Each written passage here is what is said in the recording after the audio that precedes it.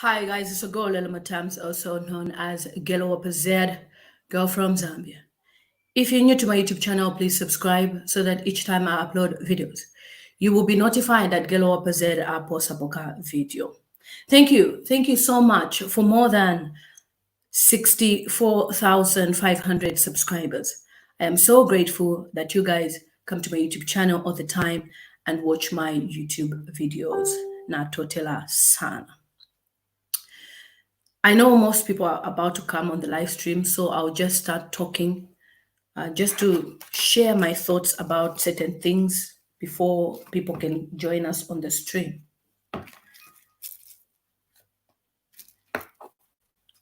For those of you who don't know, I've been a YouTuber since, let me just put this phone down. Hi, how are you?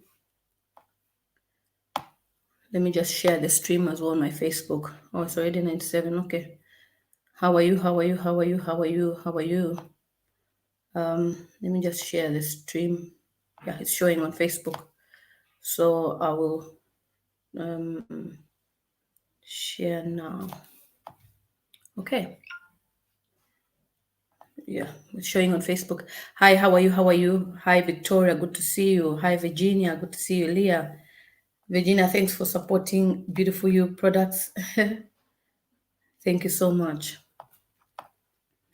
Wow, 133. Okay. For those of you, let me just share this. Okay, it's working. For those of you that don't know, I am a YouTuber, Zambian YouTuber based in the UK. I started vlogging in January last year after starting my master's in 2019, which is gender conflict and human rights.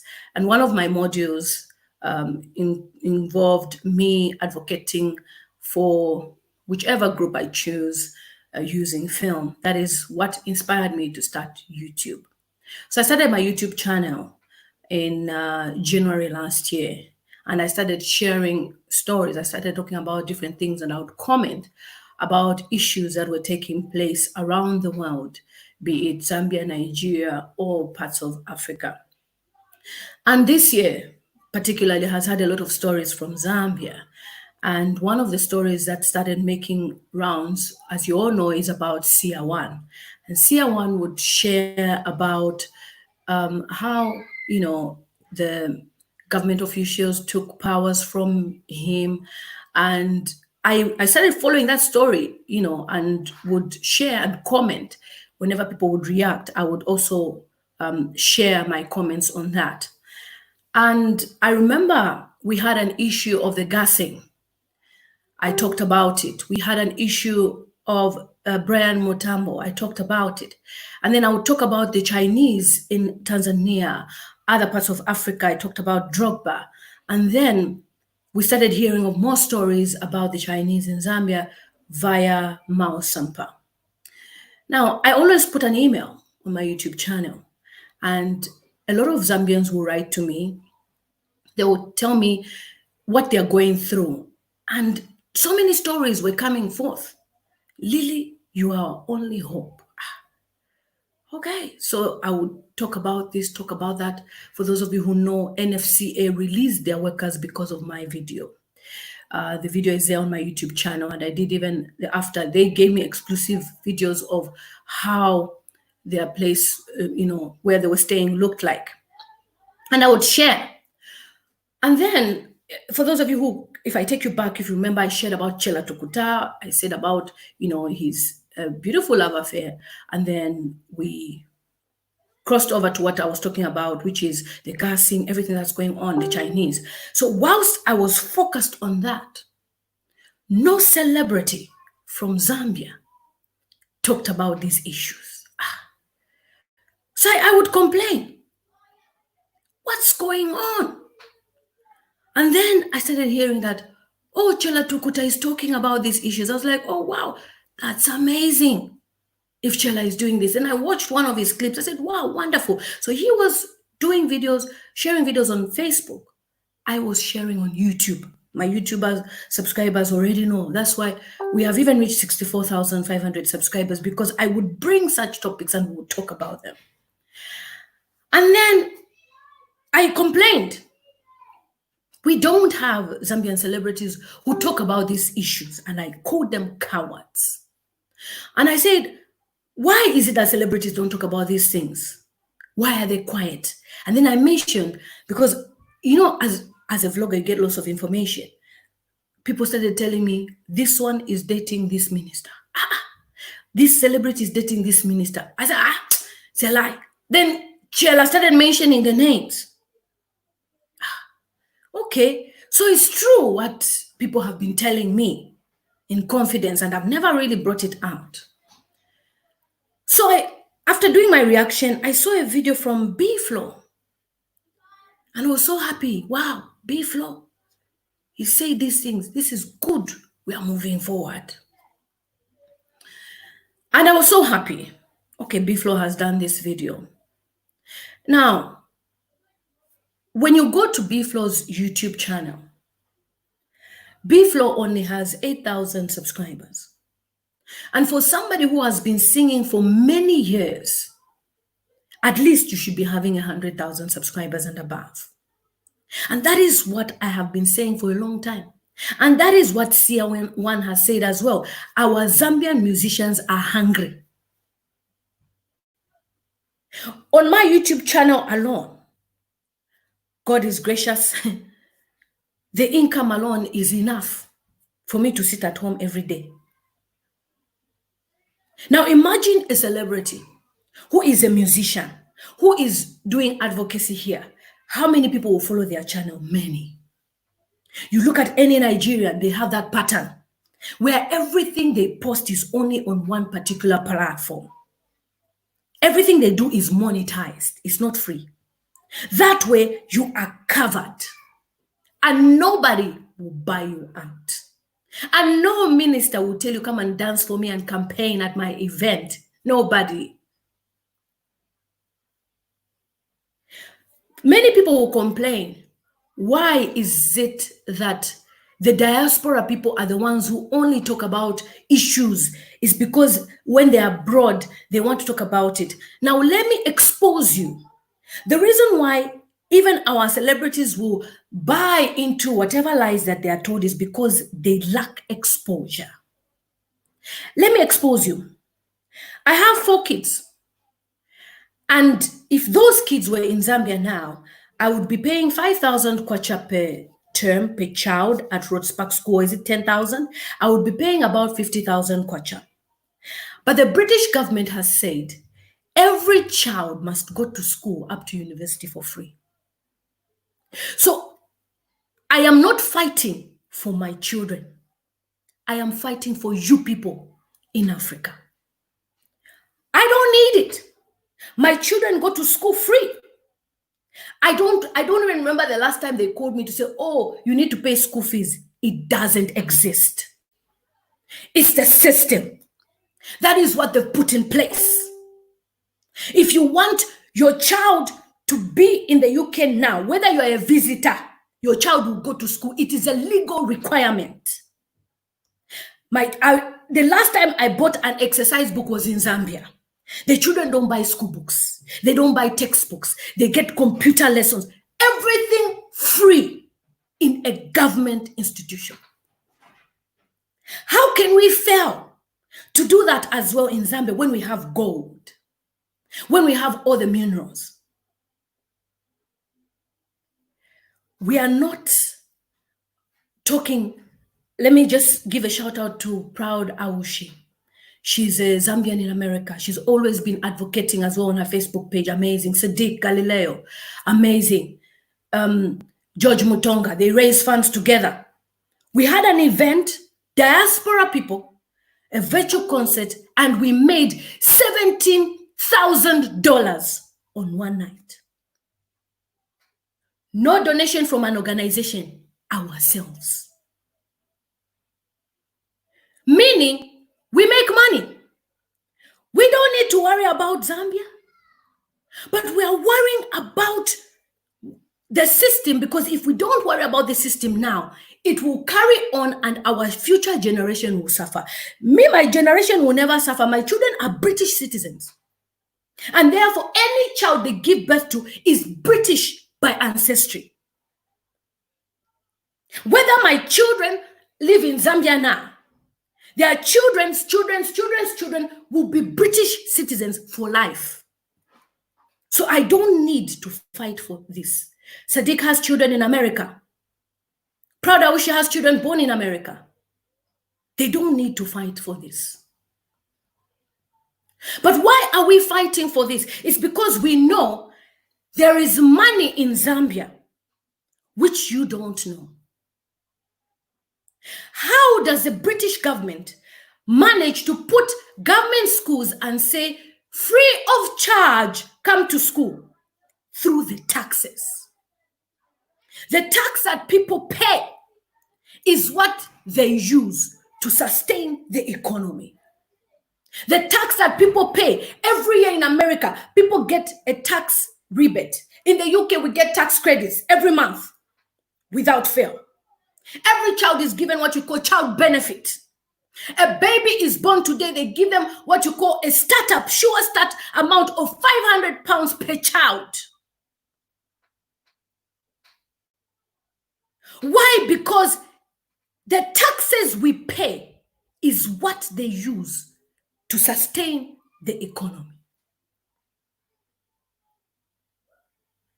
You go to the children's school right now, you'll be looking like you are, is this Musikili? Or is this American International School? But it is a government school. But it's a government school. The system. We don't need to fight for you people. Sorry, somebody's trying to call me. Natasha, that is watching on my YouTube. Trish, that is watching. These are people living in the diaspora. Natasha is in Canada. She doesn't need to fight. So, Biflo does a video. The whole Zambia backs him up. The whole Zambia, the whole diaspora back him up. Like I shared on my Facebook, he jumped on our bandwagon because we started talking about these issues on our YouTube channels. The whole Zambia backed him up. Only to be betrayed by a picture. No statement before. There's Movita Sinawa, amazing man that has been advocating, talking about these issues. Movita Sinawa has tried to call Biflo. He has been cutting his line. Movita Sinawa, at least call even Movita Sinawa. Call at least 2 or 3 musicians. Guys, I've been called to go to a state house. Let's go together. You went alone. Was I surprised? No. Because there was an opportunity. Let me tell you something. There was a time when Biflo went to America to sing. And he was singing in Bwembya, what on the stage. The video is on YouTube and he was alone. If that was a Nigerian, that person would have carried 6 people. I move with Chinedu, Emeka, Ikena, and Obina. Pay for our tickets. Why is Nigeria growing daily? It's because of their unity. You don't joke with Nigerians. You don't joke with the way Nigerians celebrate each other. They really celebrate each other. It is disappointing to see that somebody that everyone thought was the best person in the world to advocate for us is the one that decides to step back. Okay, so there's a post on Biflo's page, Twitter. I have not attended any reconciliation meeting, neither do I know anything about any apology. I took a letter to State House. More details in the video message I am posting on FB tonight. That was the post now. But according to the Facebook post of B-Flow, where he posted a long statement, is something different.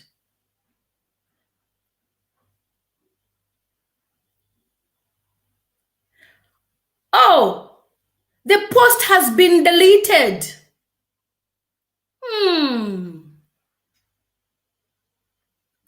Okay. So even if B-Flow, why has B-Flow deleted the post? Okay, let me start adding people. Why has B-Flow deleted the post? Oh, you have the post. Trish, come on the stream, please, if you are. Why has he deleted the post? If the post was, why has it? Because I was about to read the post now. Okay, let me invite Trish, if you can log in, because obviously I did say that people would come in. This is a live stream where we'll be discussing. Trish, I've sent you the link, so if you can join. Why has the post been deleted if it was genuine? Okay, yeah, so back to my story. If B-Flow was a Nigerian, he would be a millionaire by now, with the many opportunities that have been presented to him. And so are our many musicians. The unity, when we talk about unity, solidarity, we are not saying, give us your opportunities, but let's run together in this race. Let's do these things together as a team. Like a fellow said, local champion. You can't fight for your rights on your own. That is why when there's a protest on the 22nd of June, we said, no, if you are doing it, why should we have 10? Let's have one. Let's have one. For those of you who want to join on the live stream, here's the link so that you can come on board. Trish Chanda is going to come on board and read. But for those of you who want to join, here is the link. I'm posting it now on my Facebook as well. That was the post now. Sorry. Have 10. Let's have one. Sorry. Oh, no wonder. You see why I don't like the live stream is private on my Facebook. That's why I prefer to use my public page.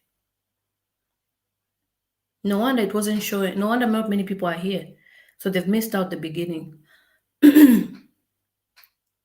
Yeah. Oh, so people have missed out the beginning. Oh, God. Okay, watch party. So I've posted the link. I'm posting the link again on my Facebook. You know, we need to speak in one voice. It's not about you alone. You are the one who wants to shine here. You want to shine here. No, this thing is teamwork.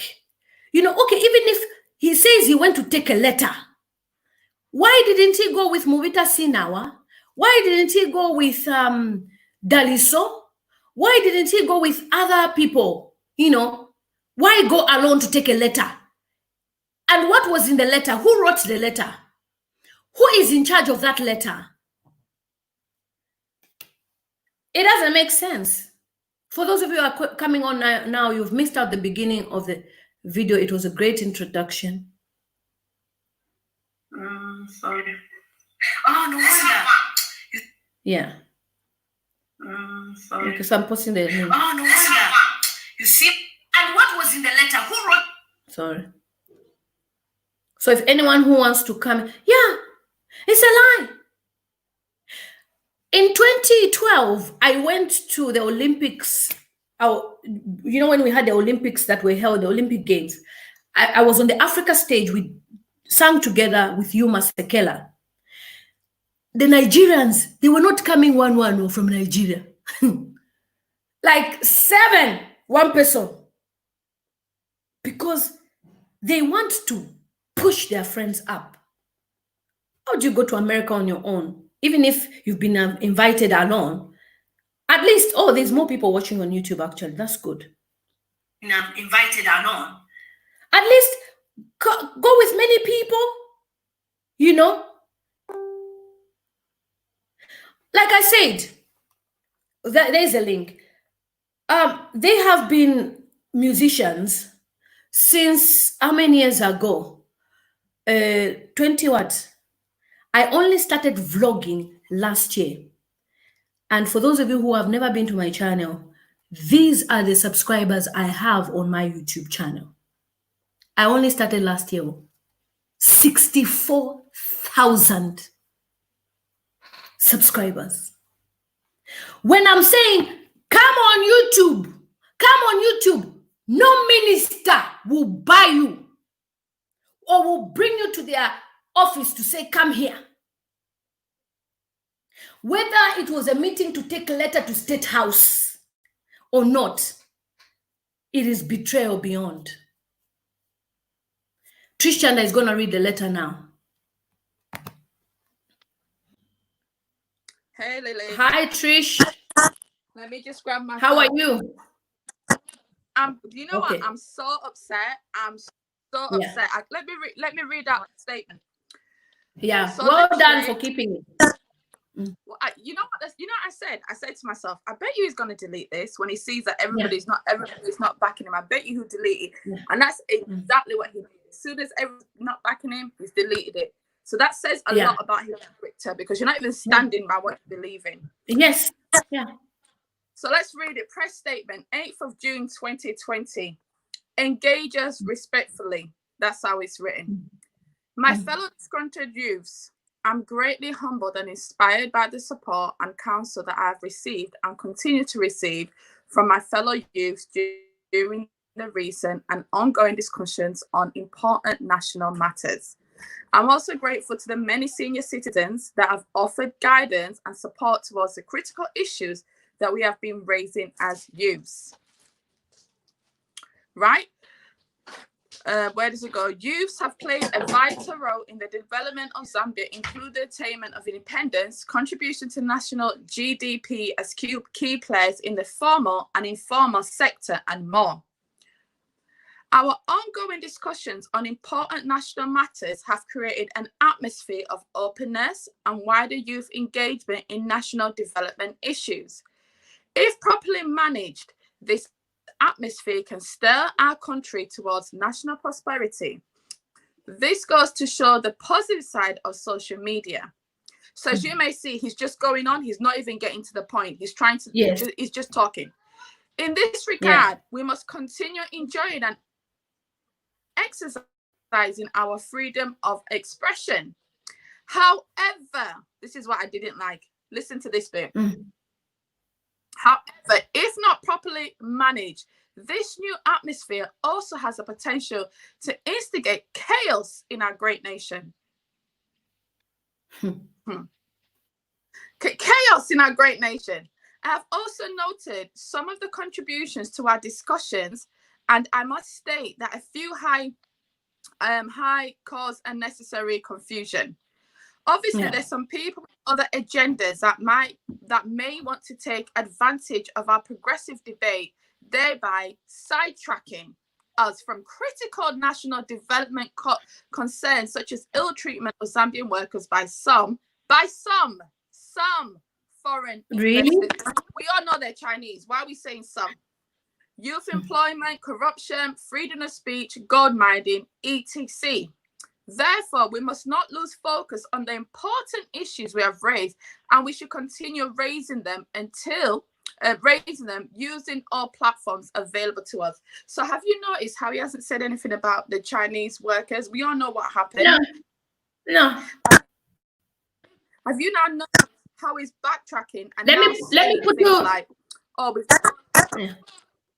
Let me put you behind a bit, like in the studio a bit, because your network is not good. 1 minute.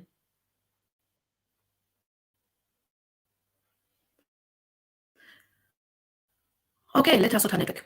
So that's the statement from B Flow. And he has deleted the statement. Meanwhile, on Bwembya Lusambo's page, he has clearly stated that there is reconciliation. Now, a few days ago, we did a live stream on my YouTube channel. And the young man, I've shared his video on YouTube channel. He couldn't sleep. So I asked him why. He said, how can I sleep? We're doing a live stream. How can I sleep? When the system is full of betrayal.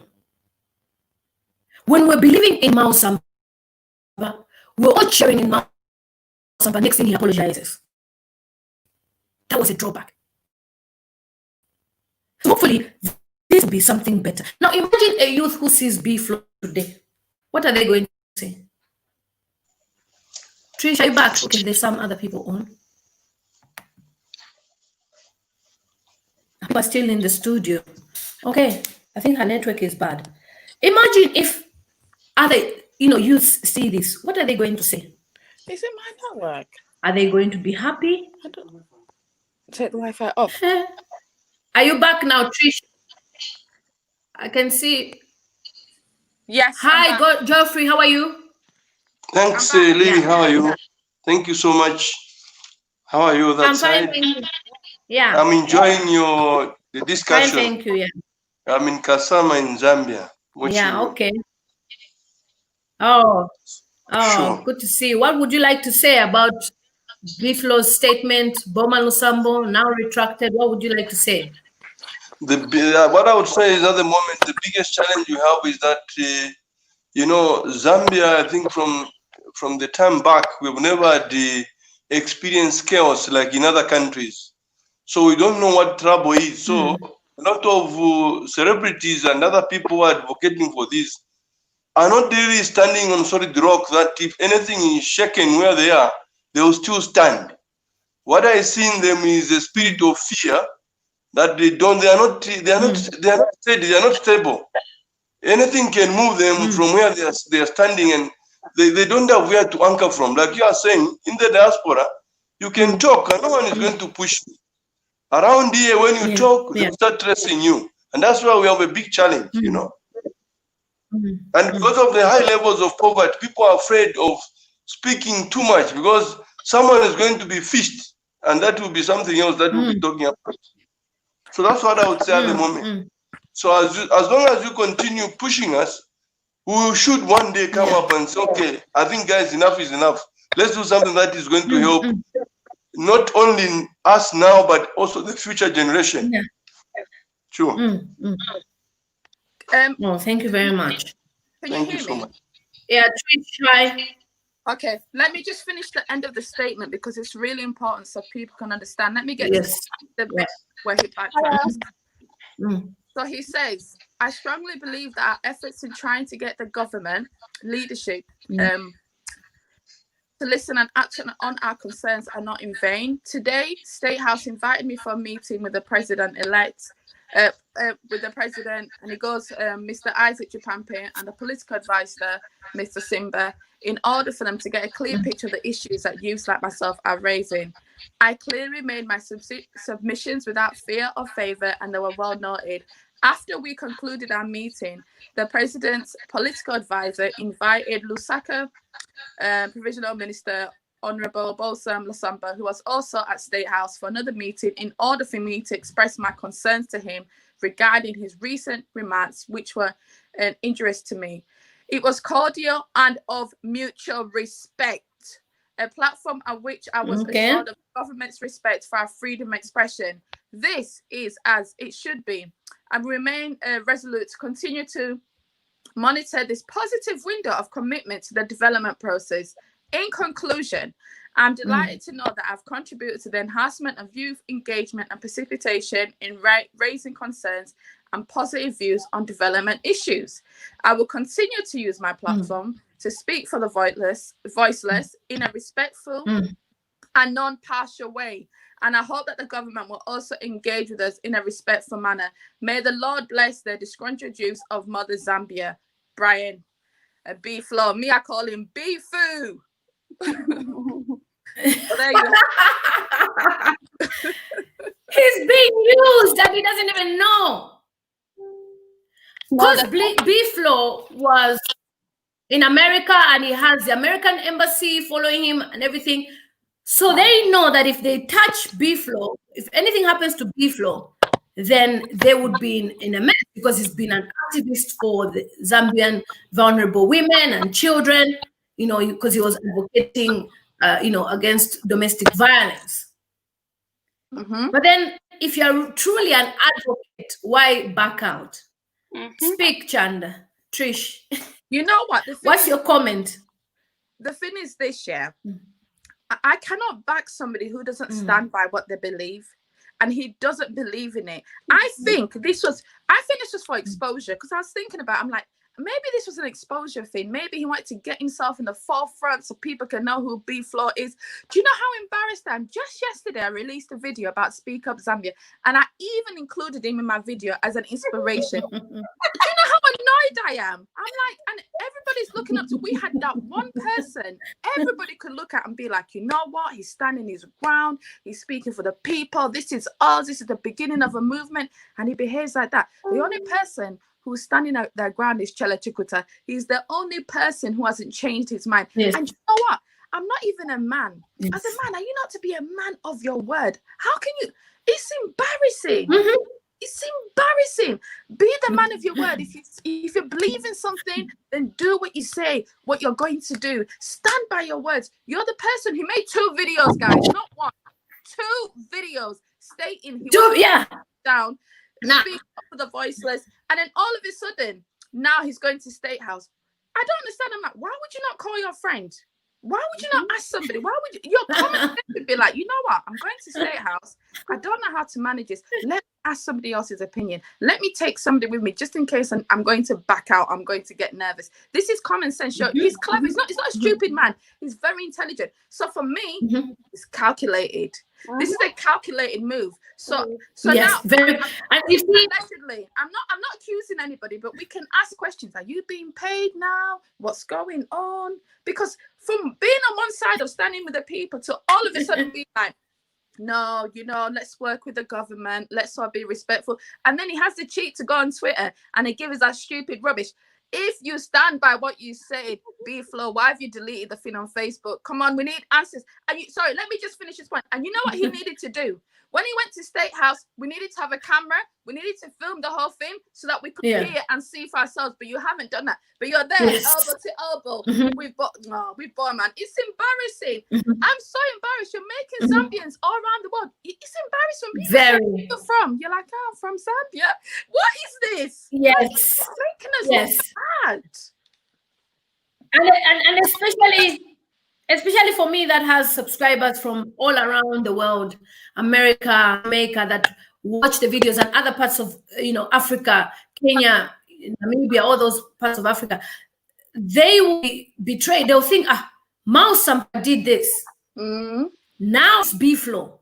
And for me, I say this when I watch, because I've been a YouTuber for a year and I know this, when his first video was genuine, but the second video was too branded.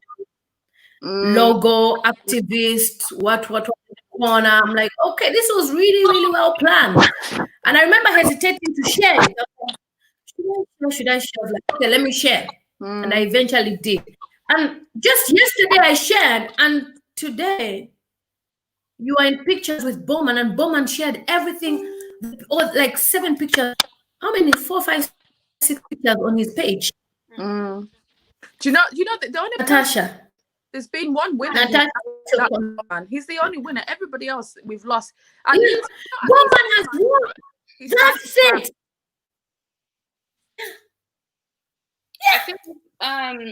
Because Bowman has. We are not saying it's a war. We're just saying we want accountability. the gold mines. We Transparent. need opportunities for the young people. That's what we're asking for. And transparency. Transparency. That's it. Natasha. I just wanted to read one quote by one prominent person, Benjamin Burombo. He says, "Each time I want to fight for African rights, I use only one hand because the other hand is busy trying to keep away Africans who are fighting me." And the thing is that this is the situation right here when it comes to Africa, and it all is based on colonialism. When you look back to how our people would sell each other for the smallest peanuts. Now, when we look at the way B-Flow has come out, the thing is that at first I was wondering, like, oh, has he joined our movement? Because we did say that we had no political affiliation to any political party in Zambia. And I thought, okay, wow, these people are coming out so that we can be able to inspire change and inspire the youth to be able to go out there and vote for the right person to come into power. But then when we see people retracting their message, hey, I think this is the direction that we need to go, that is totally opposite from what we're fighting for, then it goes to show that we do not have patriotic Zambians. We do not have people who are willing to stand for the cause and say enough is enough and this is wrong. And when you see people like B-Flow, he was doing this as a publicity stunt. And the thing is, I had a conversation with another youth, and he was saying that, now these celebrities, ever since Lily came out and said that no celebrity is speaking on what's going on, all of a sudden, conveniently, we had now a couple celebrities come out and say, yes, I stand with whatever. They didn't even say that they stood with Lily. They literally positioned themselves conveniently to make it seem like they had started the movement of being able to stand for Zambian rights. And you can tell by B-Flow's move that he clearly wasn't standing with it. It was just a publicity stunt, because before this, I didn't even know who B-Flow was. So it goes to show that he was doing this for a brown envelope. That's all I have. Yes. Because when you see Lindy. Sorry. I'm here. No, it's okay. Carry on. Mana Lindy, comment, because I know you're boiling. I was so frustrated and disappointed at the same time, because one thing I want people to realize is that every time something like this plays out, there's something bigger playing in the background. Yes. So simply just smoke screen. Do you understand that the government are very much aware of the power that lies within the youths? You know, it started off as a gimmick, but then they realized it's getting serious and people are uniting. And if we don't control it, this thing is going to get out of hand. So Malembe was the first one to apologize. And just to make it look like really we don't have the power that we imagine we have, people have to apologize. But if you look closely, Bill 10 is going to change the face of Zambia forever. And if they need to oppose in protesting for this current cause, if they're successful in protesting this current cause, then it implies they'll be successful in objecting the Bill 10. So they have to start destroying and discrediting everything now before it's too late. So I'm not buying it. You understand? I'm not buying it. Like I said, B-Flow is the movement. Other people, even if it was meant for whatever reason, but we have seen the seriousness in it. And we are not going to be relaxed about it or complacent about it. We'll go forward with what the initial for this thing was. Much on. You understand? They want us to be discouraged. They want to see no purpose and no point, like we have no one standing for us, you know? But we're not going to relate. I'll give for the others to contribute. Okay, thank you so much. Chilufia, you've been waiting in the background. Trish is offline. Hi, Chilufia. Is this the football player? Hi, Chilufia. Hi, Lily. Can you hear me? Hi, Chilufia. Yes, hello, I can hear you. How are you? You're live on. Yeah, we can hear you. I am numb. I am speechless. Yeah. I am shocked. I don't even know. I'm flashing right now. I'm flashing right now. It's so disappointing. And, you know, I agree. You know, I was watching Nawa yesterday, and I agree with what he said yesterday when he said, I was watching one of his videos when he said, you know, the problem that we have in Africa, and especially Zambia, we've got that crab mentality. And this is exactly what is happening right now, where if you put a crab in a bucket, they'll try and rush, one of the crabs will try and rush out, but the other crabs will pull that crab down. Another one will try the same thing to, instead of pulling one another out of the bucket, we are busy pulling each other down. And this is exactly what has happened. Biflo should have kept quiet. He should have kept quiet. That is it. You don't have to say anything. If you don't have anything to say, shut up. Shut up and stop wasting people's time. Because look at Natasha, who's been complaining. Look, I even get this guy on my video. I post him to say, look at these guys inspiring. You know, shut up. You're messing people up. And he was busy telling us, you need to be angry. Now do you know what he has done? Right now, I'm flashing right now. I'm seriously flashing right now. I'm still upset. I'm having nightmares every time I look at the video. I kept on telling myself, no, I think there's a good explanation. I kept on giving him a benefit of doubt. But when I read that, oh my God, he should shut up. And the rest of the celebrities that want to be known and seen equally, shut up. And stop wasting our time. Leave this. Because you know what is going to happen, Lily? Do you know what is going to happen? Look, some of these, unfortunately, you know, some of these celebrities have got influence amongst the youth. Okay? So when you see such things happening, it demoralizes you to the point where you are derailed. And you start telling yourself, what is the point? This is why I'm saying we don't need people like this. So if you don't have anything to say, if you know you can't stand up, you can't be like Pilato, please shut up. And we need to stop enforcing them, because now we're giving them publicity just for the time being. Yes. And when they leave the movement. Their point is just to come to a little fame, because you know how Lily's platform is so well known now all around the world. They're being posted on her channel. People are now going to see, oh, what's his music? Because it's not just what he's saying that people are going to go check. They're going to look at their music, give them views, follow them, and whatever, and think, okay, this person is a prominent person, only for them to end up retracting their words, because this is not something that they're willing to fight for. They're not willing to fight for a better Zambia.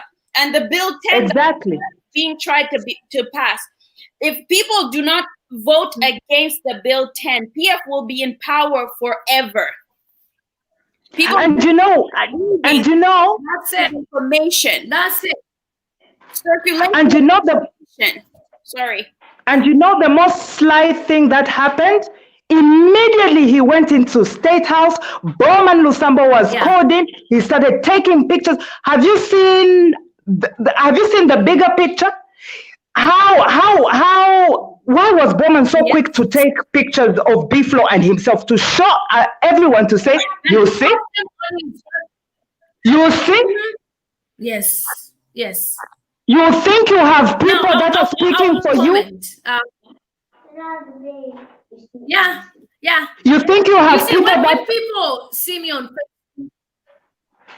Facebook, when people see me on Facebook, I post the things that I'm not well connected. Before even all these things happened, I had a chat with Natasha and Chanda, and I said, the musicians have been approached.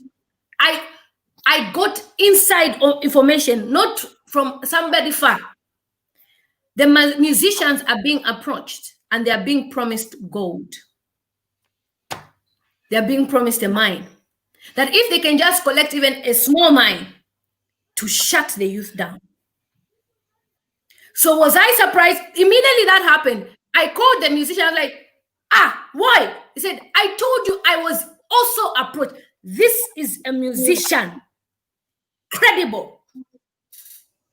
So this is what they're doing. They're going to be approaching each and every musician, telling them to speak to the youth, speak to the youth, speak to the youth, let them tone down. We've heard what Sia1 said. He told the president, you need the youth. And he knows B-Flow has influence on the youth.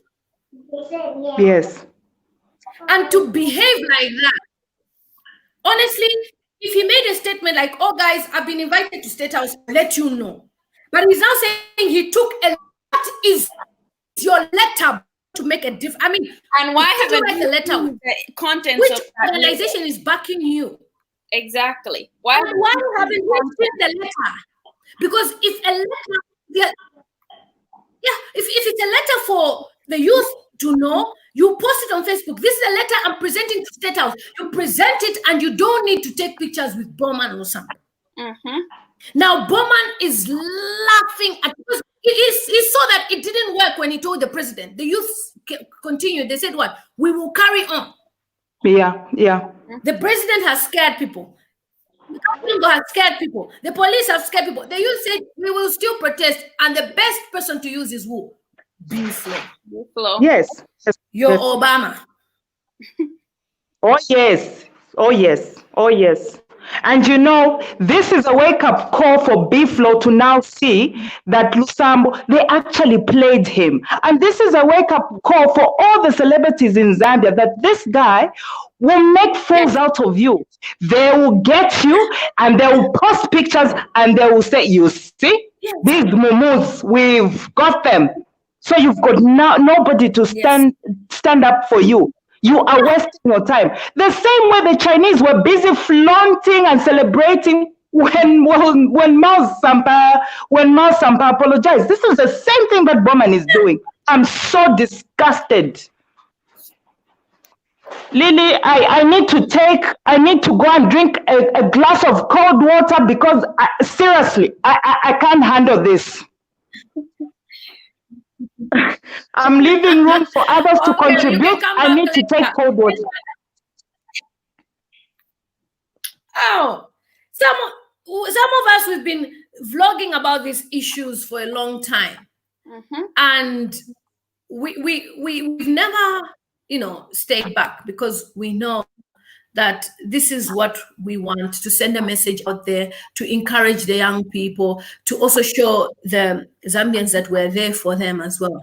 Exactly. Vanalindi, can you say something?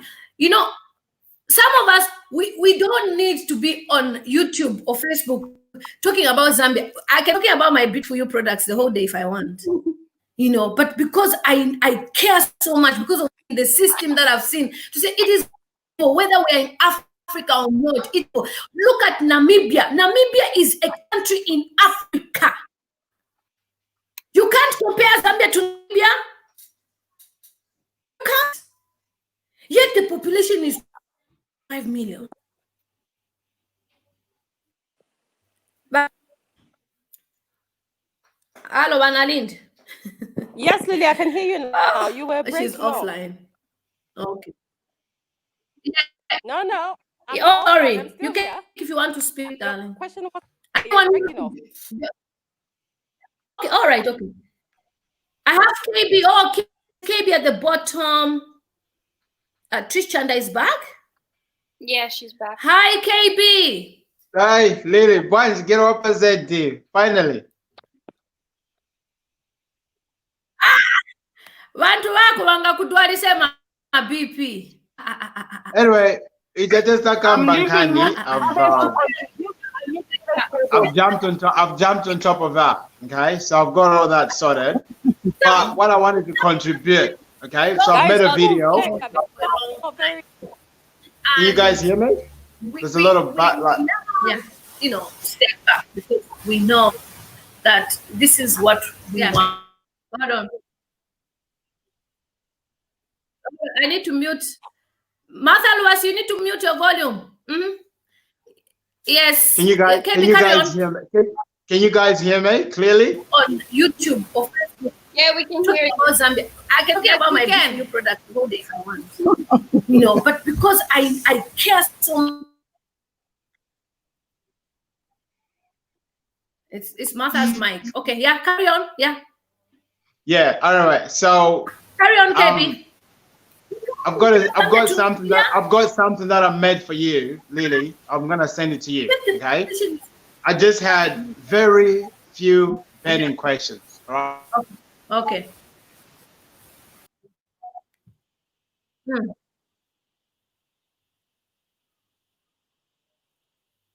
Sorry, her volume is disturbing. Sorry. Martha, you have to reduce your volume. Carry on, KB. KB is frozen.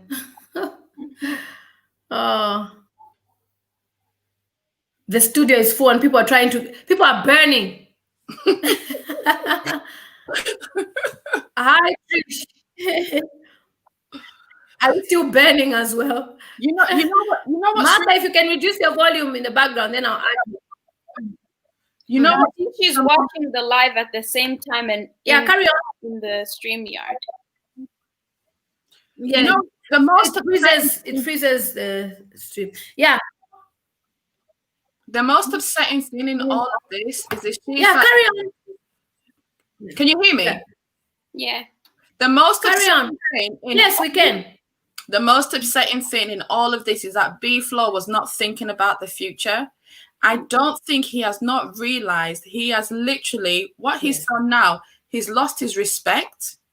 People are not going to buy his music. He's going to lose his career, and he's going to become the laughing stock of Zambia.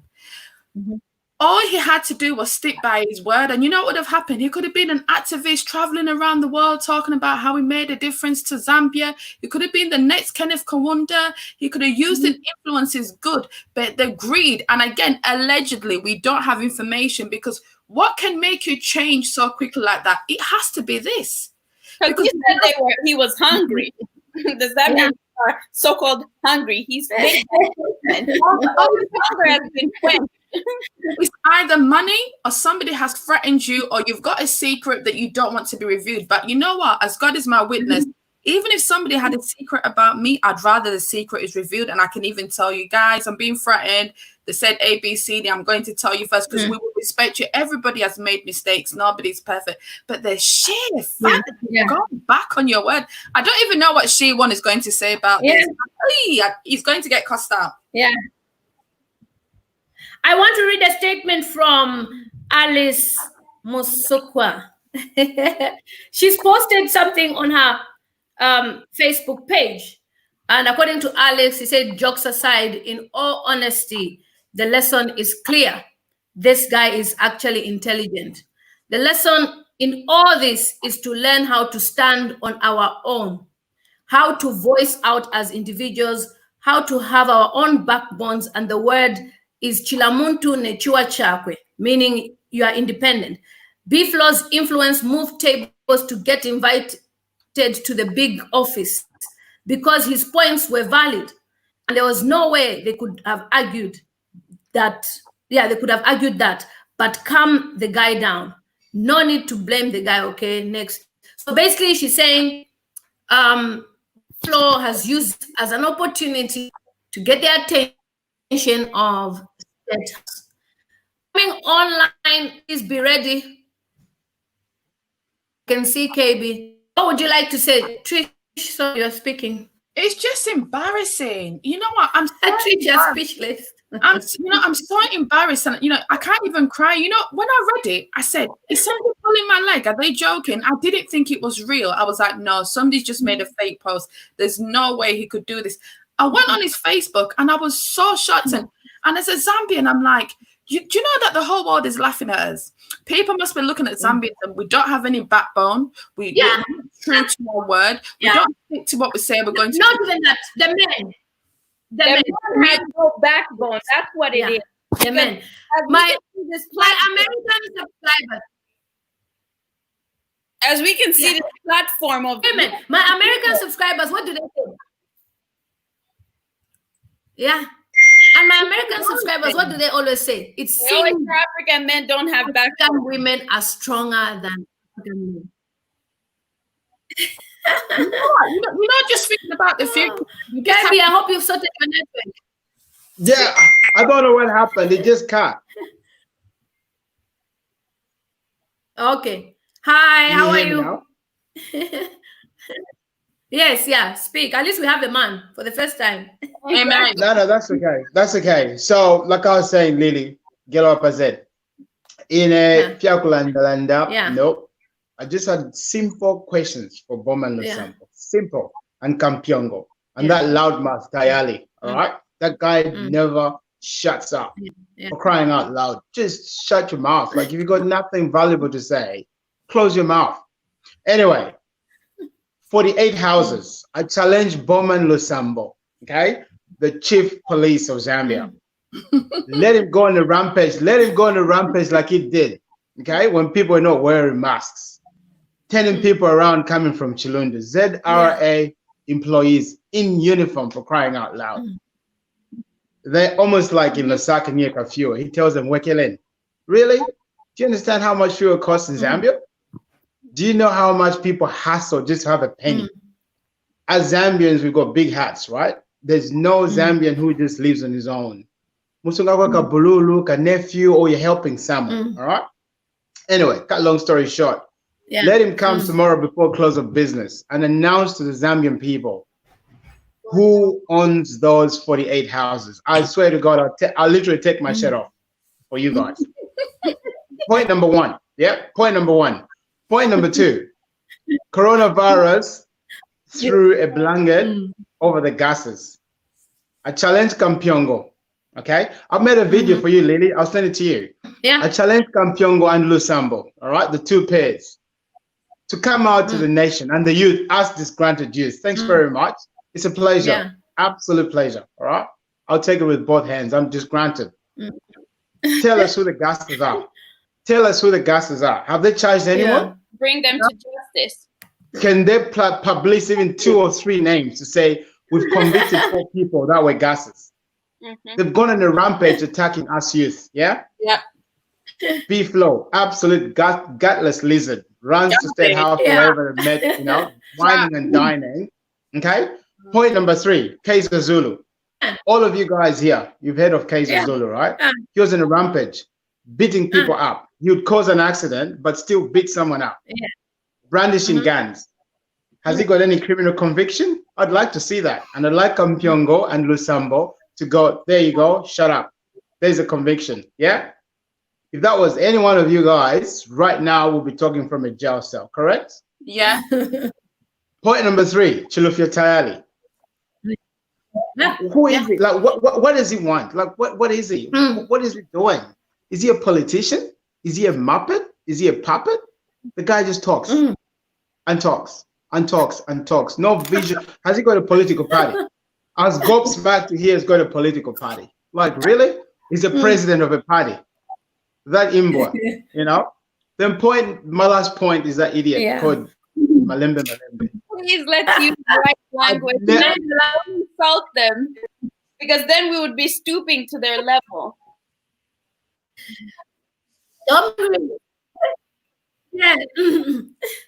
He's broke up. He's gone now.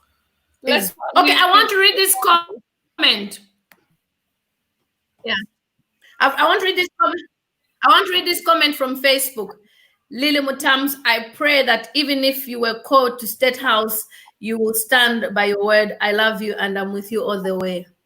Me, I'll stand by my word. In fact, I will ask the president of Zambia there's a lot of things that I'll ask him to put in place before we negotiate. It wouldn't be something that would just be easy like that and I'll say it's fine. We have 1,000 people watching. Clap for yourselves. 1,000 people are watching. Oh, the network. Okay, who else is here? You know, are you here? I don't know. Just keep up. Raymond. Hiya. Yeah. Raymond, hi. How are you? Contribute. No, no. What I just want to. Hello, can you hear me? Yes, we can hear. Yeah, you. we can hear you. Yeah. Yeah. What I just wanted to say. I think the situation with B-Flow, I think, is a guy who needs to survive, you know, in life. So obviously, when they approached him with money. Like they knew that he had knowledge. Hello. Yeah. So that's the situation. Yeah, we're listening. Yeah. Because a lot of Zambian musicians have got a lot of Zambian musicians. They literally got nothing else to do other than music. So that's the only income they rely on. So when B-Flow, they might have approached him with money, and the guy thought to himself that, okay, so what am I going to do? I need to survive. And the issue with the coronavirus now, artists are not performing, so like they're being restricted. So obviously that's the thing. So that's just my own opinion. So yeah. Yeah. Actually, like I was saying, if our artists had prepared themselves years ago, they would have YouTube channel and they would be doing performances. They would be doing live streams like I am right now. I'm not a celebrity, but I have 1,000 people watching. They would probably be having 10,000 people watching, but because they have limited themselves so much, now during this pandemic, they are stuck. And they're going to be stuck for a long time. Yeah. The thing is that they can't. There's lots of people waiting in the studio. You can't even go back now. Yeah. Everybody knows. Carry on. You can't even go back now. People know who you are. People know what you stand by. But can I just say really quickly, please don't be put off by this. This is just trying to distract you. This is just a move to distract you. So it's not for you to be quiet. This is now the more reason. Forget the celebrities. You as an individual, you have to make a difference. And every voice makes a difference. So this is the moment now where you go, okay, if I wasn't not speaking, let me speak up. There's no point looking at other people. You just have to be accountable for yourself. So now this is our moment to speak up, Zambia. Everybody, this is it. It's just so exciting. Thank you. It's like a soap drama. Are you there? So bad. Wood, are you there? Wood, are you there? Geoffrey's quiet. I don't know why Geoffrey's quiet. I think one thing. I don't know why they are quiet. Anyway, carry on. When I leave the one thing that I've realized is the fact that it's us who are in the diaspora who are fighting for Zambia. And the thing is that our celebrities, I'm sure there's more than 3 celebrities in Zambia. You can't tell me there's only 3 celebrities in Zambia. There's way more of them. And the fact that none of them have come out to say anything about what's going on in Zambia, because, like, sorry to say, but when you're comfortable, it's not your problem. Just like racism. If you are not being, if you're not part of the oppressed, then it doesn't affect you. So you don't really care what goes on in the world. Yeah. And so at the end of the day, when we look at what's going on in Zambia, a lot of the people who have money don't care about this cause because they're not in a position where they have to look for money every day to feed their children. Yes. They're not in that position where they have to work 20 hours a day just so they can get food or school fees for their children. Yeah. You see what I'm saying? These are the people, even the people in the diaspora, some of us, there are a lot of us who are busy talking and saying, well, this is not really our problem because we live in the diaspora. This is not going to affect us. But imagine if they tell us to pack up and leave. Where are you going to go to? This is all of our fight. Yeah. You see how we've been demonstrating here in Canada. Just Edmonton was a couple of days ago. We had over 15,000 people, white, black, Asian. Everybody came together for the Black Lives Matter movement. And you see all over the world, they're demonstrating. In Finland, the same thing. Thousands of people went and stood. In the Netherlands, same thing. Even in the UK. Even in the UK, yes. Lily shared of her son. He was featured holding he was there featured with his friend kneeling down. Black Lives Matter. So if Zambians were to say, hey, this is our cause, all Zambians have to see this as their cause in order for things to change and in order for the government to see that everybody is in one accord. Even this situation, everybody has to be informed of what it is and what's gonna happen in the country if this is passed. And the thing is that we have to be able to inform our youth. We have to be able to circulate information in order for everyone to know what is going on in the country. You can't be on Twitter busy tweeting about this and dancing on lives on Facebook and having people watch you as a celebrity, but you see what's going on in the country. But Natasha, have you not seen the trend here? And I said it yesterday. Everybody, right? Yeah. All black. Everybody's on Black Lives Matter. Everybody posted on Black Lives Matter on Tuesday. Everybody. I don't understand. If you are black and you're for Black Lives Matter, in your own country in Zambia, just not. Are you saying your life doesn't matter? Because why are you not talking about it? But you know, my dad used to say something to me a long time ago, and I don't want to say all Zambians are the same because they're not. But this thing, stop being a sheep, be a leader. Exactly. Hi. To lead your people. Exactly. Hi, Ridi. Hi, Brian. Hi, Brian. Yes, Brian. What do you want to say? Hi, Ridi. Yeah, I want to contribute.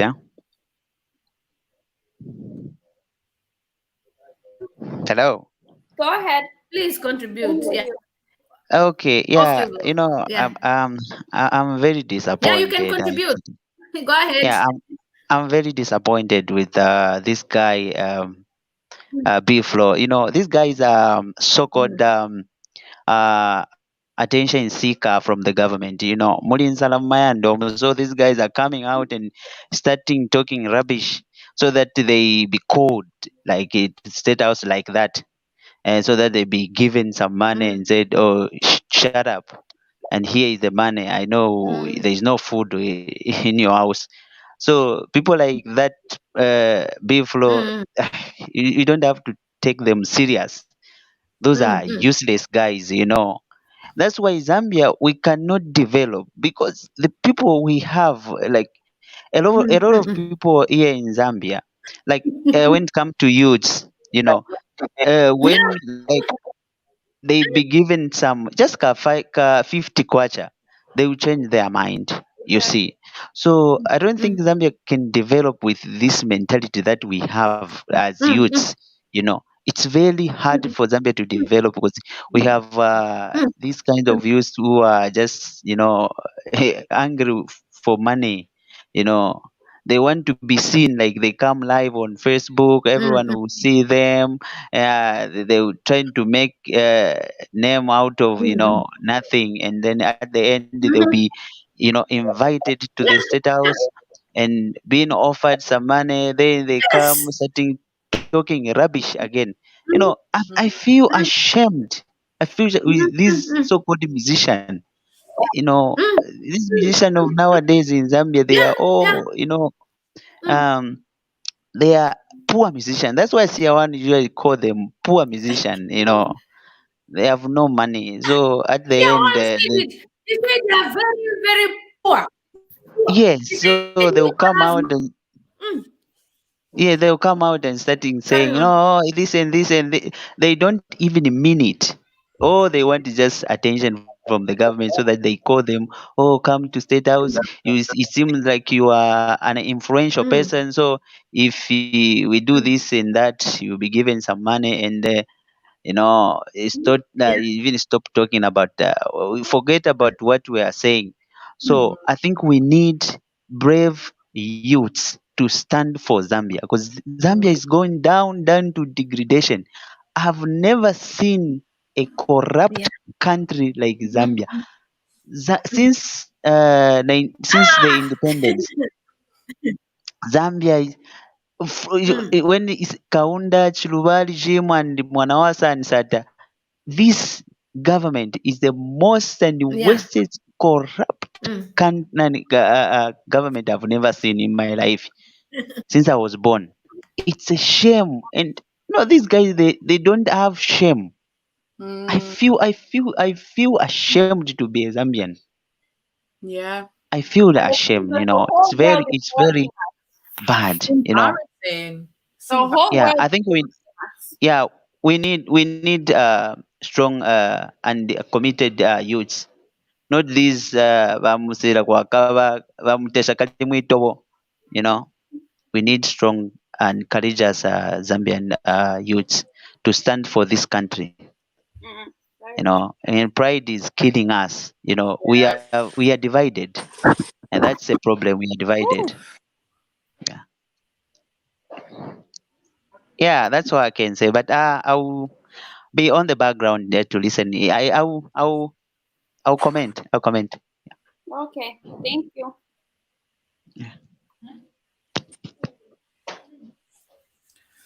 It's embarrassing. Right. I'm ashamed to be Zambian. Like my husband This is hard. as well, but he's shocked. This is really hard. It's really, really shocking, and it's very disappointing. Like unga mankwala ya BP 2 times, ka? So my question to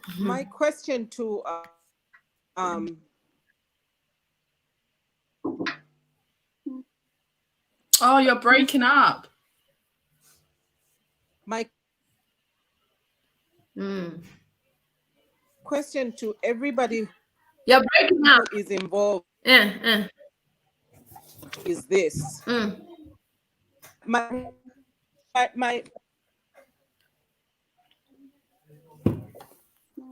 Oh, she's breaking up.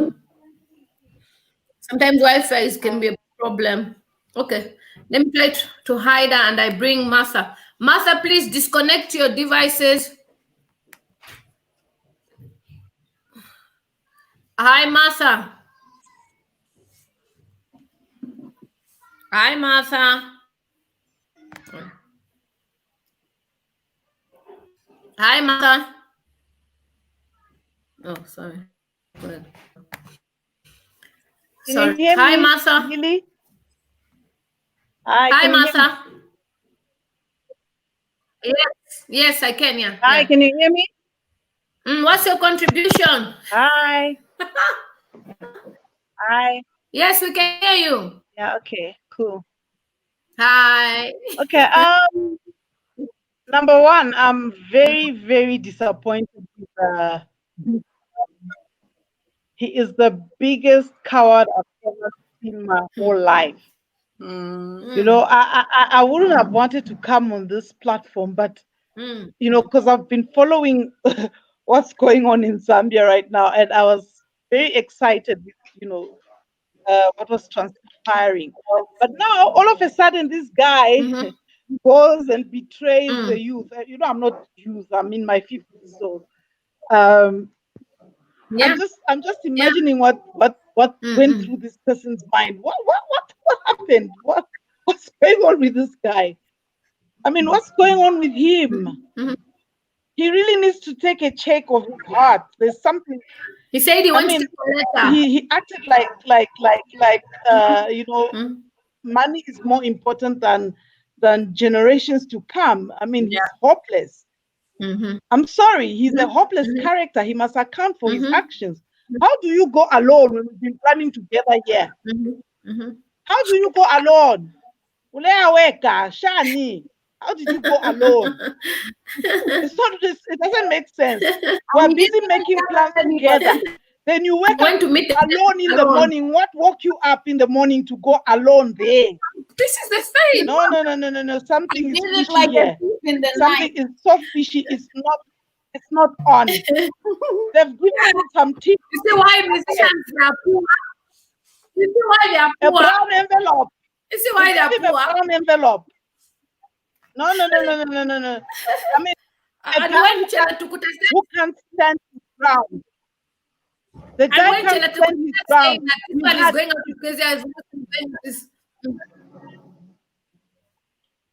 No, he's supposed to stand his ground. You cannot say this there and tomorrow turn around and say something else.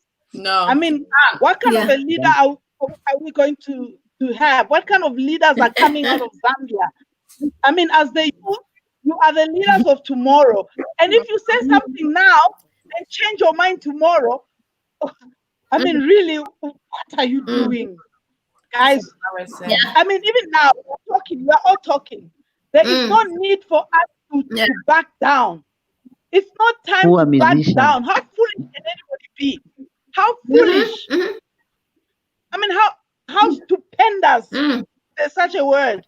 That's how foolish can anybody be? You say something Just now, it's like a dog vomiting something and eating its own vomit. That's rubbish. Yes. I agree. Rubbish. No matter how poor you are, you cannot say to me, because I don't have a job now, I can't think of another alternative. I must go and stand in the street and sell my cuckoo. Excuse me.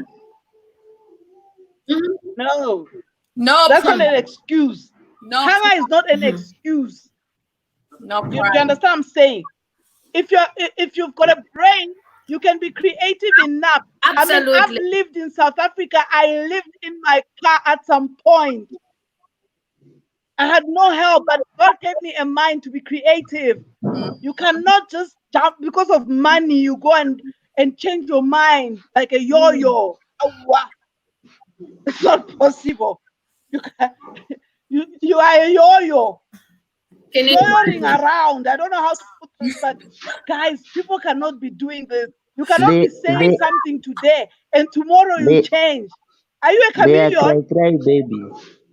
Are you a chameleon, Biflo? Are you a chameleon? Martha, I be foolish. Agree with you. Are you a chameleon? Completely agree with you. It's ridiculous. It's just so embarrassing. Because now he must account for his actions. We want to hear from him. We need to ask him. No, we need to bring this guy. He must come and explain himself. What happened? No. After the 2 videos that I watched of him, I was busy celebrating Zambian youth. Don't blame I was celebrating. I'm like, oh, at least I'm going to change. I'm packing my bags. I'm going home. Say, no way. No, cry, baby. Don't blame him. Mama is waiting for you. Come and explain what you did. We were busy making plans together. Guys, no way. Guys, please, no way. Oh gosh. When you're hungry, when somebody offers you something, you will not say no. Take time to seriously. If you can. I've been hungry before in a foreign country. Thank you. I'm unbribable. Well, some of us have tenacity, but some people they know that the situation. You see that how man must come here. We need him to come and say something here. He must explain himself. We have to plans together. Even if I was on the camera, I was writing comments there about him, nice things. Now I must go back and erase them. Why?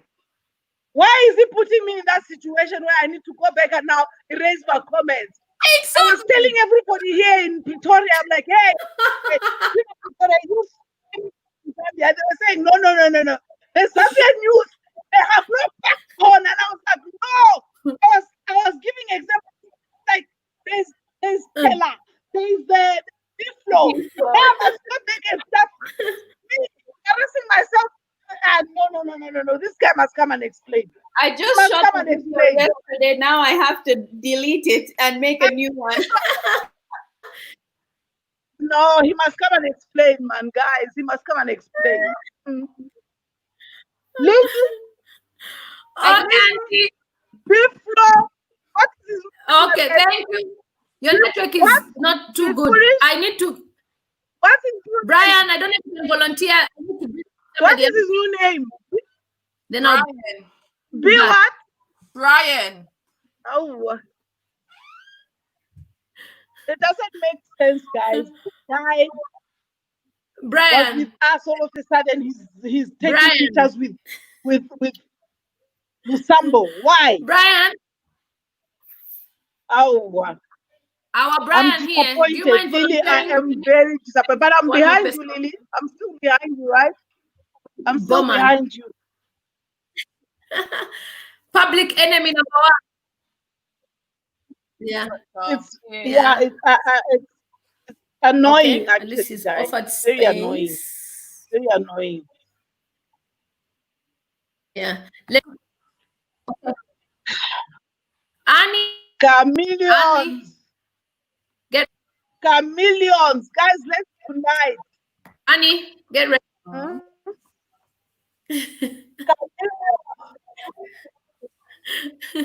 Network is not so good. This is just Annie. It's just not on, eh? Lily. Otherwise, he's not happy. Nobody's happy, Lily. We are not happy at all. We are not happy at all. Embarrassing is an understatement, girl. It's an understatement. I want to bury myself in gravel or cement. Yeah. I'm looking for where to hide. Oh. I'm trying to add Annie, but I don't know whether she's offline. Rachel is coming as well. Okay, Sandra, how are you? Hi, Lily. Hi, guys. How are you all doing? Hi, Sandra. Hi. Can you hear me okay? My blood pressure is rising. I need to go. Yes. Lily, goodbye. Bye. She's off. Guys, Lily, my blood pressure is rising. This fella has done something. We need to forgive him. But I'm thinking twice. I need to go and pray about this whole thing, about beef flow. Guys, I just wanted to join you briefly because I'm about to get my kids to bed. Giving 6 insults is deleted. Can you hear me okay? Yes. You can hear me. Which devices, my love? Hi, I just wanted to say, yes, we can. I just wanted to say that hi, can you hear me? I've briefly been following what's gone on. My take on it basically is that I think B-Flow has, I don't know what he's agreed to, but I think the government have used him. I think it's very easy to be persuaded by an invitation to somewhere grand like State House. It's very easy to be persuaded by government officials. It's very easy to be persuaded by a big institution like them. So I think he didn't know what he was getting into. I don't actually know if he intended to let people down in the way that he has, or if he even calculated that that might be a likely outcome. So I think they've kind of sweet talked him and they've persuaded him to go. He's gone over there. We don't know I don't know what's been discussed. I didn't even see the statement, but I think that he's, I don't know. I don't know that he's completely letting the side down or that he appreciated that this action would completely let the side down. But obviously the consequence is that now he's made himself untrustworthy. So people are really worried about whether, is this guy on side? Can we still trust him? We don't know. It does feel like a loss to the cause, and I think we just need to be careful that they are playing chess and we're not. So when someone summons you to their grounds, their place of superiority, you're in their territory already. You're in the back foot. So to go there, being summoned by ministers, to go there on your own, just doesn't make sense, and then it lets people down who've been following you. Not just that, he has been publicly posting. So if he was going, he should have posted and said, "I am place. I am going to be doing this." So that we can actually see what is going on if he's really part of the movement. Not go and release that silly statement that he released and basically say that basically he was saying that he's not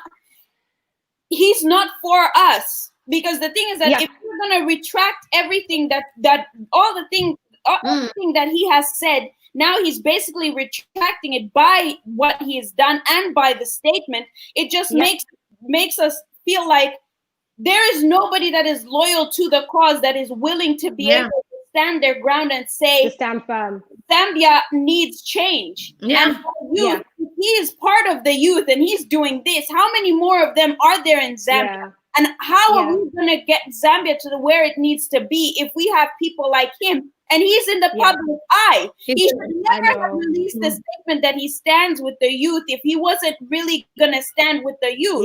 He should have just kept quiet and been in the background.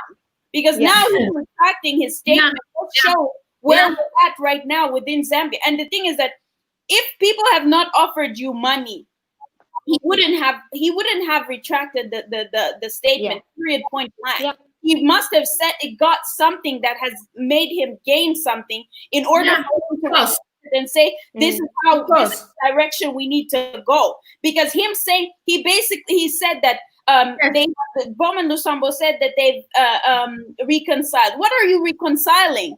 This is not what's the reconciliation to be reconciled, because the thing is that we're asking for accountability. We're asking for transparency, because all these ministers and whatnot, how much do they receive?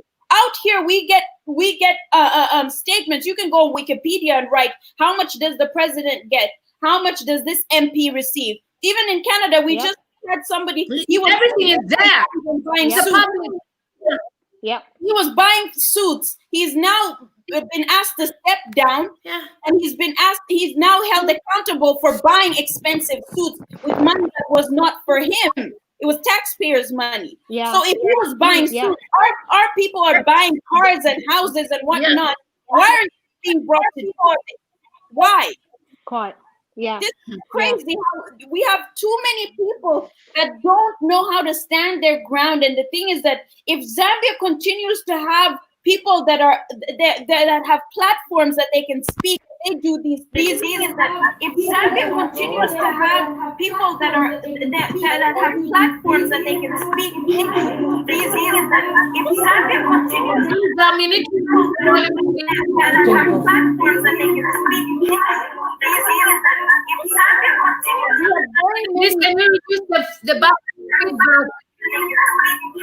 we have very many Zambian celebrities. We have politicians. Why aren't they not coming out? The ones who are not part of the corruption. If they know that they're not part of the corruption, why aren't they coming out to say, hey, this is wrong. We need to stand by the youth and stand by what is right. Why aren't there any politicians that are coming out and speaking? Because then it goes to show that they're part of the problem. And our constitution also needs to be written in a way that is going to be able to benefit the Zambian people, because we have statements within the constitution that contradict themselves. Even this whole situation of presidency, we were arguing about whether President Lungu should run or shouldn't he, because there's two contradicting statements in the constitution. So at the end of the day, those are things that we need to be able to tackle and say, we have a problem within our constitution. Right now, with the whole Bill 10 situation, people don't even understand what it is about. People don't know what it is. People have no idea. And why are they trying to push it so hard? You see what I'm saying? Yeah. Sorry, go ahead, Lily. Hold on. We just received news on the group. We've just received news on the group that, according to the NBC news headline, the news reads youths advised. So this person is asking, they're wondering by who. So meaning going there, it's like he's a representative of the youth. So we are not working with, he's working on his own merit, on his own selfish merit. So whatever letter that he presented, it does not represent all the youths in Zambia, because most of the youth in Zambia are suffering. They have no jobs. And let me say something. I never wanted to mention this before, right? But I'll mention it because sometimes when we say these things, it looks like I'm just saying things that are out of just whatever I want to say. A lot of young people in Zambia right now are having mental health issues. And during this time of lockdown, it's going to be worse. Now, by ministers behaving like that, the president making such statements, as somebody who works with mental health children, young girls, young boys, there's going to be a huge problem. Just yesterday, a young girl in Zambia committed suicide because her boyfriend broke up with her. Why is she heartbroken? During the pandemic, a lot of people are distressed. So maybe her boyfriend was the only comfort that she had. And because of that, she has committed suicide, leaving her twin sister. Beautiful girl. Lily, can I stop you right there? So when I'm concerned, I'm not concerned because I want a government position or I want anyone to recognize me. I am hold on. I'm concerned because of the mental health challenges that will rise because of the oppression. Lily. Because I went to a Zambian mental health rehab. I saw young people. Yeah, can you hear me? Lily, actually her sister Can you hear me? Yes, we can hear you. Her sister actually posted and said that she didn't actually commit suicide. People are claiming she was actually raped, and she said that whoever is giving people false information about my sister being raped, please stop. My sister wasn't killed or raped. I don't want anyone to go to jail because of publishing false information. But if this continues, I swear I will find you and take you to the police myself, even if it's screenshots I'm taking. So please, if you really want to know the truth, you should have been to the funeral house and know exactly what occurred. This is my warning to everyone. That is what her sister just released. So, according to but I went to a rehab in Zambia. I went to a rehab in Zambia. I was privileged to attend one of these rehab centers, and I was shocked at how many young people have mental health issues in Zambia. During this time of the pandemic, even in the UK, they have even stated that a lot of people will suffer from depression. They will suffer from all sorts of anxiety, disorders, because they'll be wondering when they go out if they'll catch the pandemic. Now, you are oppressing the youth. They can't speak. You are saying you don't want to be accountable. President made and Congo also makes threatening statements. And the police, where do you think these young people will run to? That is where my cry is. And if the government doesn't see this, and if Biflo selfishly goes to send an alert with the government, I can't even the whole situation. Because I know what I've dealt with, who literally want to. Their voices need to be heard. They need to speak. And you, as a role model, shut up. If you don't want to tell us, you don't want to talk about these things, or you feel if you withdraw later, it's better you shut up and leave people like me, Natasha, Sandra, Chela Tukuta, Trish, and all the rest of the people that are talking about these issues. Because then you make the young people lose hope. Exactly. It doesn't matter whether they took pictures with Bowman because they were posing. The fact is, a picture sends a message, and the young people are betrayed with that image. Picture says 1,000 words. Exactly. The people who've been sending me messages is your Auntie Lily. Auntie Lily, what next? That's what they're asking. Auntie Lily, what next? Have you seen beef? What am I going to answer? That is what we're talking about. Whether he will come out today and say, no, I went to State House. The fact is, you went alone. And you didn't tell You could have gone with Mumbi. You could have gone with Mubita Sinawa. You could have gone with another Nawa. At least 3 people. Why was the meeting private? I went to State House to represent who? You represented yourself and your family. Not the Zambian youth. let me add someone. So I wish you can see the things I've faced, where a child is looking at an earphone, the earphone cable, and the child will just say, I want to go. They take a bed sheet. We have to stop them. Now, you think what they are doing, when they are standing there and they're both reconciled with, don't even have opportunities in Zambia. Somebody qualified. Hi, Giovanni. Hey, Lily. How's everyone? Winyani, how are you? I'm good. Can you hear me? Yes, please contribute. Excellent. So I thought with the risk of sounding slightly misogynistic, I thought to inject a little bit of testosterone into the conversation, as my guys don't seem to be stepping up. No, it's good. It would be good to have a male voice. I'm gonna have to love you and leave you, everybody, but I will watch the replay because I'm interested in what you've got to say. I'm interested in the male perspective. But thanks, ladies. Keep up the good work. I'll talk to you all soon. Okay. The first thing I have before I contribute, I wanted to ask a question because I'm not actually based in Zambia. My family lives in Zambia, but I'm based in the UK. I just wanted to ask. So this is a question to the floor. Is there an organized movement or a body that represents the Zambian youth as a collective that we can focus our efforts towards? I will send the link in the description box, in the comments. Yeah, we've just registered. We've just started our own movement. Yeah, because our own movement. Because I honestly, I'm also disappointed at the action of B-Flow. I was actually batting for him, but let's be honest and frank. The situation and frustrations that we find ourselves as a direct inability for us to organize.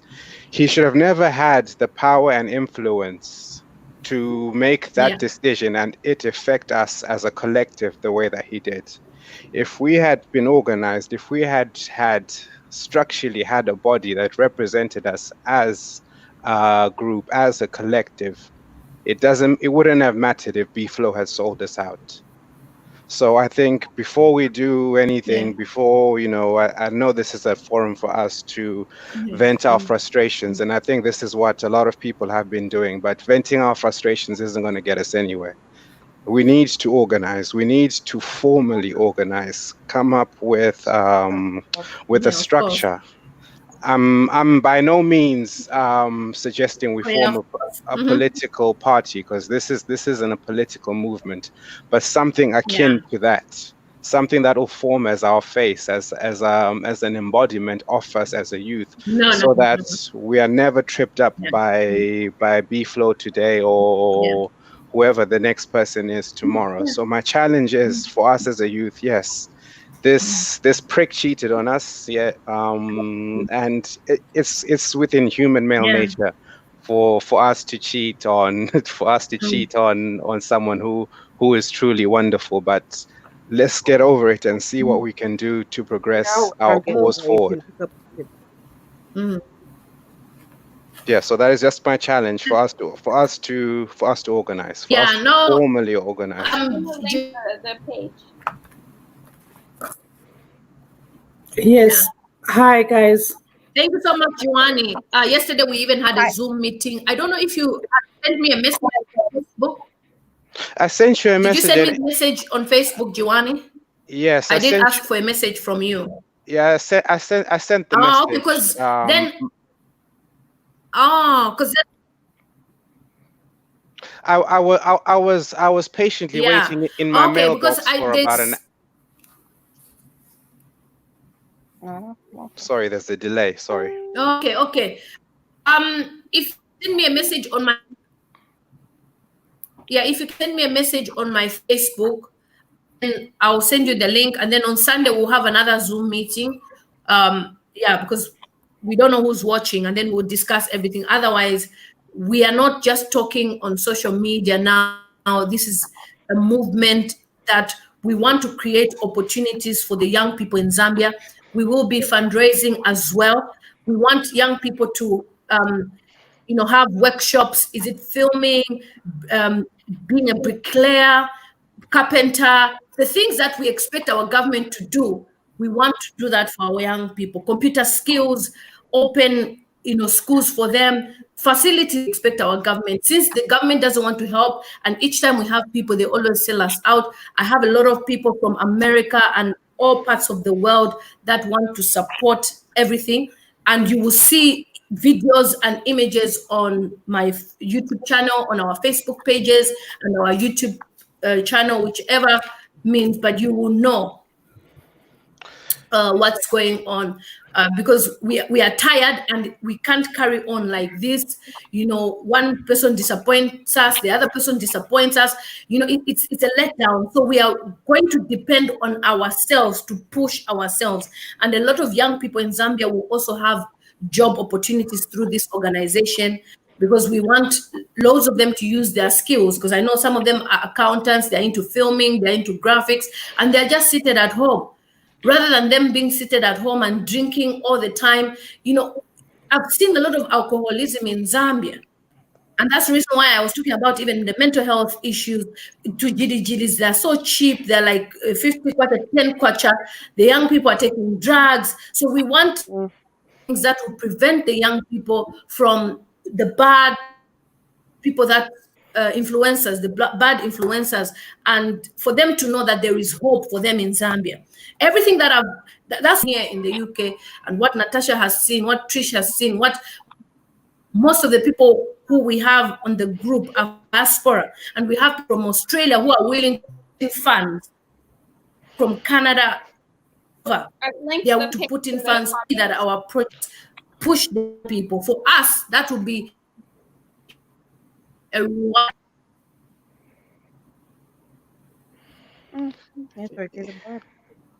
Yeah, I absolutely agree, because And how are you? Speech. And how are you? Hi, Lily. How are you? Can you hear me? Yeah. Yeah, listening. Okay. It's so.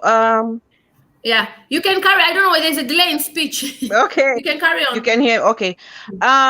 This morning we're so happy. When Mutale cut Bowman Lusambo on the line, we're so happy, because that was the courage that a woman would do on radio. We're so happy. And then a moment later, we just see Biflo at the State House. So disappointing. We're backing him because he was for us, the Zambian youth, that have got no voice to speak. Look at it right now. It's you people who are out of Zambia who are speaking for us, instead of us who are here in Zambia speaking for ourselves. But we are relying on you people always to come on air, on Facebook, and talk to us, instead of us standing up on our own. And we're depending on people. We're depending on Biflo and Chela, but then Biflo goes behind our back and goes to State House alone. This is a phone call. They call you, oh, Biflo, we want you to come to State House. If you're a man enough, you would have said to say, no, let me go with other people there. Let me call my other partners that I'm with in this group, so that I can come with them. They can also listen to what you're going to say. We don't know what they've discussed there. We don't know what he has said. He said he took a letter. What letter did he take there?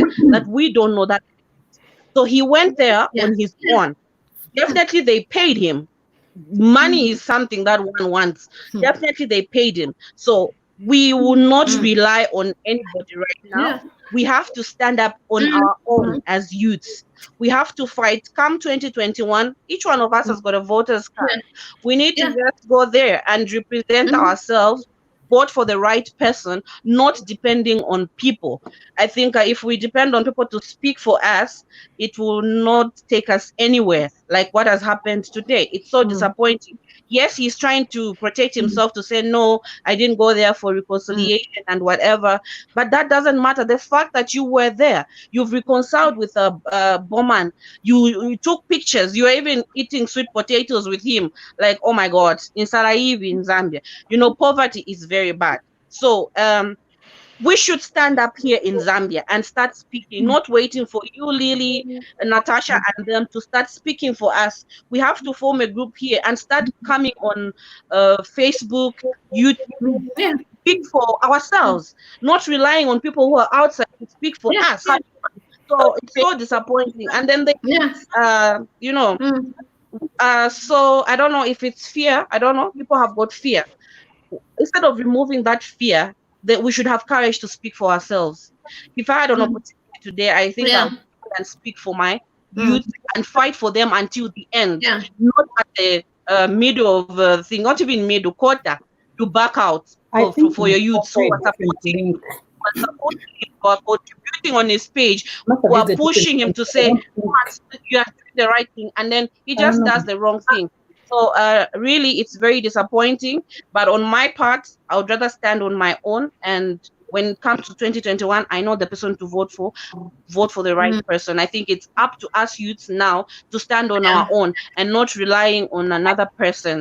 But thank you very much, Lily. You are doing so much work, and everyone in the diaspora, we are very grateful. May God bless you and continue to do your work. We are very, very grateful. Thank you so much for giving me the opportunity. Bye. Yeah. Thank you so much, Annie. Zimzam, would you like to say something? Yes, please. Thank you so much, Lily, for the opportunity. Hi, everybody. Zimzam. Yes. Can you hear me? Would you like to say something? Yes. Can you hear me? Yes. Hello. Yes, we can hear you. Oh, hi. Thanks, everybody, for the opportunity. Thank you so much, Lily. Yes, we can. Thank you so much, Lily, for bringing this up. I'm actually based in California, USA, and I've been following this very, very eagerly. I am disappointed. I'm angry. I just don't know. But this is the thing. I think that guy was manhandled, you know, because it's not normal. Something happened. You know, we're talking about politics. We're talking about dirty politicians, ruthless politicians. They did something to him. He may not even have driven himself there. You know, something is wrong. Something is amiss. And they know that by taking him who's seeming being a leader to the youth, they are trying to silence the youth by taking something everyone has been looking up to. But I can tell you this, do not give up. We don't need a celebrity to stand for the youth or with the youth. There are so many well-educated and intelligent people in Zambia that could do this. Thank you. We are together to the pamo. Vale fuafie to 2021. All na mwebe ne mwema youth not kama 1 Yo, 2021 there should be no PF, no trace. They should be like wiped out. Thank you very much. Yes.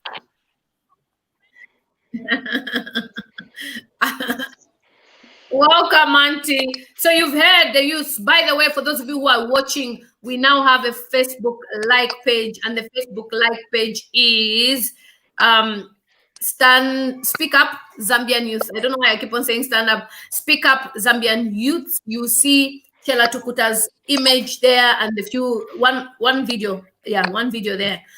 Please share that link. Natasha, share the link, please. Daryl, how are you? Hi, hello everybody. Oh, Uncle as well. Uncle, what are you?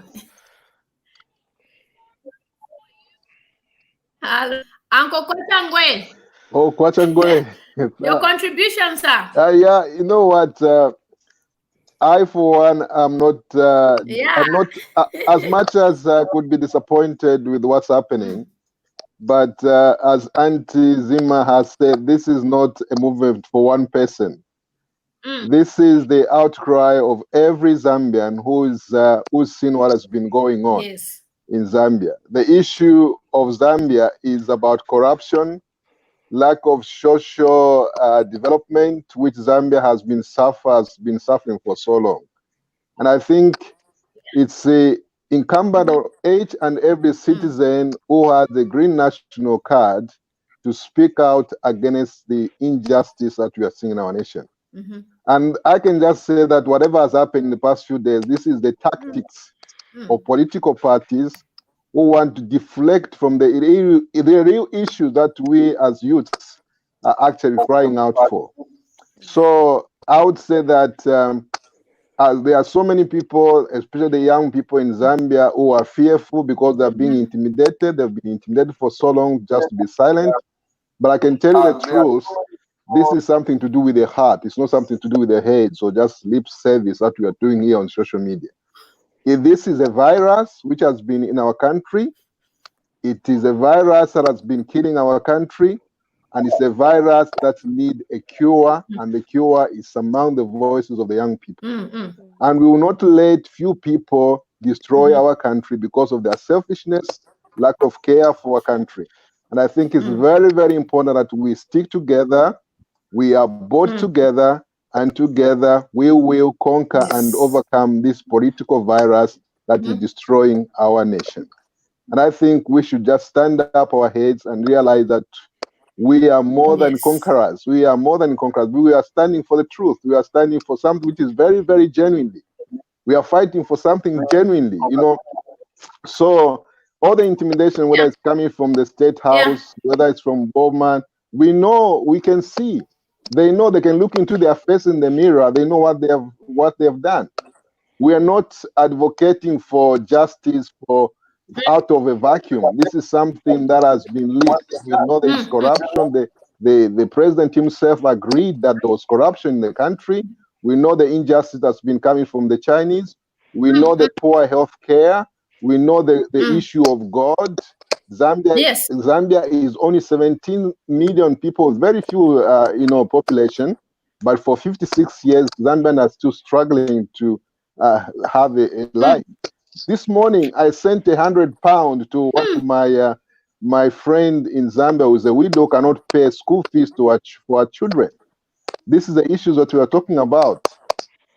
So we have to stay together and not be discouraged, but we need to stand boldly and call out the spade, and the hammer, and the tables will always change. Nothing is set in stones. So that will be my contribution.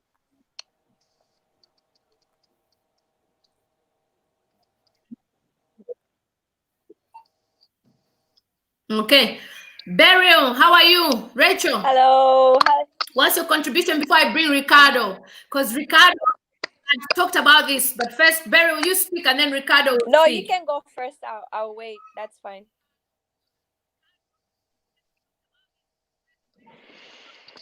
Oh, no. Welcome back. He's been saying a lot of things. It's He's okay, been Rachel. following You can his go ahead. maker, and he's doing everything that's happening in Zambia. And he had said the last time that for us to move forward. Yeah. Rachel, Okay. Thank you. So. Hey, Lily, how Okay, are Rachel, you? carry on. Hi. Just like most of the people on the Rachel, carry on. Like most of the people on the panel, I'm not in Zambia. Can you guys hear me? I'm fine. Can you hear me? Carry on, Rachel. Carry on. Sorry, there's delay. Yeah, you can hear me? Okay. So just like the people on the panel, I'm not in Zambia. I'm in the USA. And I think one of the reasons why Yes, we can hear you. Oh, perfect. So I think one of the reasons why the people in the diaspora stand up more for justice, for what's right, for doing things right, is because once you leave Zambia, it teaches you to appreciate your culture. You know, when we're out here, you realize that, yes, we live here, you might get the citizenship, we have the citizenship, but it's not home. And until you go back to Zambia and you feel that presence of being home, and it makes you grateful of what home really is, there's this part of you that just appreciates being a Zambian. Part of being a Zambian youth is knowing when to stand up for what's right, to stand up for what is wrong. And right now, whatever is happening in Zambia is very wrong.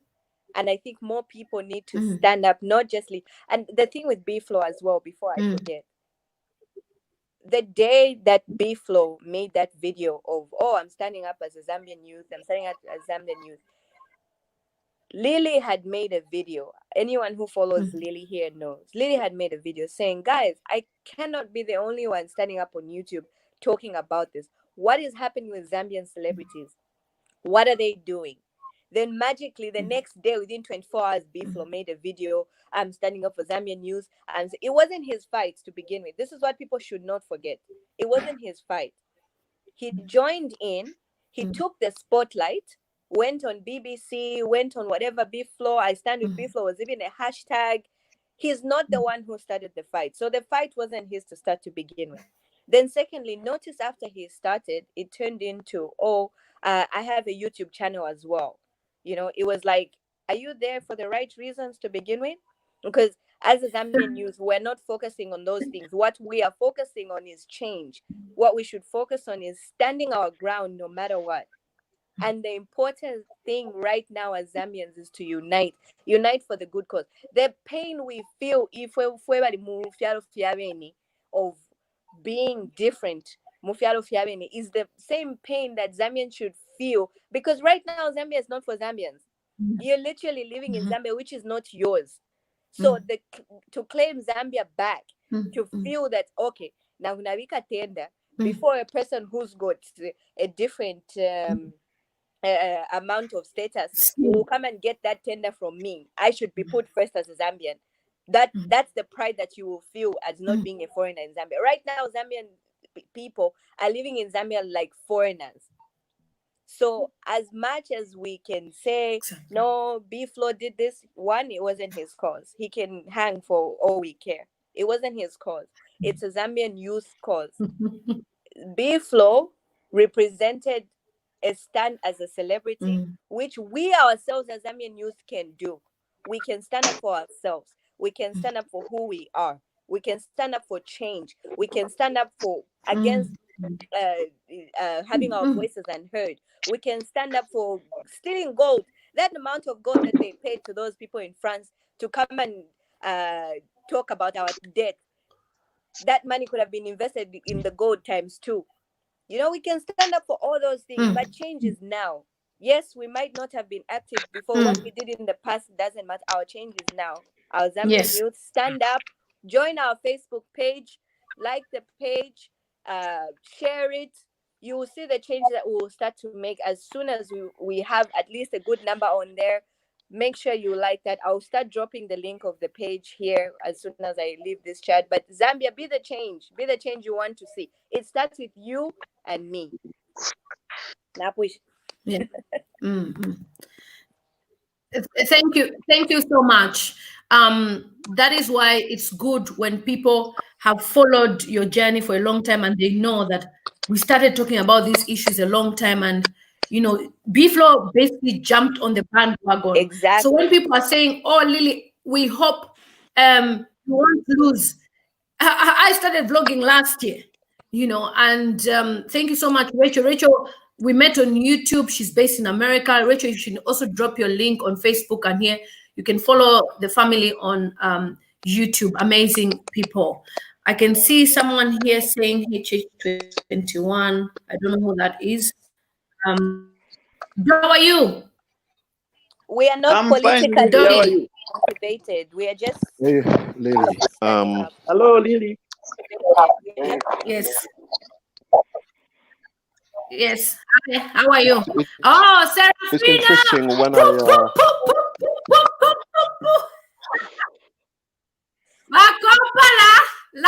when I joined the Sorry, my friend Serafina is.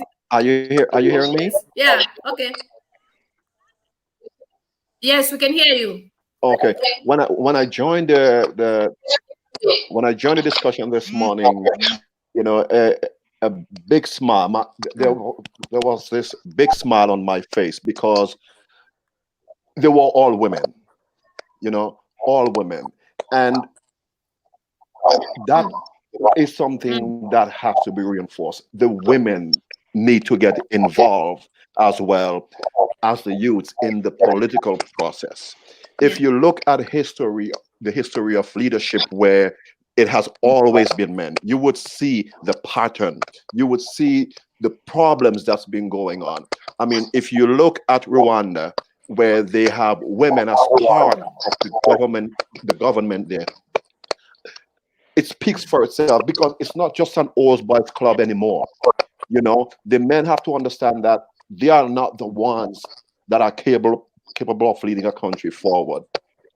But I'm going to come back to the conversation here and, you know, stay focused on the key issues. But it's important that the women get involved. If you remember me saying last week that the youth need to go home and they need to tell their parents of their struggle, because no one understands that more than a mother who has a child that cannot take care of itself, that cannot look after itself. No one understands that more than a mother, you know. And piggybacking from what Bwembya said, and what was his name, the gentleman there, Kwacha, we got to stay focused. You know, we have to stay focused. And something that I mentioned also last week, there has to be an organized and strategic approach to this whole. Yes.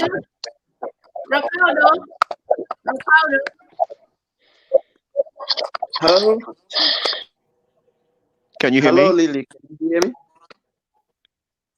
I think it's not clear. Maybe if you can like go out a little bit and come back. Clear. Ricardo, you're not the clear. voice is not clear. You can't hear me? Maybe if you can log back in. Is this better? Clear. Is this better? Yes. For Ricardo, we can't hear him. Okay, I'll get up and come back. Ricardo. Don Didi, how are you? I'm okay, Lila Matams. How are you? How are you, Salafina? How are you, Lecho? Hello. I'm fine. How are you? Thank you. How are you doing? Fine, thank you. Thank you very much. You know, I just want to comment on Diplo's reaction. You know, after you know, we Zambians we are very disappointed in him. You know, because before what he did is something like people don't understand. You know, we got his back. People of Zambia was like, hey, we have someone at least who's speaking for us. That's the youth who's speaking for the youth, Zambian youth, who's speaking for us. Now look at what he has done as well. Let's take about Kings Mumbi abapen no mbalini. Aba Kings Mumbi batukuta unkweni so abapen futi ba kana. So it's like this guy but was to shut up, you know, come up blunt envelope, you know. Ngabamona wakati wa station chani kama envelope pakanwa iwe chongo, you know. Wala taresa mapofia mataona kudawo umuntu asita muone na mchetekela muri ule uri mu muntu romasa mutare asa mikumama, you know, feel Africa buno abantu. So it's like like for me ishishonga kustowa stop blame na mtestwa blame because mwalisha man is powerful. You know that man is very, very powerful. Nangu wako wati chitecha so tuwale kana ngo waisa mwana kabenda kama kusaka vyati ka envelope wakati itakafini ni 13 chitefi okay twala vikapona kambi okay palas until wasumina ejo abenda la that's what man can do, you know. So okay, what people did that's temen we from Zambians. Yeah, that's temen na mfiapa nono. Disappointing. We are very disappointed. Bakopala. How are you? Hi, Lily. Serafina. I'm very fine. Good. I'm very, very fine. How's the UK? The UK fine. We're just disappointed with what's going on in Zambia. Okay. Basically, for me, I'm one person who voice out, and I'm one fearless woman. No amount. As we know you, Salafina, we know you, pay me to shut up. And for me, I represent the copper belt. For me and the youths of the copper belt that stood by beef, we are disappointed. Hello, can you hear me, Lily? Yes, yes, we can hear you. Yeah, we can. Yeah. So I'm greatly disappointed, and the youth of the corporate, they are all disappointed, really, because we believed in this person. And you know, when Zambian people of Zambia have been disappointed so many times, really. Every time we are disappointing the people of Zambia, and they are always disappointed when they put so much hope in an individual. You find that they are always disappointed. My other counterparts, celebrities, this person is a role model. This person is a celebrity like me. I'm very, very disappointed. And believe you me, they can't call you to State House just because. No. Yeah. It's true. So that a font of money can, no amount of money can buy my silence.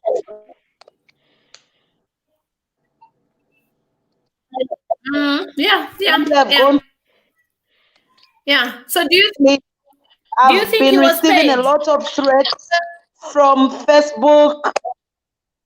Yeah, I feel really, I feel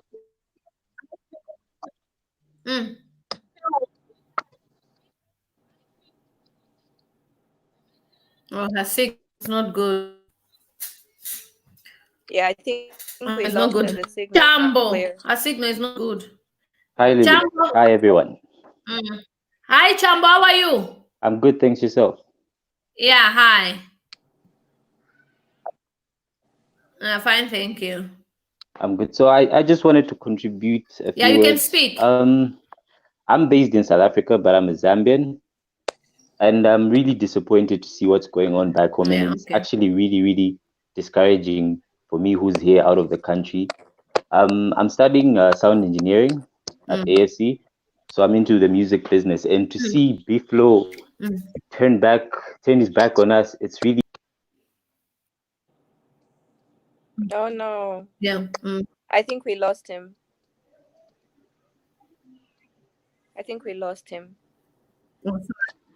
He was supposed to be in the forefront to stand up for us and, you know, voice out our message to the government and, you know, Sorry, our Chambo, cries. sorry.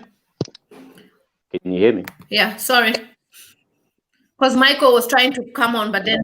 Oh, okay. Yeah, Chambo, carry on. Okay, so it's really discouraging carry on, because Chambo.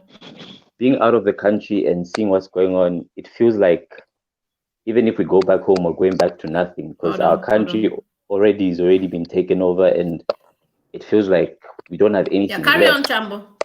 So if people are gonna back out in the middle of the fight before the real war has even begun, it's so discouraging, you know. It feels like there's only a few of us who are really going to stand up and fight for what's right, because we need these changes for the better of everybody, not just for individuals. And clearly the government is just doing things for themselves, you know, and it feels so, it's just so discouraging for me personally, and I know for a lot of Zambians as well. That's what I wanted to say. Yeah. Absolutely. Yeah. Thank you so much. So would you have faith in another musician if they came out to say, oh, guys, vote? Oh, guys, do you think you have faith in them? Right now, I'd say I'll be honest in saying no, because because like B-Flow on his own, he's a really big voice in the music industry, a really big voice. So him coming out to do that, it's like, what about the others? You know, you start to question the others, like who else is going to stand with us now? You know what I mean? So it's kind of hard to really. Sorry, I don't mean to cut you short, but even their passion is different. You know, when you're driven by a different passion, the way you stand up is different. The way that you will fight this is different. This is not a new fight for us who've been like here. It's not a new fight. But he got attention in the 1 week span that he was doing it, and within the 1 week span, he's disappointed. Yeah. Just 1 week. You know? So it has to come. It has to be a passion. You have to realize that yes, Rome wasn't built in a day, but you have to be passionate about what you're doing from the bottom of your heart. You cannot. This movement was not his to start to begin with. He joined it, so he cannot say, "I am going to represent the youth on my own." Which youth are you representing on your own on a movement that you didn't start? You didn't start this. You found it. And if you had started it on your own, you would have stood on your own from the beginning, because this stuff in Zambia has not been going on for the last 1 week. It has not. Yes. So and just to that's add on just to how that, just to add on to that, I want to say, like, the music industry on its own, just the music industry, it's already bad, and he knows this. He knows this to the core, that it's already bad. And then here's somebody who can actually speak out for the music industry and say, you know what, aside from everything else that you're doing bad, we also need this change in this industry. And you still go sell out like that. And like, it's just so disappointing. It's really disappointing. Before he took that, if it was really a letter that he was taking, if it really was a letter that he was taking, he should have come and sat with the people who initially started this. He could have sat with Lily, he could have sat with Chela, and he could have asked the Zambian youth that, guys, what are we going to do from here? What are we going to write? What are we going to put in that letter? What are we? If it really was a letter standing up for us youth, that was the right procedure. But to come and say no, the back steps, and this is what happens when you show yourself for who you are. You backpedal, right? So the backpedaling of saying no, I took a letter. What was that in that letter that represented you yourself? Why didn't it come from the people who actually were speaking from the beginning? They haven't been speaking for a week. They've been speaking for a while. Where were you when they were speaking? Why didn't you come to them while they were speaking before and say, hey guys, this is what it is? He has another thing is, go ahead. Sorry, I didn't mean to cut you off. Another thing is, I think B-Flow actually got inspired to speak out because of Lily. Jam. Honestly, I think Lily is the one who inspired him. Why didn't he, you know? There is no way, Chambo, sorry, like I'm just agreeing with you. There is no way he makes a video the next day after she calls out Zambian celebrities, right? And this is why I was saying it's not a passionate fight for himself. Because if it was, why would he wait for that Zambian celebrity video to come up and then he goes and speaks? Guys, let's for real. Oh, Mamba Mundo show. Like as youths, just youth unite. That's why. To represent I agree, 100%. 100%, I agree. That's why I told the youth on Facebook, because they're only just getting to know me. They don't know. And I told them, don't worry, I'm not backing down, because some of them, they've never heard of me. Obviously, they've only just known me in the past few days. And they're like, oh, Auntie Lily, I hope you won't back down. I'm like, just go to my YouTube channel. You'll know if I'll back down.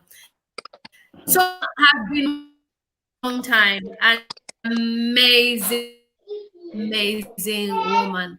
It's a pleasure to have you here. Couldn't wait to have you on. And please speak, say what you have to say, that the youth should be inspired by your powerful words.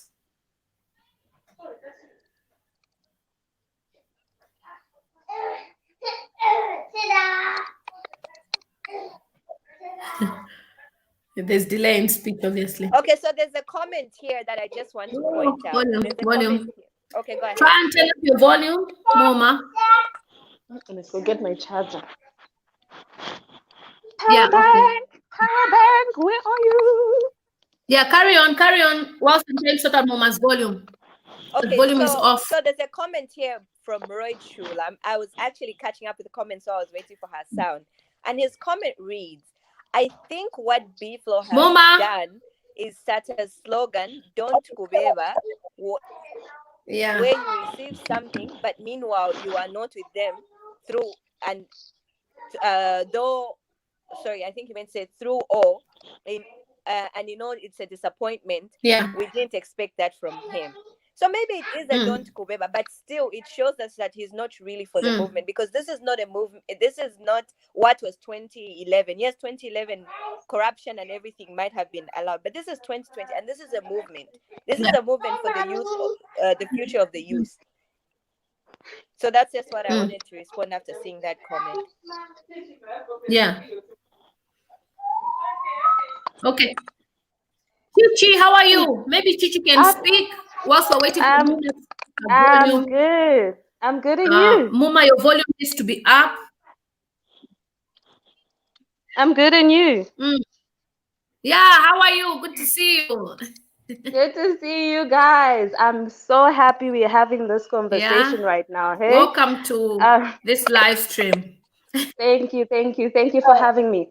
I've got a lot to say, and to be honest with you, I'm very heartbroken with what is happening at the moment back home.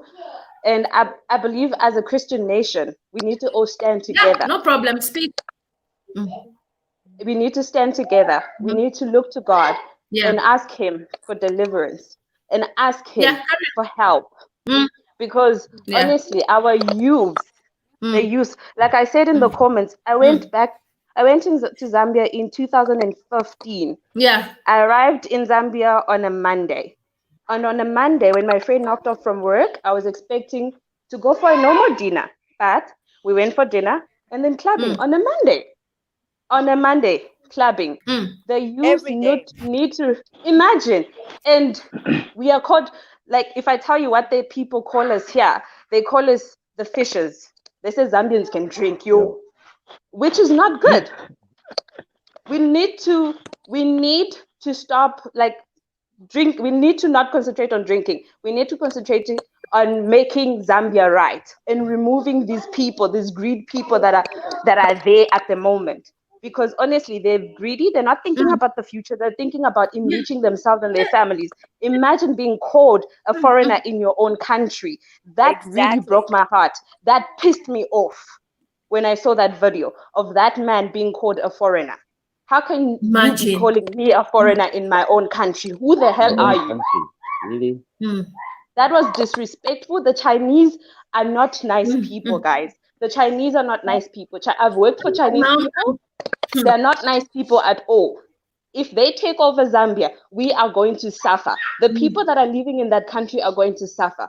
They have not taken over yet, but already people are sleeping without food because of what is happening. People are dying because of anger. It is not fair what this president is doing. It is time for us to make things right. It is time for us to vote for the right person. It is time for us to change, because Zambia can be a great nation. Zambia can be a good country. We have so many minerals and resources that can make us great. But because of the greedy people that are in power, we are suffering. And some of us are not there to do anything about it. We are far. All we can do is join the conversation on YouTube or wherever we can join it. That's all we can do at the moment. It is heartbreaking because I love my country. I love my people. Zambian people are the most wonderful people in the world, if I may say so myself. Everyone I meet, they say, oh my God, Zambians, you guys are amazing. You're friendly, you're that.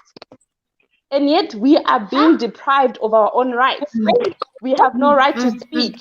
When we see something that is wrong, we can't speak, we'll be arrested. What is that? Where's the democracy in that? Why did we take the country from the white people for us to have the right to only for our fellow black men to tell us that we can't speak? We're going to get arrested. You threatening the youth. Why are you threatening the youth? If you know that you will win the next elections, why are you threatening us?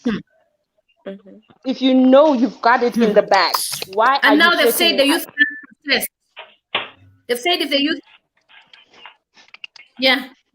They said that if the youth do what? Why? So some people are trying to join. So I just want to play for you guys and just leave. Thank you so much, guys. Thank you. Some people are trying to join, so I'll just leave so you guys can have some other panels here. Bye, everybody, and thanks for having me. Bye. Bye. Yeah. So, like I was saying, like I've got a daughter. Chichi, you can stay. Okay. Okay. Yeah. I'm saying, like I was saying, I've got a daughter, and I would love to bring her home. I would love for her to see home. But how am I going to bring her home when the Chinese are taking over? Already they've taken over, putting things in their language when they are the foreign people in our own in our country. Imagine. This must just show. I mean, really. And then Mr. Sampa tries to do the right thing. Mr. Sampa is trying to do the right thing. They make him apologize to them. What is that? Why are you making him apologize when he was doing the right thing for his people? People like him are the people that we need. People like Mr. Sampa are the people that we need in power. I mean, Mr. Lungu needs to go. They all need to go. They all need to go. Silence I'm them. so sorry. I am so pissed off at the moment that I was even saying to God, I wish God can send thunder on them and just burn them all. Because my people are suffering because of him. He wants to enrich himself. Why should we suffer when we paying tax and everything, but you busy enriching yourself and your family? It is not fair. We should just continue to pray and fight. Thank you so much for this opportunity. I have an audio I want to play for everyone. Yeah. Welcome. Sorry, there was a bit of delay on my side. I couldn't hear you. There's an audio I want to play. It's about 1 minute. I hope it will be loud enough. I take on the B-flow issues. This Vachipampena Mazumani, Zimba, they are playing a dangerous game. They are part of the people who are lying to the president. Their picture, they got those pictures and he did that commentary to make the president be at peace to say they have reconciled. When it's a lie, they are not good people at all. Vachipampena Mazumani, they have a problem. We have a problem there. Those are the people, you put two people there who think the same. They think that, because today, what I found out was that there was a swearing-in ceremony, which Bowman Lusambo was attending. They took advantage of that to say B-flow should take a leg.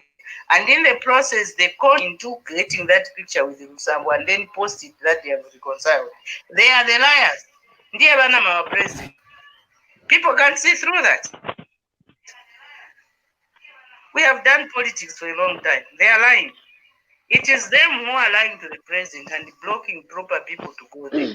Because what they did was they just went there and said, this is the issue. True.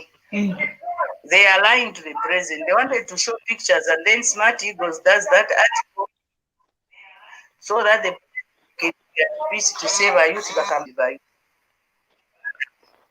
Bana maba president aba babiri ndiye makuru bakuru bamene aba Bazumani na Vachipanga. Okay, now after listening to that audio, and then B-flow has not said, he posted a statement obviously, so I don't know what we can say about that. I'm just going to get the charger for the laptop. You can carry on speaking. Can I say something? But I'm around. Yeah, carry on speaking. Mary, how are you? Hey Lily, how are you? Okay, listening to the audio and thinking about and listening to everything else that everyone else said regarding B-flow and him saying that he went to speak for the youth and coming out with the envelope and saying he went to deliver a letter. How can you deliver a letter that was written by you, by yourself? Exactly. Without the people that you're supposed to be representing? Because you're supposed to write the letter together. Exactly. Not by yourself. And this lady that is talking here, I don't mean any disrespect, but is the president that dumb that he can't realize that he's being lied to, if he's being lied to, for real? He is in on it. He knows what is happening. He's not dumb. Come on. They're covering for him. He knows what is happening. He knows what is going on. He is part of it. He is getting the millions they're paying. Let's remember this, guys. China wants to take over Africa because they are overpopulated. They are overpopulated. And by 2030 or somewhere there, they predict there will be more people in China and there won't be space to put them anyway. So they want to take over Africa. They want our Africa. And Africa, as Africans, we need to stand together and say, you know what? The problem is this. As Africans, we believe, okay, you from Zambia, so you deal with your issues. You from this country, so you deal with your issues. But we need to remember, we are one. We are one continent. Let's not only talk about Zambia, but let's include other African countries. I know what is happening in Zambia is not good and it's bad. But if we came together as African countries and the leaders came together and said, you know what? Let's do this. Let's put a plan together. 1 year, we develop this country. The other year, we develop that country. Do you think the Europeans and the Asians will come to us? We'll be a force to be reckoned with if we got our shit straight. Sorry, forgive my French. But Mr. Lungu is not stupid. He's not dumb. He knows what is happening. He's receiving the millions and he's getting rich. He's going on vacations. He's buying himself jets and planes. Meanwhile, our people are suffering, going to bed hungry. Meanwhile, kids can't go to school. Parents can't afford to pay for their kids' school fees. I strongly agree with you on that because I, for one, come from the farms in Zambia. I live in a farm area, waterfalls, and I see how Chinese, are busy looking for land, and they don't rent it; they buy it in cash. You see, so if they buy that land, it means they own it. I mean, if they come here buy land everywhere, obviously they're going to take over somehow, some way. They're going to end up having more majority than us, the Zambians. You know what I mean? It's really, I don't even know how to put it, but it's just really disappointing to see what's going on right. It looks like my sister on top there wants to say something. She's been dying to say something. But yeah, I can see that. But it's like more markings. The volume is down or something. Turn up your volume. Your volume is low.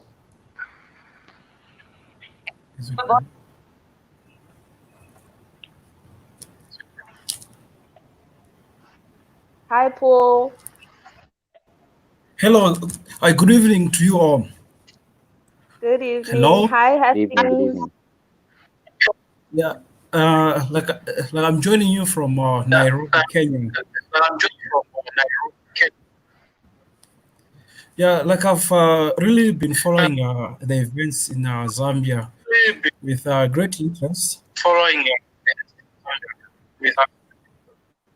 Like I think so far, socially and politically, the environment is quite charged, and almost like everyone is quite annoyed, and almost everyone is quite like unhappy with whatever is happening.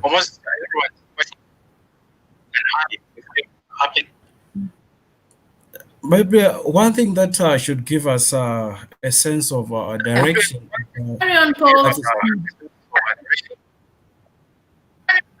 Hello? We can hear. Hello? Carry on. Yeah, like I was saying, first. Hello?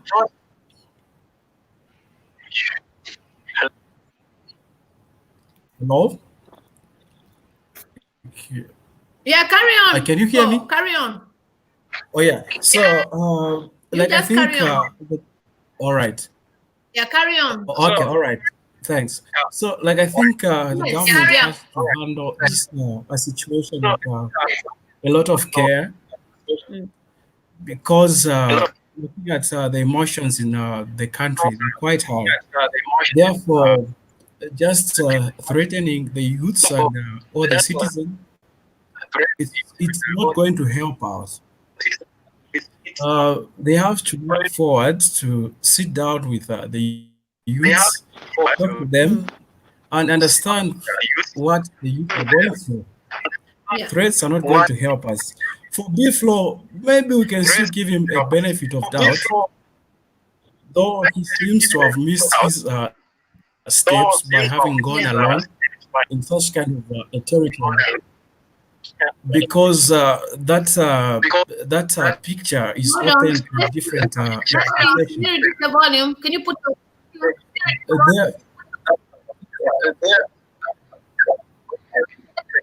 There, yes, please mute your volume. hello? Because we can't hear Paul. You can't hear me? Hello? Hello? No, Hastings, I think your volume is on, Hastings. Yeah, we can hear What I you. say? We can Yeah. hear you. Carry on. Just Hastings, I think is. Yeah, carry on. So what I was saying was that the picture that has been trending is quite open to different interpretations, and looking at how people were looking forward to seeing him as someone like who was going to spearhead a revolution. Hence, it seems like a sellout. However, we can still give him a benefit of doubt. So what should we build? I think we're supposed to build a strong political will, because just by talking from afar, probably nothing may really change. What we need is a paradigm shift to change the social and political structure of how our country runs. Because even when we change from PF to a different party, most likely the new team as well will use the same structures to oppress the youths and push them to the corner. Therefore, like I'm imploring all the youths to have that interest to join politics full time, so that the laws and everything that is made in the country, the youths have a voice, right? Like other than leaving people who were there years back to continue making laws for themselves and laws that favor them. I think that's what I can contribute. Thank you.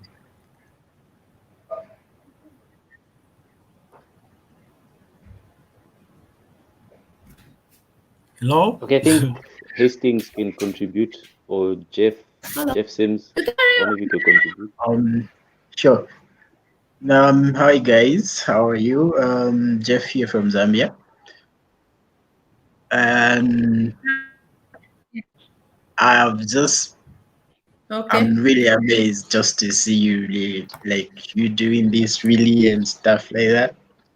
After the beef roll scandal, like, I lost hope in all this youth stuff. So I just like, okay, this is my first time like checking you up on YouTube and all that. I was like, oh, she's just one of those people. Like, we've been having this kind of people in Zambia. We had Pilato coming out. We had Roller Meaty coming out.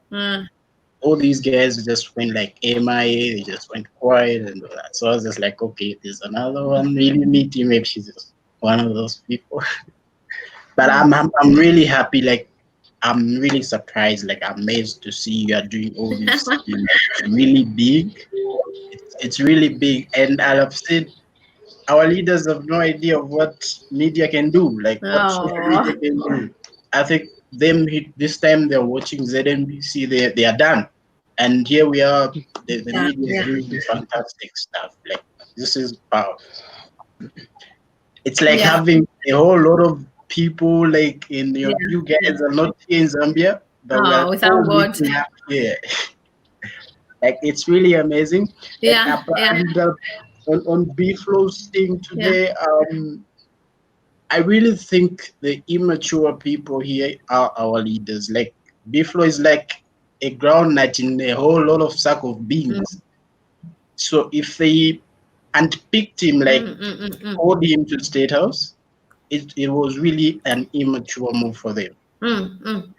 I think the best they both could have done, B-Flow and the government, was to set a date where they organized all the youths. We have government complex, we have this parliament building where they can just talk to us as youths, like listen to us, and like handpicking one B-Flow who is saying he took a letter. I don't know who wrote the letter. I don't know what he was writing on the letter. What if he's promoting his music in that letter?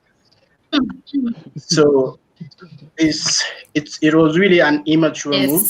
I think our government leaders really need to mature up and start thinking outside the box.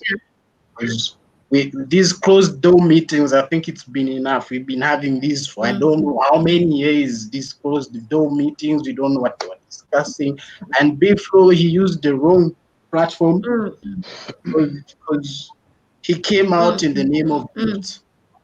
So the same platform that he used to like come out was the same platform you were supposed to use to say, okay, guys, I've been invited to speak. What should I do? And like just him going and whatever, it's really a bitch move. I'm sorry, but it wasn't a good move.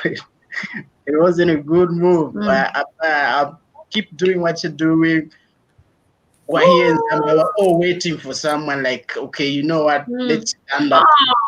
We're really looking forward. I'm 100% with you.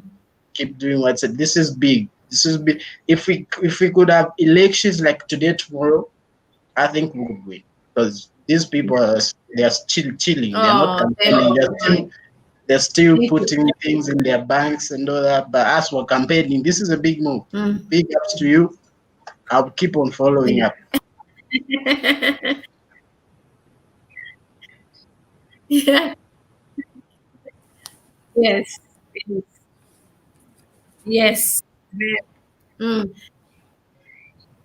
Thank you so much. I just want to say thank you to Alice Musonda, who has contributed $20 super chat. Woo! So this will go towards obviously our youth movement. So that's how a super chat looks like for those of you on Facebook who don't know how it looks like. It looks like that. So she has just contributed $20. And like I always say, if we decided to do a live stream contributing money, we can make even up to $10,000 in one day. But those who want to collect $5,000 or $2,000 from politicians, let them collect, as we know where we are going. And thank you so much, Jeff. It's an honor to have all of you coming on this live stream. I don't take it for granted. And the reason why I decided to involve the youth is because this is about you. When you complain, when you speak, others listen. I can seem as if we're not really making an impact, but believe you me, we're in the ground. A lot of people are shaken. Hi, Mukuzo. How are you? Good to see you. Good to and see tell you us too. where you are. Yes, I'm in Dewsbury, England. So I'm coming in from Dewsbury, England. I had to chime into the conversation. Oh. Yeah. There you go. Oh, thank you. Yeah. But yeah, I just wanted to tell you. Oh, thank you. Thank you for allowing me. What do you have to say about what's happening? Yeah, for starters, I just wanted to tell you how amazing this movement that you've started is. And I understand, obviously, there are a few things that are going on at the moment, especially with the situation with B-Flow. That sounds like it might be slowing down the momentum. But I want to encourage you to say that you do have us, especially Zambian men, supporting you even in the diaspora. Right, so I know there's always this thing where the people might think that we're not watching what's going on, and we're not encouraging. We're in the background. We may not be as vocal all the time, but we are actually here following everything that's going on. Because ultimately, I always say, Zambia is our land, is home. It's the place we call home. We only have one home. Right, I honestly believe it doesn't matter where you are in the world, you only have one place that you call home.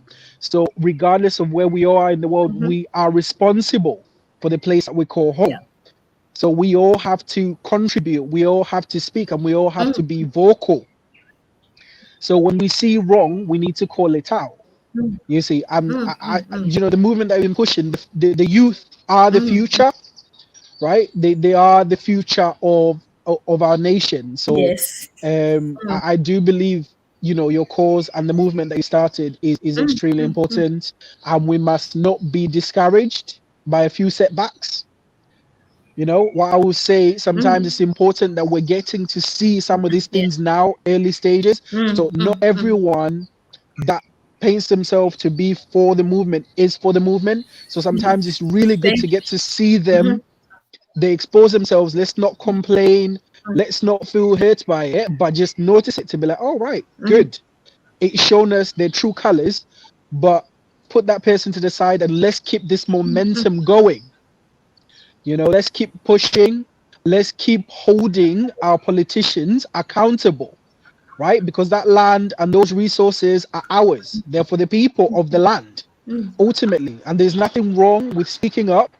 There's nothing wrong with being active and protesting. All those are kind of sensible means of showing our voice, and there's absolutely nothing wrong with that. There's nothing illegal about that. So yeah, so that's my 2 cents, because I've seen obviously everyone is speaking on this B-flow thing and everything that is done, but I just wanted to keep everyone's spirit up, to let you know that nothing is going to stop this momentum. This is this fast moving train, basically. Yeah. Thank you so much. And that's somebody in the UK. Like I said, if you are worried about B-flow, be worried about him yourself. We are on a fast moving train. There's people who are willing to support this movement, and the movement is not political. We don't belong to any political party. Our movement is about giving back home, creating opportunities which the government has failed. If the people in the diaspora can send $21 million a year, that's a lot of money. It means we can even spend $1 million a year to support the movement. So it's up to you to believe in a celebrity and be let down, or to believe in what we have started. You are the celebrity here. For those of you who are standing by this movement to say, this is what we want to be heard, we want our voices to be heard, and we'll continue speaking. It is your right. It is your human right. I shared on my Facebook, for those of you who are not friends on Facebook, of my son protest in Middlesbrough. Protest that is going on. It's actually protest the world. He's 16 and he felt it was necessary for him to be there. No police harmed him. He came back alive and well. And his picture is all over BBC. The picture was taken by Get on The Guardian. It's on different platforms. And, you know, when he's just like, Mommy, look, my picture is all over. This is what we're talking about. He'll always remember that he did this. So if you want to chicken out because your belly is fat. We are not chickening out because we want to see change. I want to move back to Zambia. And how will I move back to Zambia if a school? Let me just remind everybody. How can children in 2020 be sitting on the floor in 2020? No. And you call that a class? Meanwhile, Bowman's tummy is fat. Meanwhile, girlfriends are being bought cars.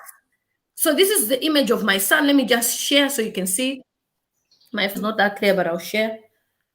So this was him yesterday. Oh, wow. He's the one in black. Yeah. So they knelt down. His friend is Zambian. You can see. The picture is my Facebook. Black matter. So how can the government scare people to say, if you go and protest, we will arrest you? Of that. Protests are not physical, and we're not harm anyone. We want change in Zambia. Yeah. There's no way sitting on the floor. I'm just sharing this image. Yeah, this is the image.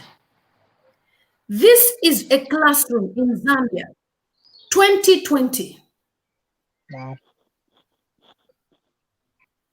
2020.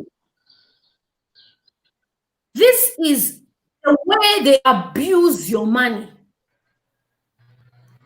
If they care about you, would they be sitting on the floor? No. Would children be on the floor? But because they don't care. There's a minister who had a kitchen party last year with champagne. Each and every table had champagne throughout. And your glass, your wine glass, had your name engraved there. So if you're a visitor, Mukuzo, your name was there in gold, Mukuzo. Oh, wow. Yeah. Hastings, Chambo, champagne. It was in December. Wow. It was a kitchen party and a half, a minister. So when we're saying these things, we're not saying because we just want to talk, but we're saying we want accountability, we want change. Yes. Yeah. People in Lusaka City Council have not been paid for 3 months. If they dare even speak, you are fired or you're suspended. Chipata, they haven't been paid for 7 months. How does these are, and yet they're collecting whatever levies, shop levy, water rates, this is rate.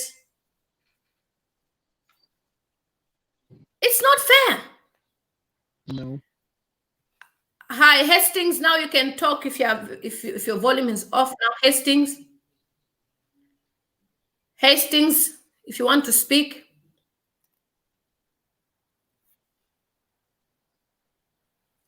Unmute your mic. Hold on. Take off your sound. Hold on. Your sound is on mute, Hastings. Unmute your mic, Hastings. Hastings, unmute your mic. Hi, Josh. How are you? Unmute your mic, Josh. Please. Hi, Josh.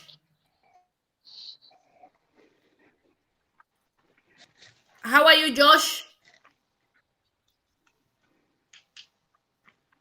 How are you, Josh?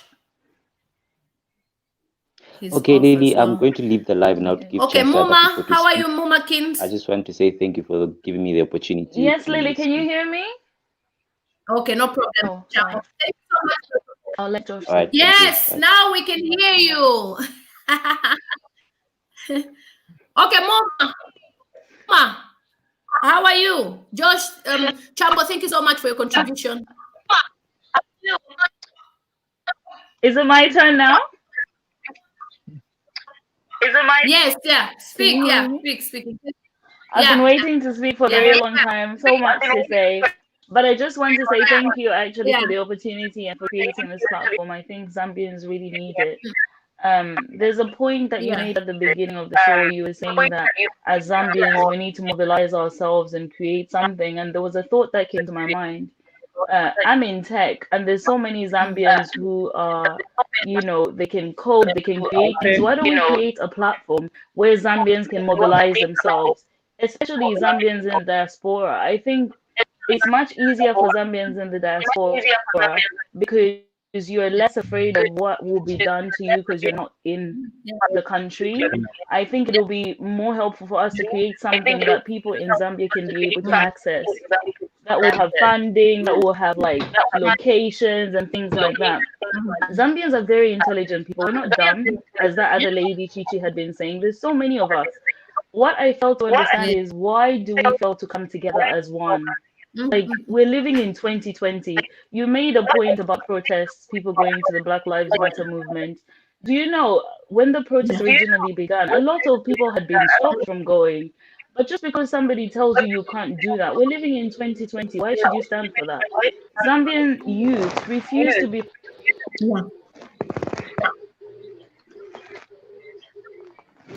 pacified. So many rights. That's ridiculous. That's somebody pacifying you and removing your rights. And that's crazy. You have to fight for your freedom. Because realistically, Lily, what you've just shown us of the kids in another town sitting on the ground, like, that's just mad. How is that happening in 2020?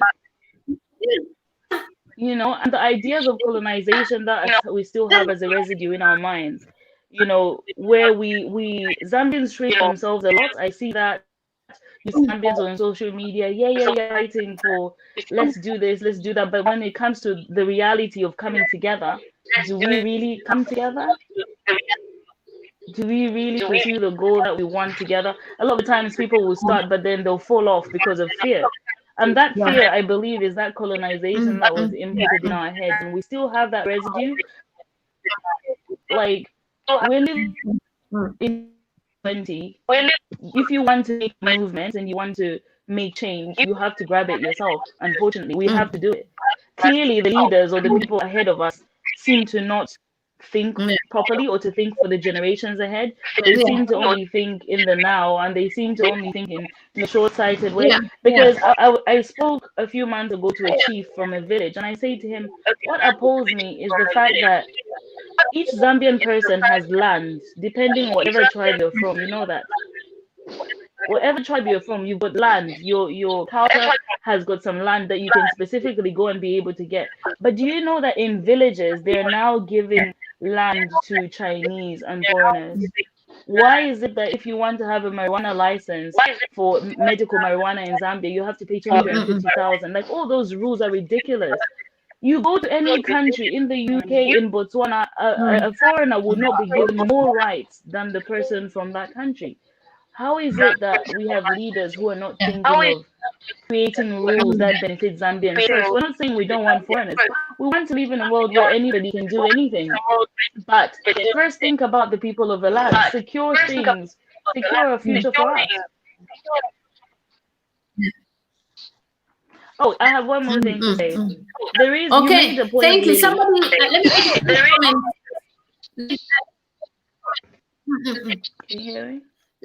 let me read a few comments. So Belita is saying, Chief, you have not understood the point of B-Flow and the lady in the audio. He was invited for a meeting following a letter he had been sent to State House. They called Lusambo for with him. He promised to do it quickly. So basically, let's not judge B-Flow quickly. Because according to the audio, B-Flow has not yet apologized. Wait for a video. But for me, the question is, does the video have to be professional? Can't he do a live stream? Does he need to wait for the camera crew? Everybody's eager. They want to know the truth. Joyce says he must have really needed the money. I know the fact that he has been given money to shop. Selena says he was waiting for you. I'm all ears. Yeah, so they were asking for me to read some of the comments so that at least maybe I can contribute as well towards that. So Alice Musonda, again, thank you so much for the $20 super chat. And then Humphrey saying, I think the government is going to put confusion amongst us youths. They knew exactly what will happen after inviting Brian to State House so that we can give up, but it will not happen. Thank you so much, Humphrey. And then somebody said, Nyota said valid point. The thing is with the organization, if you've seen on my Facebook page, started what was Speak Up Zambia Youth. That's an organization, and majority of the people in the organization are people from the diaspora. So,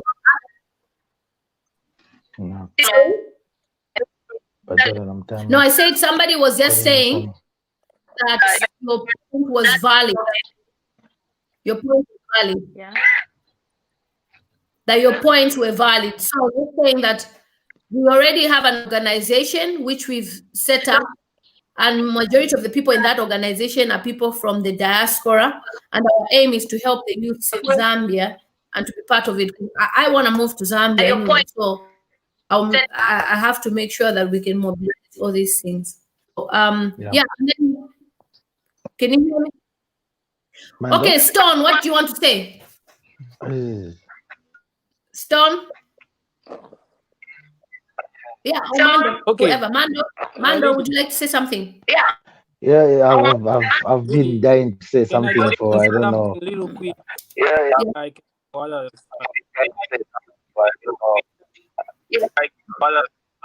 okay, let's Stone. Because he's been losing his network. Stone, you can speak. Yeah, Stone, carry on.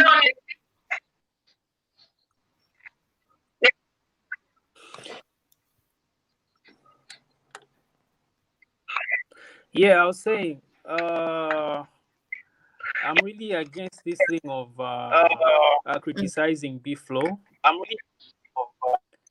Because we youths, yeah, is one thing that we everyone is coming together. I've seen this thing of the spirit of Indian, where they like to rely on other people.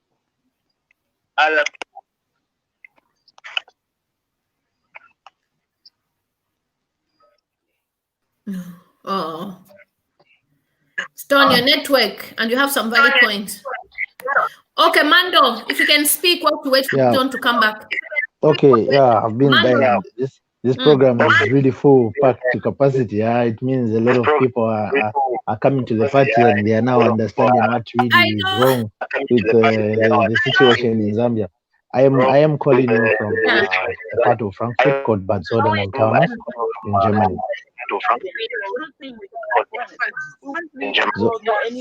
Hastings, can you volume because they're disturbing the stream? So yeah, Hastings, yeah. So mute the volume, please. Okay, thank you. Somebody, let me finish the comment. Can I continue now? Let me read a few comments. Yes, carry on. I can carry on? Okay. So what I'm saying... Hastings, your volume.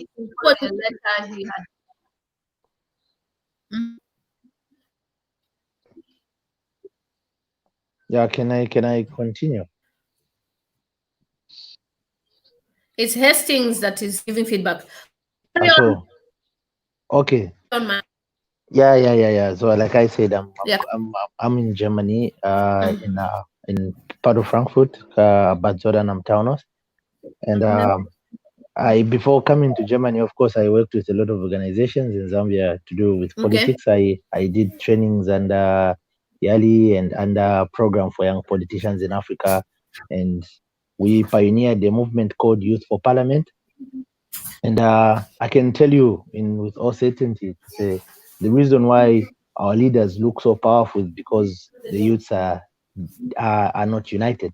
We are not united at all, and that's why it's very difficult to push a strong voice as young people. We don't realize to say we are the majority, and we put those people in power, because if with the number of youth, we constitute 70% of the population in Zambia as young people.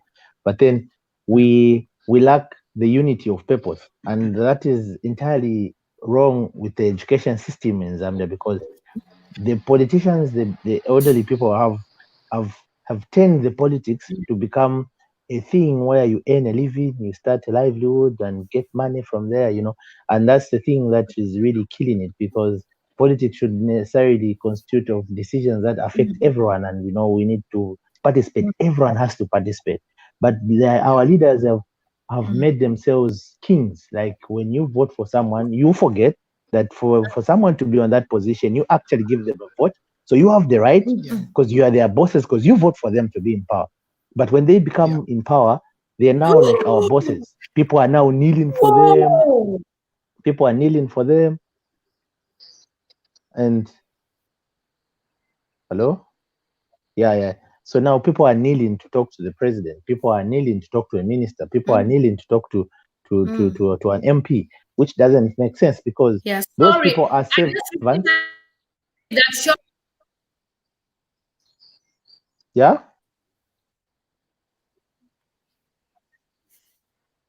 Can I carry on? Is it me or the...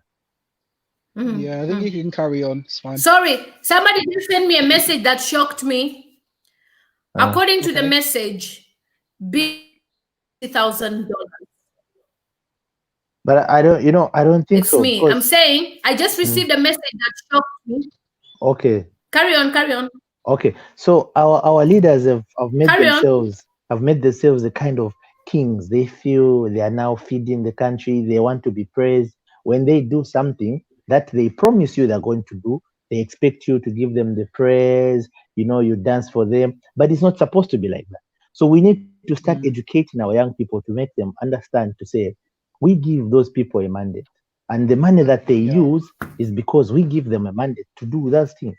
We should stop running. We should stop running to politicians as if they are the people, they are gods, they are what people that we give a job. We line up to 04 in the morning to just vote for them, to give them a mandate, and they promise us they are going to do those things. So when they do those things, it's not to us to start praising them. No. We gave them that thing, and we are supposed to criticize them. So now what they're trying to do now, because of that notion that they've put in us, they're now threatening us when we issue out comments. They tell you have to keep quiet. But it's our constitutional right to criticize. It's our constitutional right to stand up and say, because I voted for Edgar Lungu. If he's not delivering, I am supposed to tell him, why are you not delivering?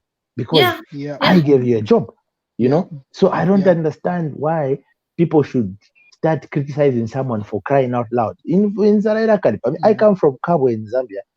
It's the largest shanty compound, second largest shanty compound in Africa. And some of us see really how people suffer, and I have seen how people suffer. And Abantunga Baadida, they cry, you know, for 4 years, and then the 1 year towards the elections, you know, to just run on people's minds. I think now we are in a generation where young people have woken up, and they were not there during the struggle of independence, so they don't care. And now what they care about is now. They care about now. What is going to happen for us?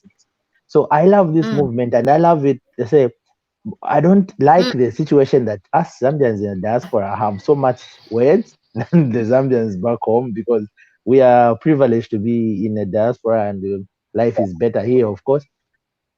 But we should constitute something that is on the ground, because on the grassroots, what we need is a situation where people in the grassroots are conscientized, are awakened. They now participate constructively. We run away from the violence that these politicians put to divide us youths, but we stand as one voice, one unit. It doesn't matter who started the movement. It should not matter whose movement it is. It should not matter who's joining. What matters is, what is the voice? What voice are we speaking out? What are we trying to bring to our country? What do we want? You understand? The aspect of us giving money, mapela fendarama is the reason why most Zambians are lazy. They don't want to work hard, because these politicians come out and dish out money, and people kill each other, which is a very sad thing that we've seen. You know, so these politicians are very tactical, and what they've done to Biflo, I'll tell you with my own experience, because I've been involved in politics. What they did to Biflo is something that Biflo couldn't resist, because if Biflo had timing, he wouldn't have gone for that meeting. You understand? But he did it on the wrong timing, because now, you know, he didn't apologize. He's not issued a statement to say he apologized and what not. We don't actually know what was discussed, which is it's premature for us to criticize. But the government are very tactical. They are very tactical. They called him, and they are there, and now because of the power that they have, everyone in the country is before Kwasida Wampasa Kokangono, and they've told them to keep quiet. And mind you, they are in government, they have the authority, they have the OP, they have the police, they have the what, they can easily threaten you. It's very easy for them to do that. You know what I mean? And more especially in person, they can do that. But if you want to challenge a politician, hit them where it hits, and where does it hit? It's the numbers, it's the people. When you say something in public, the politicians will never like it. And that's why as young people, we should learn to say things in public, so that politicians should stop threatening us, because it's already said. You know, I'm seeing Tutu Nguruve, the area member of parliament where I come from, saying you should break their bones if they protest, you should what. But Tutu Nguruve is a state council, is a lawyer. He knows to say it's a constitutional right to protest for as long as it's very peaceful. It's a constitutional right. But why should an honorable minister, and that this is what we did, and that's why I am challenging also the owners of these movements, and I'm challenging all you Zambians in the diaspora to also stand up and sue the state in such things. You've got the money, you can take them to court, you can fight. You know, we can go to there and say Tutu Nguruve issued this statement. Why is it threatening our constitutional right? Because everyone in the country goes through the constitution. We cannot just speak up because we're in the diaspora. If I could add on to your points, if I could add on to what you've just said, right? So for starters, to touch on the Biflo issue, I know people are kind of divided, thinking, Is it innocent? We kind of don't know the information. I think he's such an intelligent guy that he should have been more careful to know what the optics would do to the movement. So it's not a thing where deniability is not enough to feign ignorance, to be like, oh, well, I didn't know that this would happen. Well, you know what we're all fighting for. So you going there, you don't know what's going to happen. So you've got no control over that. He could have said no, he could have waited. He could have given a statement to begin with to say, well, this is the reason why I feel I should go, to the State House because it's going to do this, it's going to do that. No pictures are just surfacing and we're all shocked and we don't know what's going on with that. And then adding on to the point that you said about protest, what people should remember is that our country was founded on protest. If you remember the Kaunda era, they fought to protest when it was illegal. So when they did it, it wasn't even legal, but they still did it. They went fought for it. If you see, South Africa or all these other countries, they literally, some people had to be bitten, they died and all that sort of stuff just for the right to protest. Whereas now we actually have the legal right to protest. So no one can tell you to say you protesting is causing disruption. Like, I actually don't understand that point. But then my last point that I'll make, the last point that I'll make, and I'll give somebody else the floor as well, is even after UNIP had been in office for 27 years, there came a point to where the country, young people were also tired again because it was one regime, so they kind of lost their sight. And then the Chiluba era really had a lot of young youths again. They had to go back to the process of protesting and speaking. So their voice is what made KK to rethink, to actually give to allow our country to be to have elections.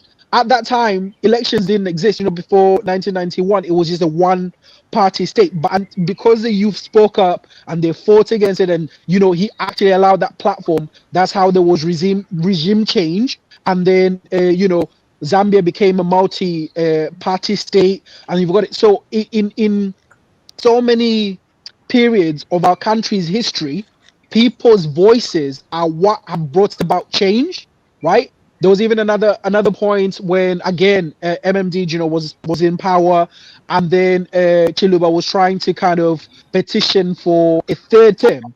It was from people actually speaking and saying they're not going to allow that he took that back, and he realized that wasn't going to fly, that wasn't going to work. So my lesson that I will say, as the young youth, as Zambians, we do need to continue talking. We do need to continue voicing our opinions on the things that we think are right, the things that we don't think are right. The one thing that we do have, like, people may be rich, they might have their money, but we have our voice. The minute someone takes away your voice, then you're really defeated. But if you can still speak, I'll say there's nothing wrong. So I encourage everyone that has been speaking, that plans to speak, to continue that, carry on the momentum, and don't let anyone silence your voice, because voices bring about real change. That's the last thing that I'm going to say.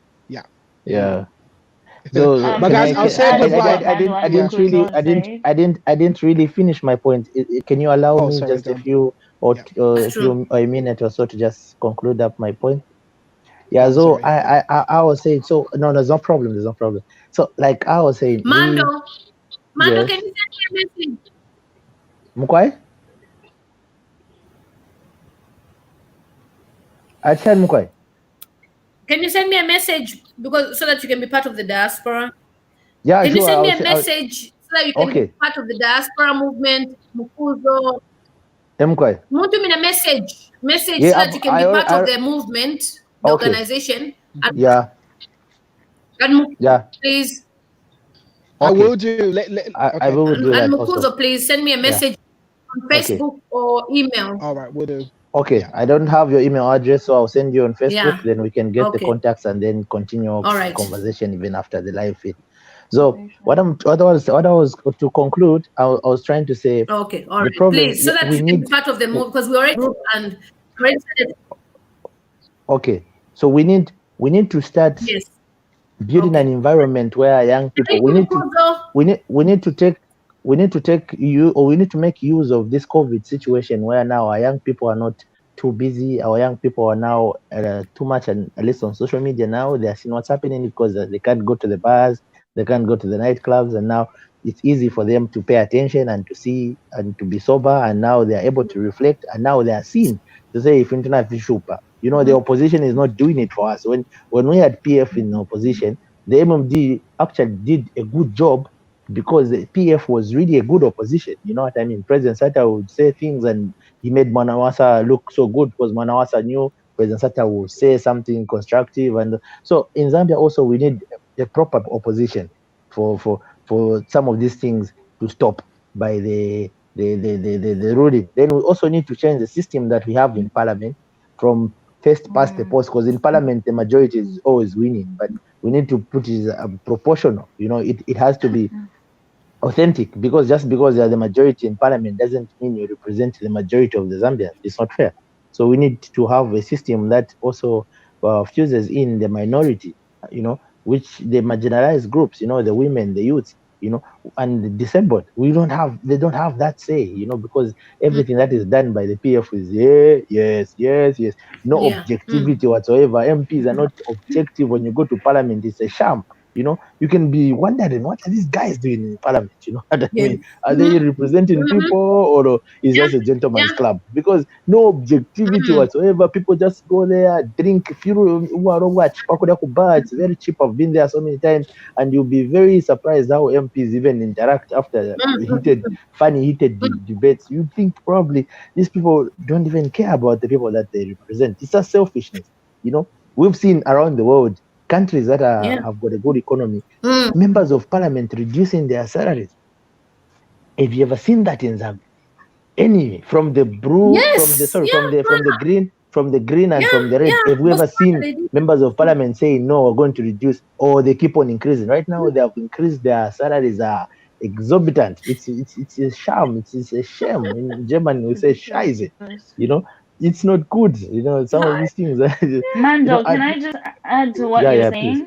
Mm-hmm. I really like your points. So before you get off, because I don't want you to get off, I think the points that you made about the youth awakening is really important, and I think that's why it goes back to the first point I made when I first came on, that we need a centralized point or platform where youth can. First of all, one of the main problems I've seen is a lot of youth in their constituents are not even aware of their rights. First of all, they don't even have an idea of the basic law, just the basics, not even like the complicated things about the constitution, just the basic rights that you have within that constituency you live in.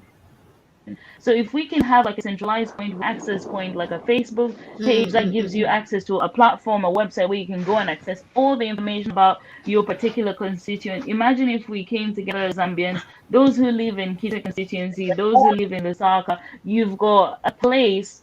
Through Facebook, you go to this platform and you find information about what's happening within your constituency, what's happening when we want to rally together and have a protest, or just basic information. And I think that's the main start to overhauling people's mindsets. Because the first thing that needs to change, you can give people all these ideas, but if they don't want to change their mindsets and they're still living in fear, it will be so difficult for the few people who are very woke or aware of their own rights.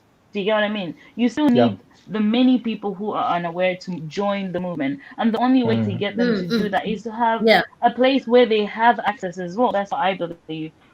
And there's a guy I know in Zambia called Paul Chileshe. He started something called the Pan-Africanist movement. And he contacted me a couple of months ago. He's amazing. And I want people to know about him because I think the work he's doing is good. His is not a political movement, but it's a movement like what Lily said. Lily said something at the beginning when she said there are Zambian youth who are business, they're lawyers, they're lawyers and these things that you're doing, but we're all doing it individually and scattered. How about if we come together? How about if you have a place where you can have a fund where that fund, if you're an artist, you'll be able to get money from that fund. We have a proper just imagine it. We just have a proper platform where you can access funding for business. Why should a person who's educated, in my opinion, I really hate this, a person who's educated have more rights than a person in a village? Life just deals you different cards. You should if you're living in a fair society, you should all have the same access. A woman in the village probably has more assets than you who's living in the city. Why should that person, just because they cannot read and write, not be able to open a bank account? That's a redundant system and society, and that needs to change. We're living in 2020. Everyone should have the same rights. And we can change that. We, the youth, do not realize how much power we hold.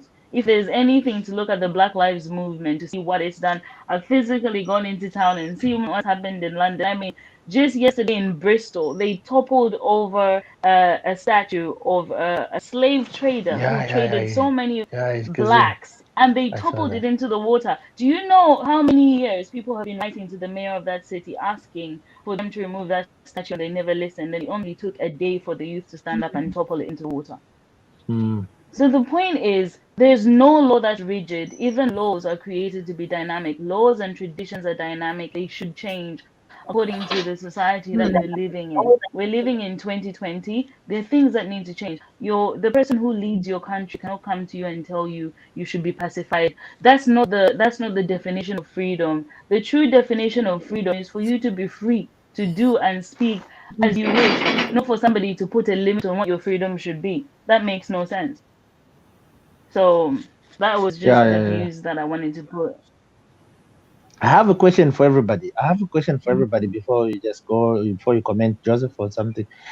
I have a question. What is the law if it is not meant to protect its citizens? Thank you, Joseph. How are you, Joseph? How are you? Hi, Joseph. How are you doing? Hi. Can you hear me? Yes. Okay. Hi, Joseph. Hello. Can you hear me? Hi. We can hear you. We can hear you. Yeah. Okay. Yeah. Thank you, guys. Actually, I'll just join you. Yes. Yeah. If you can contribute. Yeah. I'm in Zambia. I'm just trying to. If you can contribute. Yeah. Yes. Just try to appreciate of the efforts what you have. I think you have come up with. You guys, you are out of the country, and then you are trying to fight with us here in Zambia. Things are not okay. Yeah. Things are not okay. We are facing a lot of challenges, and I'm happy for you guys, your voice, everyone. I can't mention your names. Actually, I've been listening to the program. Also, guys, keep it up. Yeah, try to help us in Zambia. We are not safe. Yeah, because we can see in our economy, we can see in that in our readers the way they are doing things. They're not okay. We want to bring everyone in the table to go and apologize to them. Why are they doing that? Why calling someone, for example, in a background, when someone come up try to express the maybe, for example, freedom of expression, you should not start inviting that person to come and then explain 2 3 things later and something like that. We've seen so far for 2 people. It's now 2, Biflo and Malembe, you know. So it's actually it's demoralizing us, it's demoralizing us, and it's a shame to us to see those things happening. So Tamara, are you there?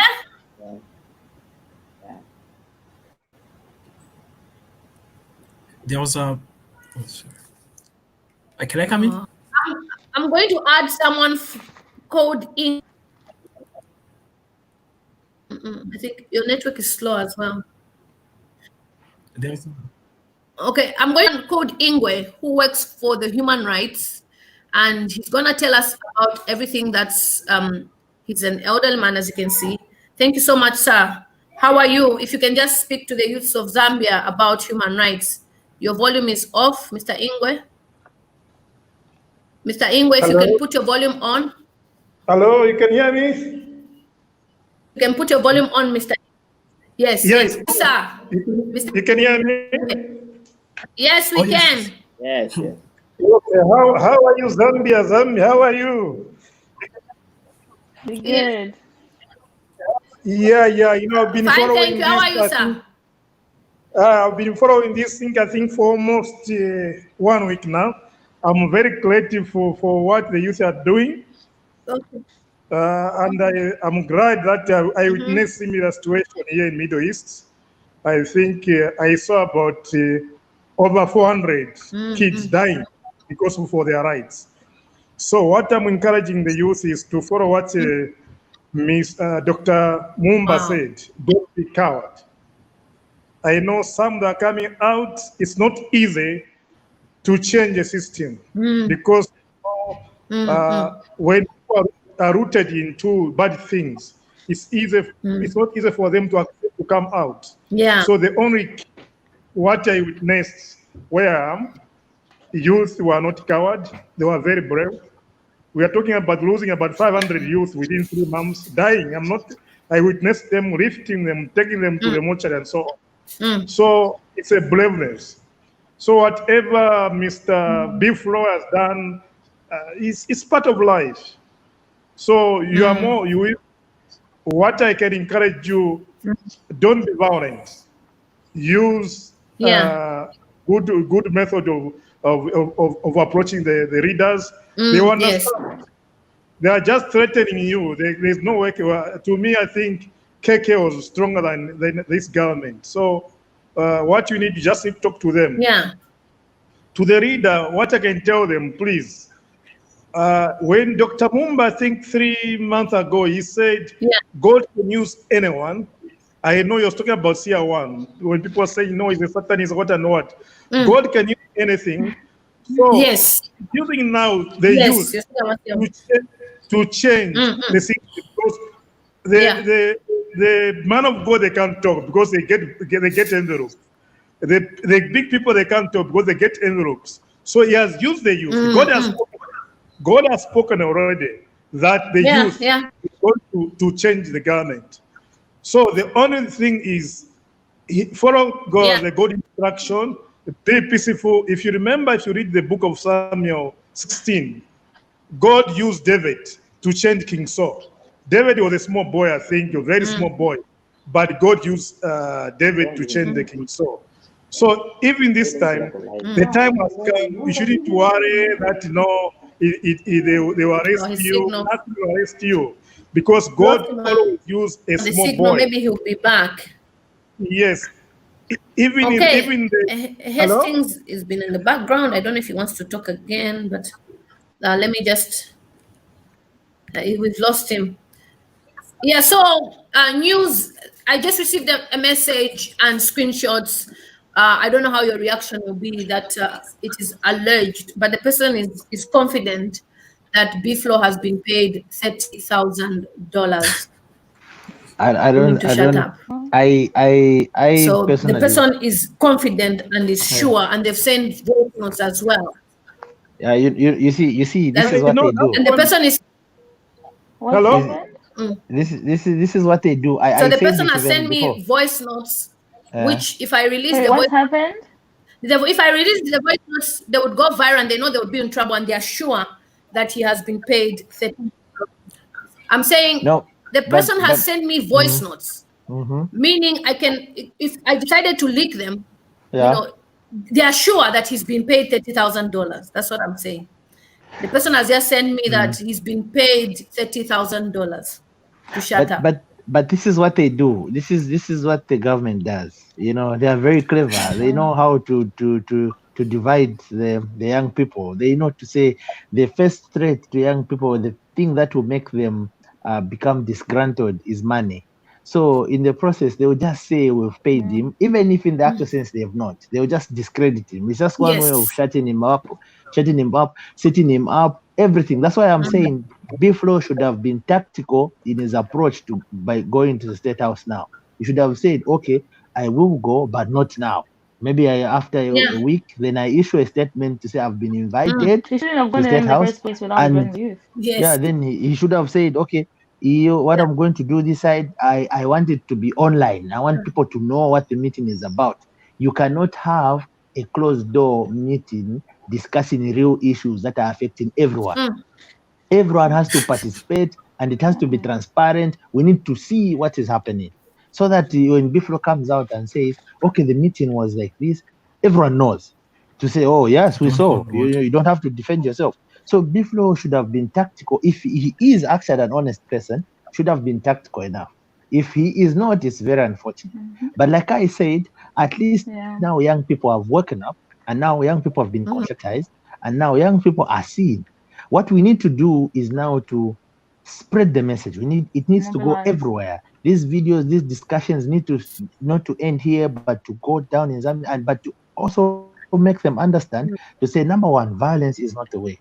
because like the big man said, this PF government is not as violent as the UNIP. I think the UNIP government was so strong and so violent, but this government is, you know, I think for them to rush into threatening people, telling them to keep quiet, it shows to say now they are scared. You know, when you're scared, you always react. You become reactive, you know. They are now reacting. Hey, say, keep quiet, hey, do it. Because now they understand to say if the young people unite, it's going to be a very big problem. And if you see, because we have to understand, they are not our bosses. They are not our bosses. We give them a job to be there. We are their bosses. They are accountable to us. You know what I mean? You know, so when we raise our voice louder, when we start now mentioning these things, when Tutu Nguruve says everyone who's going to protest their bones should be broken, we in the diaspora that have the privilege should speak out, should challenge them, should take them to court for issuing threats. You are a leader, a servant of the people, and the people are complaining to you, you're supposed to listen. You're not supposed to threaten them now. They put you in that position. You are not their boss, you are their leader. You carry a mandate that the people want, not what you want. So why should you threaten when people are complaining? When they're complaining, they're not happy. Deal with them. As in a more, sit down with them, deal with the issue. Don't deal with the people. Deal with the issue. When there was a problem in Rwanda, they wanted to beat up the President Chiluba. When President Chiluba went there, he didn't go there with police. He went there and sat down with the people in Rwanda. And they discussed. And they came up with a solution. That's how leadership is. You're not a boss, you're a leader. You are supposed to move with the people, not against the people. You know? So we need to wake up. May I just come in, Mando? On that please, one, please. Yeah, where you were saying that these people have been given those jobs by the citizens. I think this has been the failure on the part of the country to make sure that they protect these institutions of governance where they have been weakened, and how much have we developed in terms of the separation of powers is maybe the judiciary is so independent, so that if such kind of maybe a statements are taken to the court, really the people are going to obtain their justice at the end of the day, and so forth and so on. So when maybe you raise the question of the law to say what is law if it's not meant to protect its own citizens? So I think that kind of law is dead, in a sense. It does not exist. This is where people just come up with norms that protect whatever they do when they are in power. Hence, wonder all these things that is happening now. For me, this is something that has been cooking for a long time.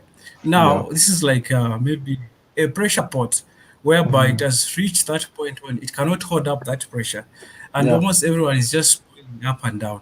So really, this is a wake-up call. And for fear, maybe fear has been used for a long time as a weapon to quieten people for a long time. And if maybe you look at the structures, nothing really has changed as such from the time of the colonial masters and up to now, because we seem to be working in the same paradigm where the state is looked at as an enemy of the people rather than the state meant to protect its own people. Okay, so no wonder we continue having we just continue to have this routine of maybe oppression, and hence there's lack of development. There's a lot of disintegration. People feel that they can do whatever they want because the laws that are there, they can be manipulated in their own favor. That's why we really need a change in terms of the laws that are there. And we need to have that passion, the passion that we are having now, to see to it that the laws that we make at the end of the day, they are not just in the book. Maybe if we can try to find out how many people really know the constitution in Zambia very well, no wonder they're able to threaten us. Say we're going to take it to jail and so forth and so on, because they know that we don't know the constitution, we don't know the law. So this is where they try to capitalize their political agendas. That's my contribution. I think I can come in really. I heard you are saying that Bifro was given some money. What I can advise you as a moderator, let us be focused. You know, when you are going to fight in a bush. 30,000. Hello? You are getting me? Yes. I was saying, when you are going to fight in a bush, you are going to hunt. We are going to hunt a lion. You don't expect a lion to sleep. Yes, sir. The lion is going to also to eat you. It's either it eat you or you eat it. So what I'm telling you, let's focus on these rumors. No, he was given 50,000, no matter what and what. Even if he has given billions of dollars, you don't know that.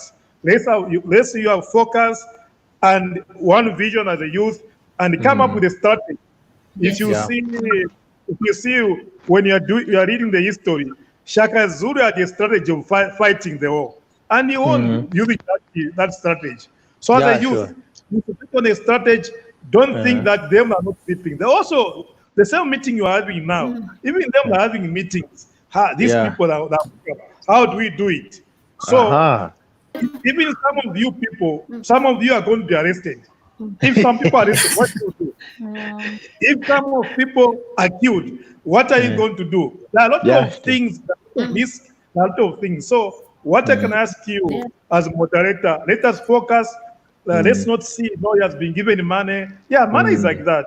Even Jesus Christ, the one who sold you is the next person, Judas Iscariot. Judas Iscariot. Money can do anything. So what you need is to be focused and have a strategy as youth.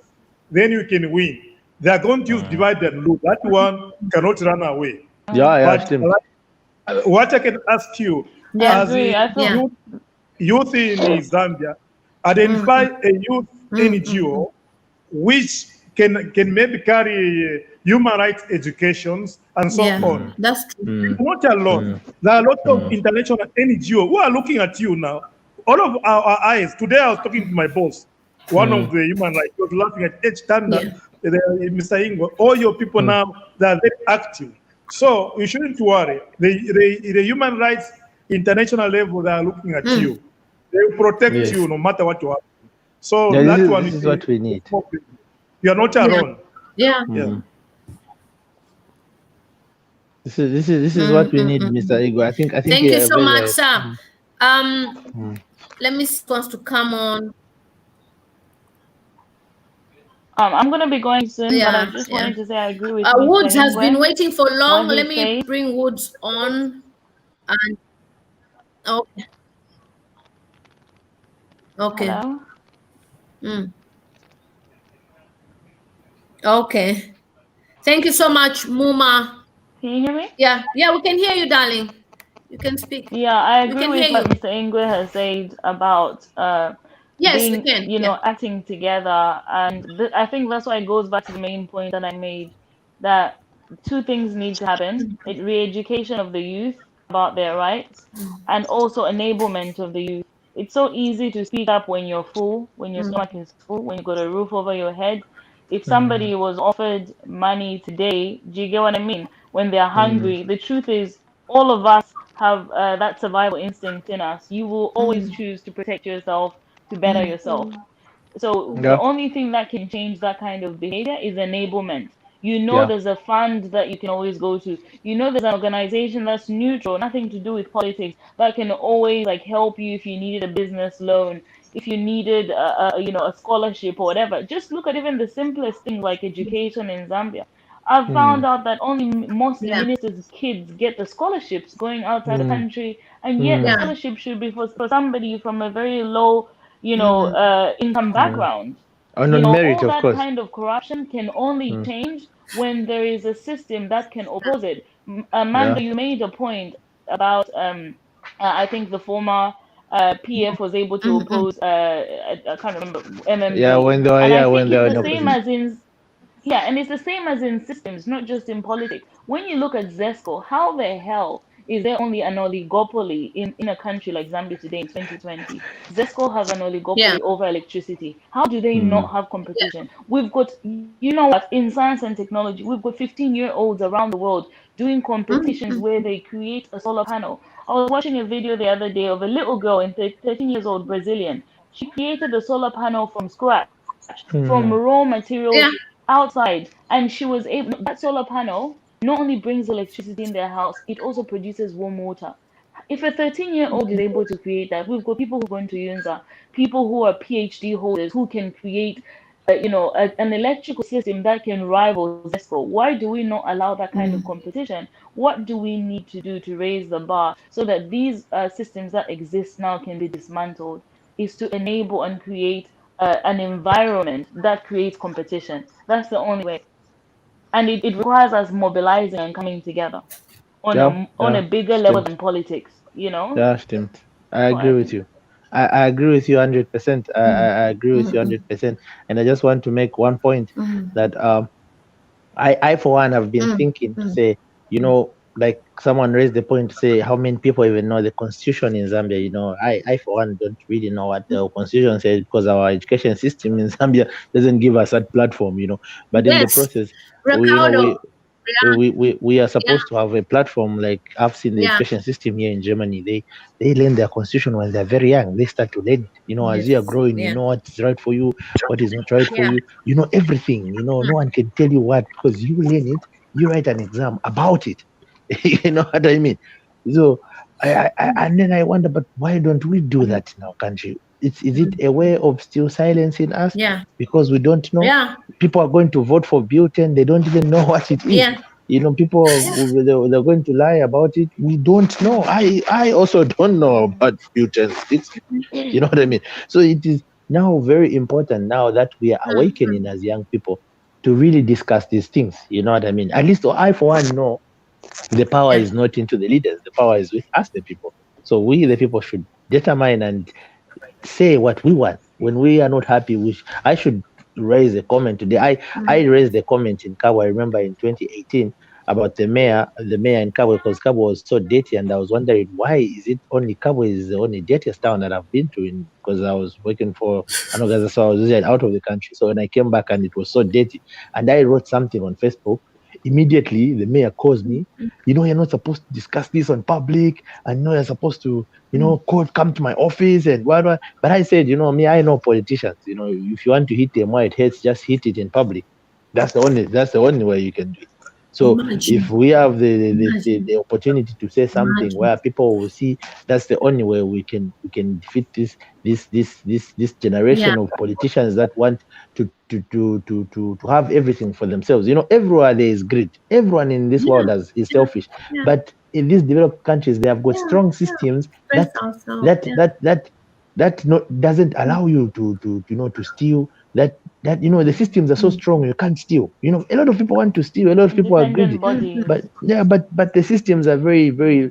But you know, when we take things to the court of law, and something is very popular, it also puts the pressure on the judges to make the right decision, because it's popular and people are seeing them, and the international community is noticing and what. So when we have the opportunity and when we have that ability to say something to our country, let us not relent. Let us move forward. Let us speak out. Let us voice out. And I'm happy that people in the diaspora even speak louder, because here you're supposed to be comfortable. You know, you're supposed to be comfortable and eating and things. But we are speaking up because we realize to say this is not our home. Our home is back there, and we need to do something that will liberate a lot of people, because suffering is not good. You know, we want to see a system where we now are able to take care of our own. Here in Germany, you can just go to the government and back or something. They know how they take care of each other. Despite them, they've gone through all these things. And us, we say we're a loving, country, and here there are 85 million people. In Zambia, we're only 17, 18 million, but we fail to take care of each other. So what kind of a Christian country are we? What is so Christian? What is the Christianness about it? I don't understand. Someone should help me understand. Sorry, my English is a bit rusty because of the German, but so for So tulingire tupose kwa mano sana ukusta voice out and making sure now it's just a time to conscientize the youth, to support them, to put things in public and to just let the politicians know. Thank you so much. I just want to say something. Can I say something quickly, please? Yeah.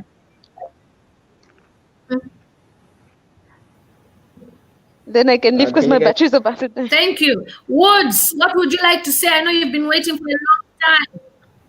Surely for a long time. Are you guys able to get Woods me? have been waiting for a long time. Woods, what would you... Okay, Lily, congrats anyway. I've been following you for quite some time. My main concern is, I think what's really causing all this commotion in our countries, that is really putting us, the youth, in a place where we are unheard. I think it's because at some point, I feel it's about like 60-70% us to blame, the youth. Because with us, the youth, we've got a lot of abilities to improve our country. Our government, like I said now, it's commission based. It's, I don't know, should I say kudiamo here? You see what I mean? So in other words, what I'm actually saying is that if you look at our country, what is it that we are selling that can bring in money from foreign countries? You see what I mean? So with us, we are being milked while we are not milking back. There's nothing that we are selling out there that can bring in money in our country. So which is dragging, I feel it's the same, it's the same situation that's dragging our government into desperate decisions, into greedy situations like now, like the way they are left with no options, simply because there are no proper initiatives coming out from the youths that are able to come up with proper initiatives that can actually push our country forward. And with them, they work with numbers. They are not voted into power, they find means of getting into power. You see what I mean? So they'll give up whatever promises they want to give up. You see what I mean? So, but like me, apparently I'm not in our country. I'm not in Zambia, apparently. But from the many countries that I've been to, just like Moma said, that was so true. And it's what's actually happening in my current country right now where I am. It's all about the youths coming up with creative softwares, creative systems that can actually push your country to be on a competitive level. You see? So if we're not pushing our own country to be so competitive, we'll be left on the open because everybody else, because almost every country is looking, which country is it that has got what we need, that we can easily get into. And they're looking at your weaknesses. Apparently, we are so weak when it comes to technology. Zambia, I think it's the weakest. There's nothing, we've got nothing to show off. You see what I mean? We've got nothing like Can I say something?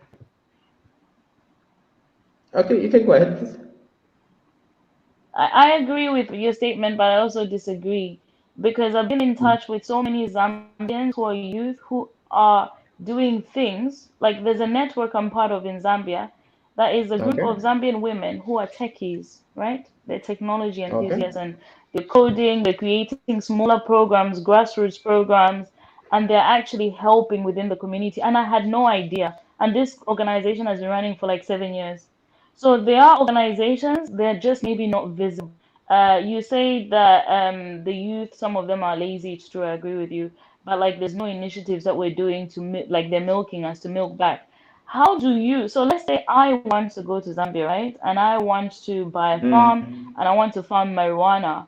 How do I do that when the government tells me that even though I'm Zambian and I've got an NRC, I have to pay 250,000 kwacha? You and I both know, even in the countries that we're in, 250,000 kwacha is bare money. I mean, it's a lot of money. Which kind of youth who's between the age of 20 to 35 is just going to have over 250,000 lying around, unless your parents are wealthy, unless you happen to be one of like in the 1 percentile.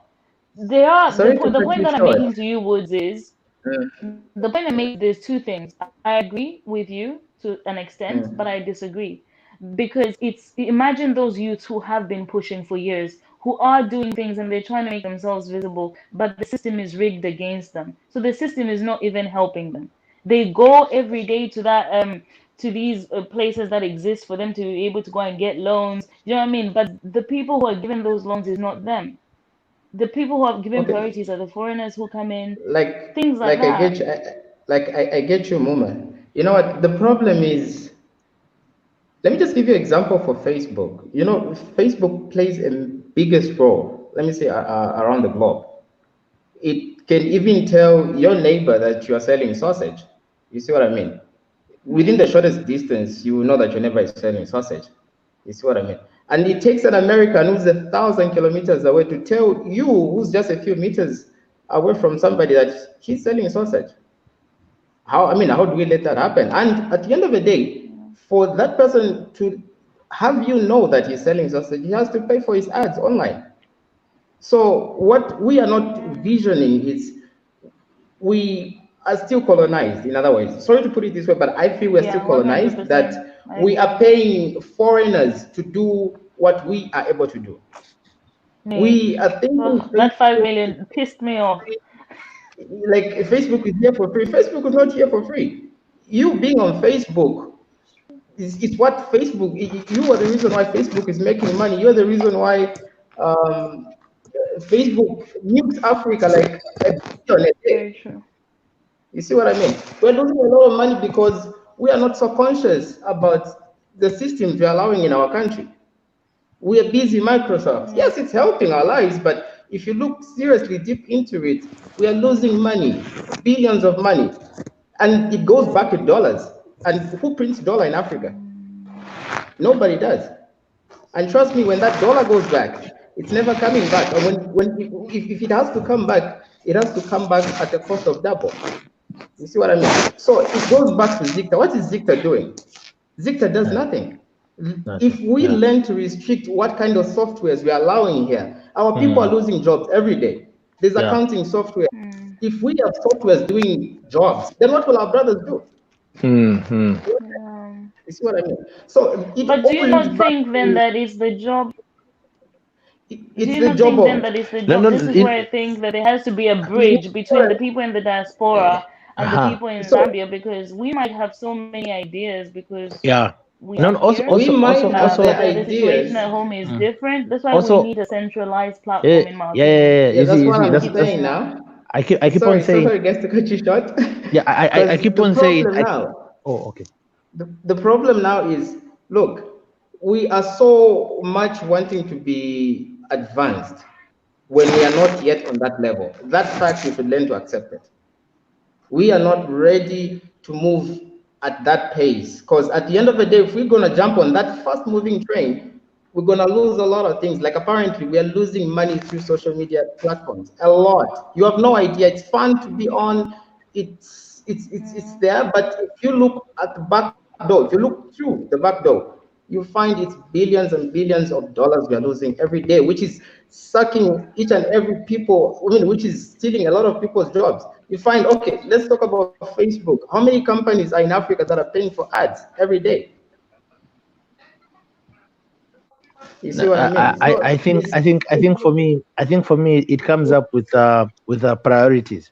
What is basically the priority of our country? I think for me, our country's priority at the moment is to make it self-sustaining, to make life easy for everybody, and life sustainable development goals to be achieved in all sectors of our country. I think that's the primary objective, because what you talk about Facebook, you talk about what all those monies, you find to say, yes, 1, 2, 3 people will be making those kind of money, but where will go the other 17 million or 16 million of people, of the citizens of the country? So I think the debate here basically is about how do we help sustain our country. So this is what we're talking about. The systems should allow a situation to say people that have got ideas can have access to money to build on their ideas. Those are the systems that we're talking about. You understand? We should have what the EFF talks about in South Africa, economic freedom, that we are able to also do things in our countries you know, because the system allows us to do that. You know what I mean? Right now in Zambia, I'm telling you, it's very difficult. When you go in Zambia and open a business and you're a foreigner, you are given a window period without paying tax. When you open a business in Zambia and you're a Zambian, they start charging you immediately. You just finish signing the signature. Pakra, Bazikta, they start. Sorry, not Bazikta, Bazeda, they start moving. Bambo charging bidding. You understand? So this is what before we talk about these things, we had to start from the foundation, from the grassroots. How can someone achieve something that they want to achieve in Zambia with the current economic situation that is there? It is not favorable. It is not even favorable for a young person to go in politics, because now politics has been made to be a game of money, and now it is very expensive. It's about who has the money, not who has the idea. That's why Professor Lumumba is saying, you know, when you're dandahead, you're still a dandahead. The ballot box will not change you to be someone with brains just because people voted for you.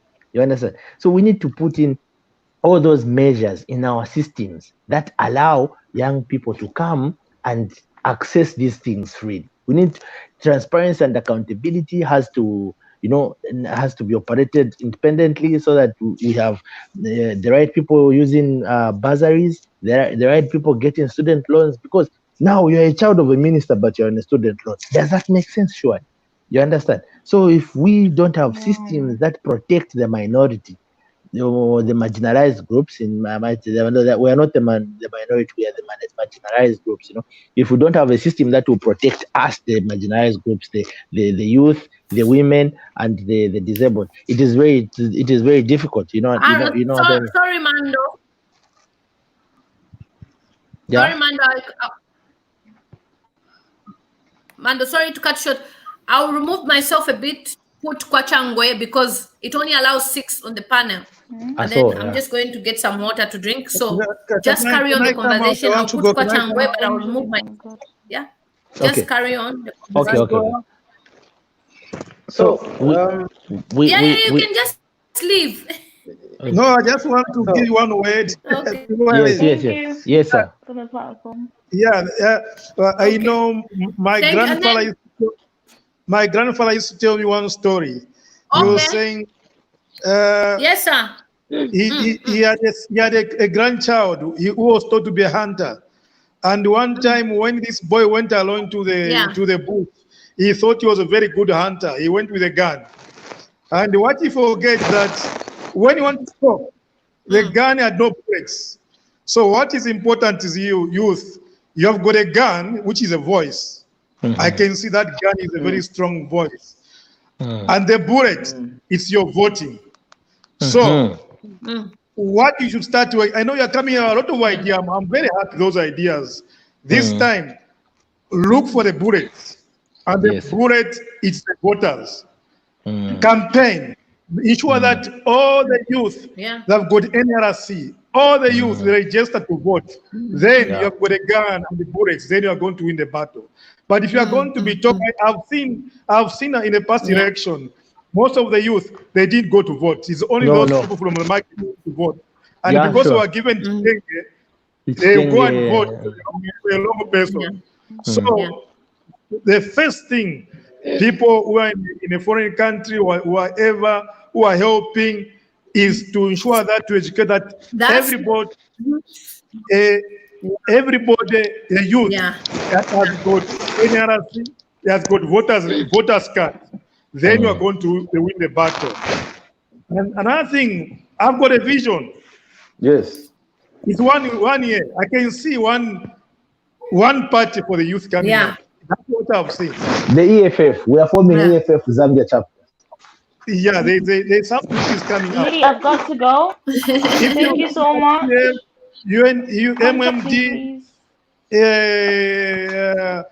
NDC, they cannot give you. They are some bunch of the people. They are recycling people. Come up with a new idea. Buy a new Corolla instead of driving a Benz. Yeah, I think that's what I can advise. Thank you very much for today. Thank you so much, sir. Thank you. Thank you so much. Thank you so much. This has been lovely, hey? Chichi. I love this conversation. I love this platform. I'm in love.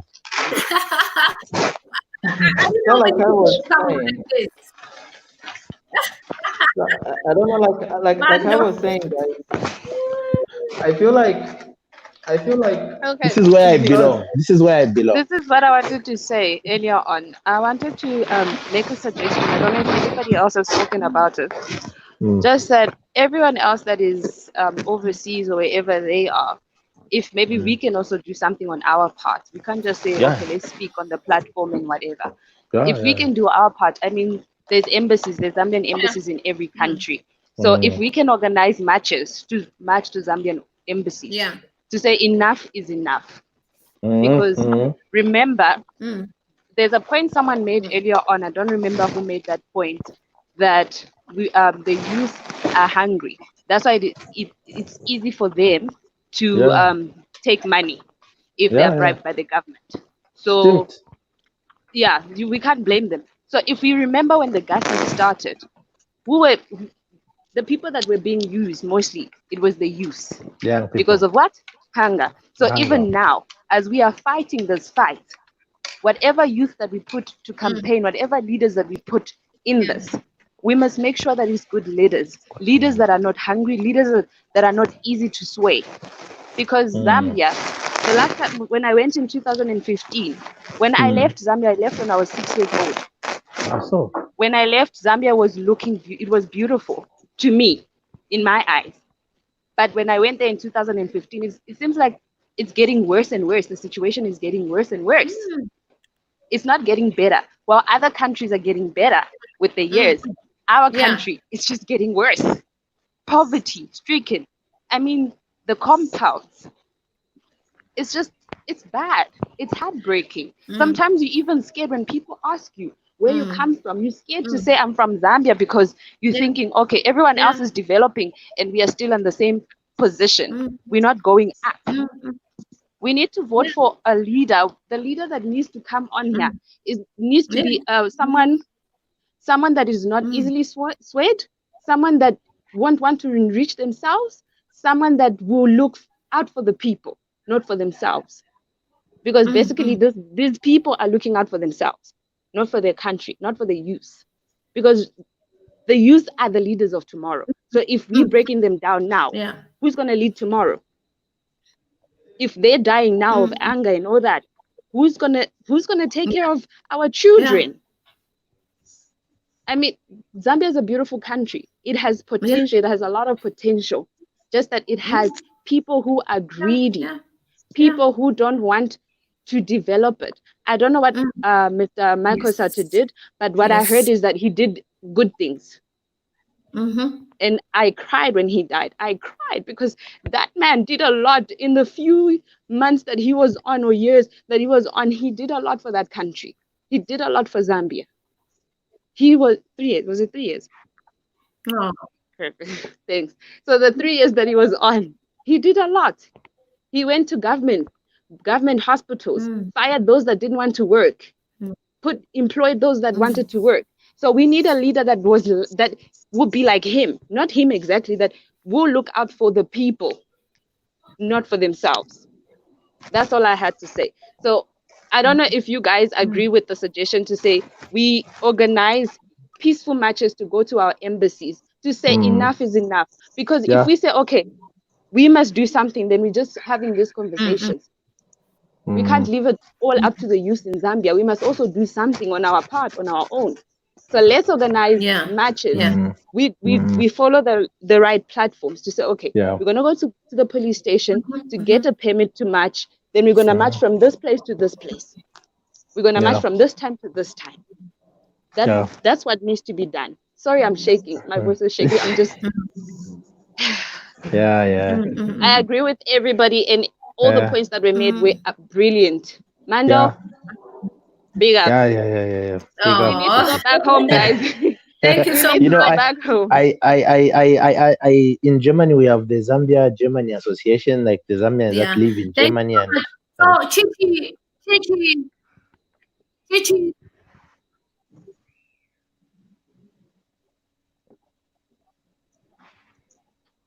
Hello. Yeah, I'm also here. Chichi Mando Uncle Kwachangwe, please email me linktermstv@gmail.com. share your numbers there, and then we can discuss the Speak Up for Zambia Youth Group, which we have started. Everyone in the youth. Drop your email. Drop your email in the chat here so that I can just copy at it. least with your knowledge as well, and it needs to be somebody who's passionate about the youth. You can drop your email here. Okay, I'll drop it now. So Lily with Terms. Yeah, so it's on my YouTube and also on my Facebook, so that we can carry on with the movement. It's not just a Facebook talk. We have started yesterday. We had our first Zoom meeting, and it was wonderful. We've put up a structure. We've set up a Facebook like page. And like I said earlier, it's not just about,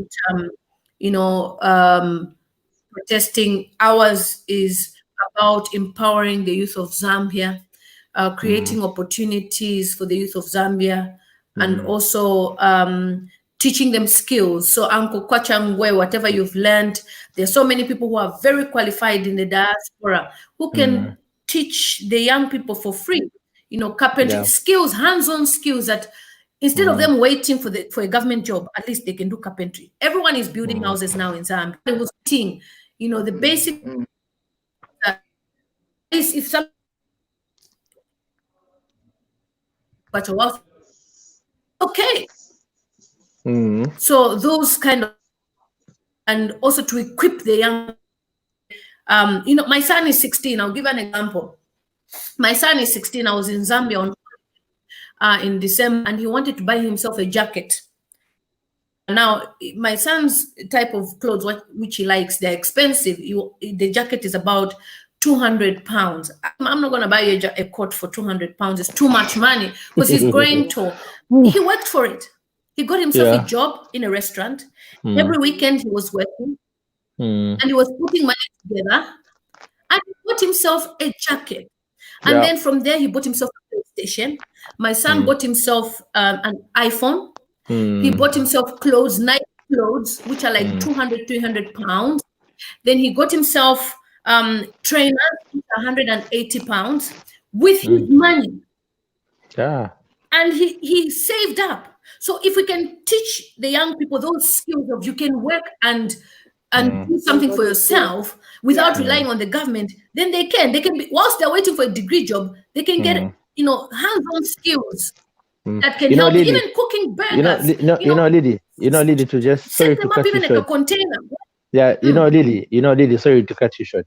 I've spent most of my time in Zambia, and I'll tell you, that's why I'm talking about the systems, because it's the government that has made the system look like it is impossible to do without the government. That's why people in Zambia rely on government jobs. It's because they put that notion in the education system. We learn in Zambia to say when you finish school, you're supposed to work for somebody. We do not learn like the education systems that they have here in Europe, where when you finish school, you're on your own, you can start something. The environment is conducive for you to start something on your own, that's why we are always talking about the government, because it's a measure of control. You know what they do? When to be honest with you, I've done this in the political science that I've done, is that when the country is not in a really stable economy, it actually favors the government, because they have the situation in their hand, and they use what we call the power of hope. So what they do is that when it's time for elections, almost time for elections, they promise jobs. In the army, Tuala Ingisha 5,000, they just register.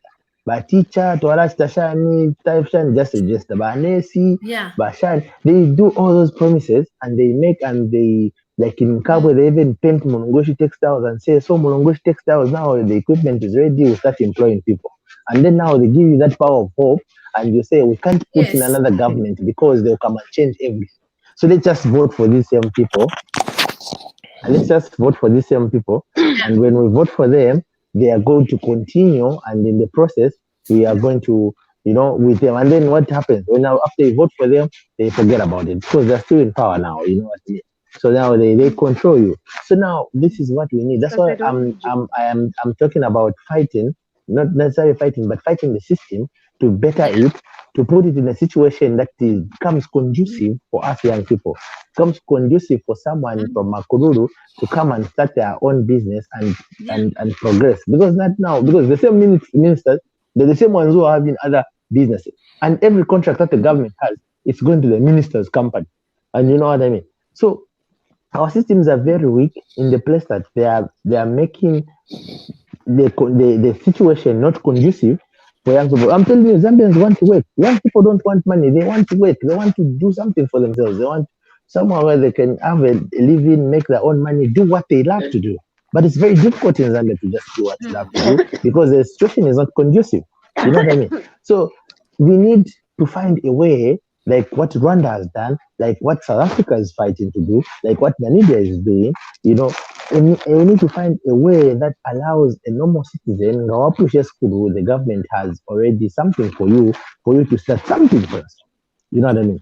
It shouldn't always rely, say, okay, by minister, no. It should be school, we have something to do. But the situation in Zambia does not allow it. It's not, I don't blame the people. I blame the situation. Mando, do you know why the situation is like that? I think the government has structured the situation like that for them to be in control. Exactly, that's what I'm saying. And for us not to have control. So they want to control everything. So the way you said... Hold on. Okay, so I've received a message, and then after that we'll allow Ricardo to speak because he's calling from America and he's from Jamaica. Okay, so this person says, I won't mention her name, I'm sure she's watching. She says, hey, Lily, this may not sound popular on the bill, but we need to slow down. Slow down. Politics is not what you see on the surface. No matter how down the people are in power, the machinery that works in the background that you need to master. Yes, the guy made a few mistakes, like going alone and all that at the end, and not telling someone that he was going. But I believe he didn't go on a normal invitation. And he was most likely driven by force to plot one. There are lots of dots that are not connecting. I am very clear that he is not a sellout. People are acting out of emotions and saying all kinds of things that are not even driving. As a honest Mandela, it's unfortunate that I cannot share the audio because the audio was a conversation of somebody who was there. And the person is saying the money, $30,000 out of money. So I'm just saying this is what I've gotten. I don't know whether it's true or not, but according to people right now, they're saying Chela Tukuta is live and he's also mentioned the same figure. Now, there are two different people. I'm doing my own platform right now. I didn't even know Chela was live. And he's also mentioned the $30,000. So the word is going around slowly that there was a $30,000. So carry on. Ricardo, please come on. Ricardo is an amazing guy. Please stay on, Mando. And I want you to listen to Ricardo when he's... Yeah. Ricardo. Hey, Lily. Hey, guys. Hi, Ricardo. It's good to keep the discussion alive, and it has to keep going. And we got to be mindful that we do not become distracted, by these events. Yes, and we have to be mindful of those people who are in our midst and who come about, with the big fight. I'm very mindful of celebrities because they have a profile to maintain, and many can use this as a platform to project themselves, to further establish themselves, to get the attention that they need. And yes, it's sad, the case with B-Flow, but we don't understand the depth, and the depth of what really happened. So let's not give him too much attention because it's working in his favor. Those people who didn't know about B-Flow before, now they know about B-Flow. So in many ways, this is a marketing strategy that is working in his favor. Yes. The main problems that we are concerned about here. Are the youth not getting opportunities, and systems not being in place to help move the youth forward. We got to be mindful, because the last thing that could happen is for them to see that, the efforts and the movement, is disorganized, that people are sidetracked. It would be an advantage to them. So we have to stay focused. We have to pay attention to those who are going against, what the movement is working towards, and not give them the time of day, because it's going to work in their favor and against, what we are trying to accomplish. And it's like I said before, I said earlier, the youths need to go home. The youth need to speak with their friends. They need to speak with their family. They need to speak with their mothers and fathers, because you need to create volume. You need to have size. You need to have everyone on board, not just some. And the approach has to be well organized, because you're dealing with a system that is in place by law. These people, they know the law. They know how to exploit the law, in their favor. And it goes back to what I said earlier. The youth also need to read and understand the Constitution, to understand the extent to which they are free to express themselves, to assembly and protest and request and demand change from the government. If the approach is not organized, then they're going to use it to their advantage. They're going to pull out the weak ones, because, as I said also earlier, going alone is not going to work. It has to be organized, because they are going to capitalize on this. These are men who are in power and who want to stay in power. The president already said that he is going to do whatever he can in his power to run for president again, even though the Constitution says that he can only be elected twice, or he can't be in office twice. These are men who are in power. People, the youth, have to get the Constitution, look at the Constitution, so they can understand what is changing, why is it changing, to determine whether the government is exploiting it to their own benefit. We have to be focused. We have to be organized. Don't give Biflo, yes, he fall off already. I mean, you can look at it that way, but let's not do the marketing for him. What we are trying to market here, what we are trying to present to the world and to the youth, is that there is need for change. There is need for things to happen, so that the youth can move forward. Because, as I said before, if the youth are not developed, if the youth are not given the opportunity to help the economy grow, the country is not going to move forward in the way it should. It is not. So yes, it's easy to get, emotional, because I understand the pain that's there. I understand the hurt that's there, but let's not be sidetracked, because this is what they're going to want to see. They're going to find a weakness within the movement, and they're going to capitalize on that.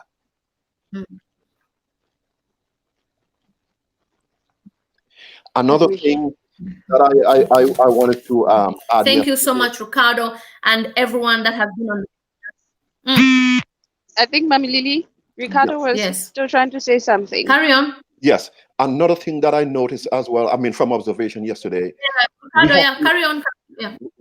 I'm a Christian. I'm a Christian as well. And I'm not talking about being religious, but there is something that we have to understand.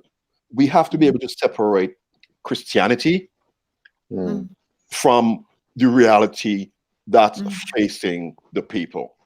We can't go to church and say, let's, do a prayer and it's going to change anything. No, we can't go by hoping on because God has given us a mind to think. He has given us people.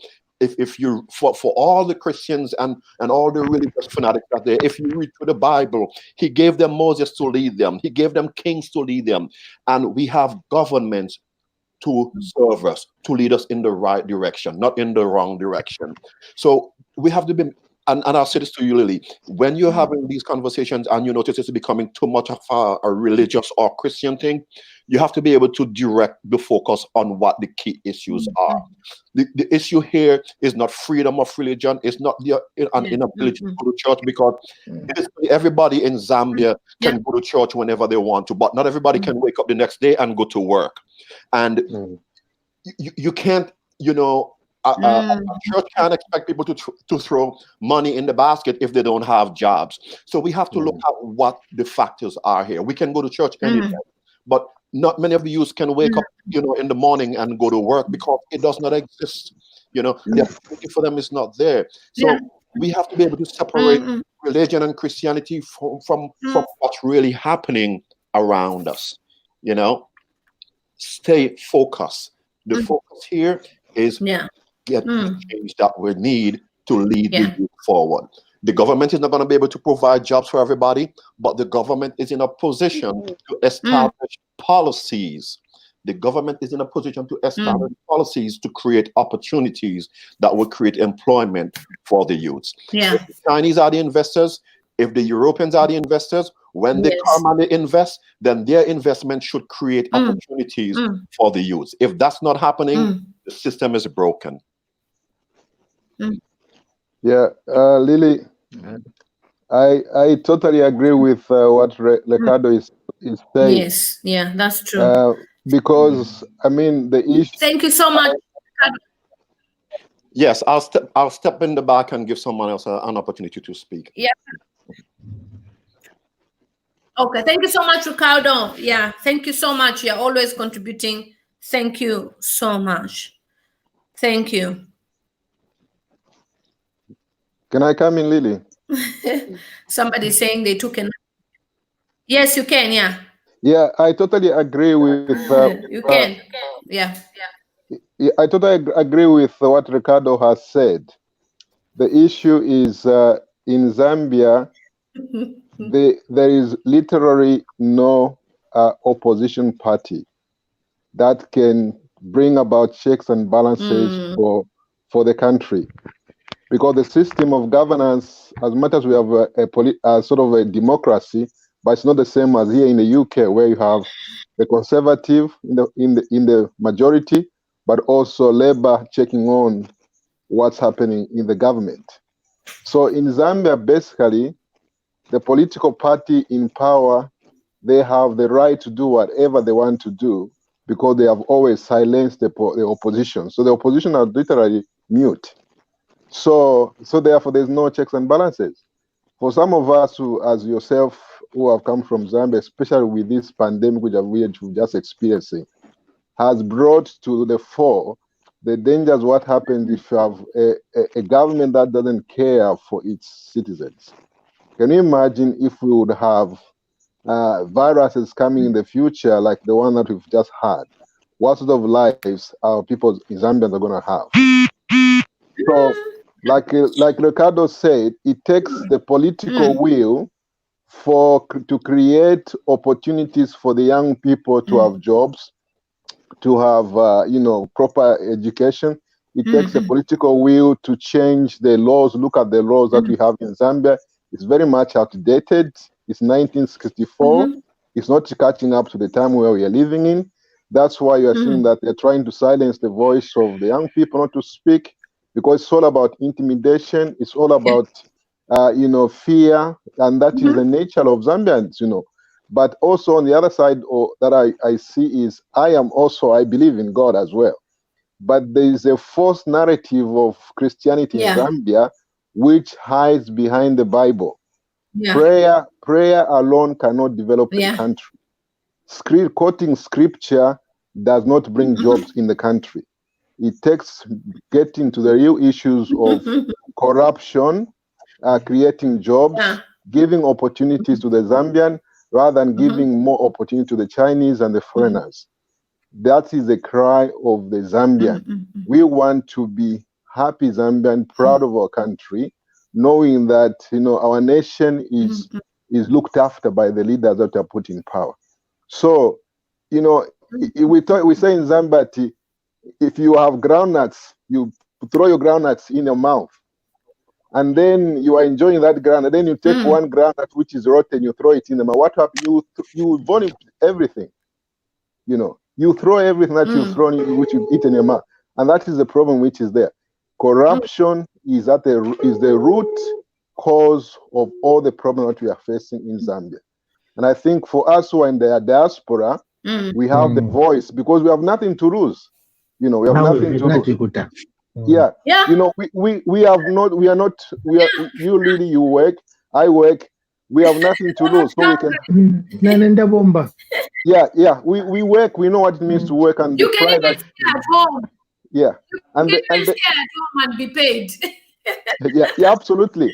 So we don't work. Yeah. So I think what we need to do as the people, as the youth in the diaspora, is to create a forum that will allow for checks and balances for our government. Like Chichi said, if we see certain devices, we can go to our embassies, the consulate, and protest against those kind of things and be a voice for our people in Zambia, so that they will know actually, even if there's no opposition, they are the diasporas who care for their Zambian family, their grannies in Chingola or Kawe or Sesheke who need water, who need, those are the things that we are talking about. The problem we have in Zambia is political parties and cadreism that is inward looking rather than outward looking, and they don't care. And what you've seen in the past few days, or months, is that we have our president, who we call Daddy, who's no longer interested at the outward looking of the whole nation, is all interested on the interests of his political party and how he's going to win the votes. That's why he has not addressed the issue of the Chinese. He has not addressed the issue of the God. He has not addressed the issue that you are talking about. So it is a political of deflecting away from the real issues which the youth are calling about. So that's why we need this platform, be wise and speak out against this injustice. This is injustice at the very, very highest level. To tell you, I'm not proud to be a Zambian, to tell you, it pains to see what's going on in Zambia at the moment. So we should speak out with one voice and stand for our nation. Otherwise, before you know it, before you know it, you go at the airport, you find a Chinese telling you, looking at your passport, next time you go, that's what we're trying to say. Okay, guys.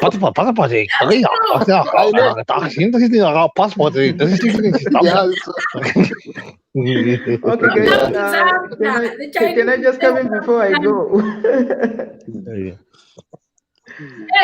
Can I say my last part before I go?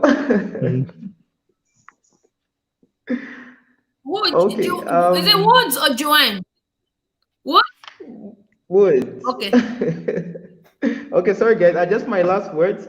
Okay. Carry on. Okay. Where my point was being based was based on the motivation and the inspiration that I've seen in many countries that I've been to, including the one that I'm into right now.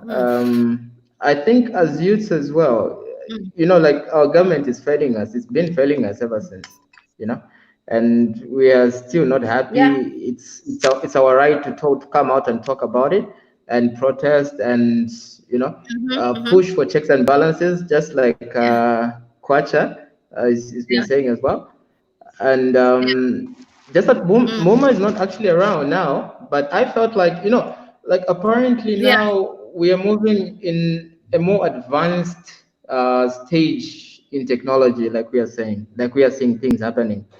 And I feel like us Zambians, if we're not stepping up as well to really sustain ourselves technologically, to become more technologically independent, because trust me, soon, technology is going to be the only way to do business. It's going to be like 75% our livelihood would depend on technology. And I fear this will be the biggest hit on us Africans if we're not going to take up this. If we're not going to take this issue seriously. I myself am a programmer.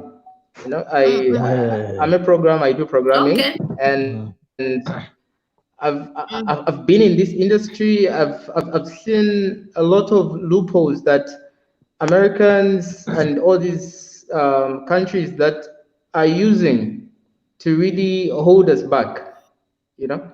So if you remember, I spoke about Facebook. Facebook, good platform, yes, it helps us to connect, communicate. But if we're gonna allow Facebook to be part of our business, to be part of our e-commerce, it's a big blow. Trust me. In the next 10 years, we'll be in a stage where we won't be able to control it anymore. You know what I mean? So I feel we as youths as well should also wake up.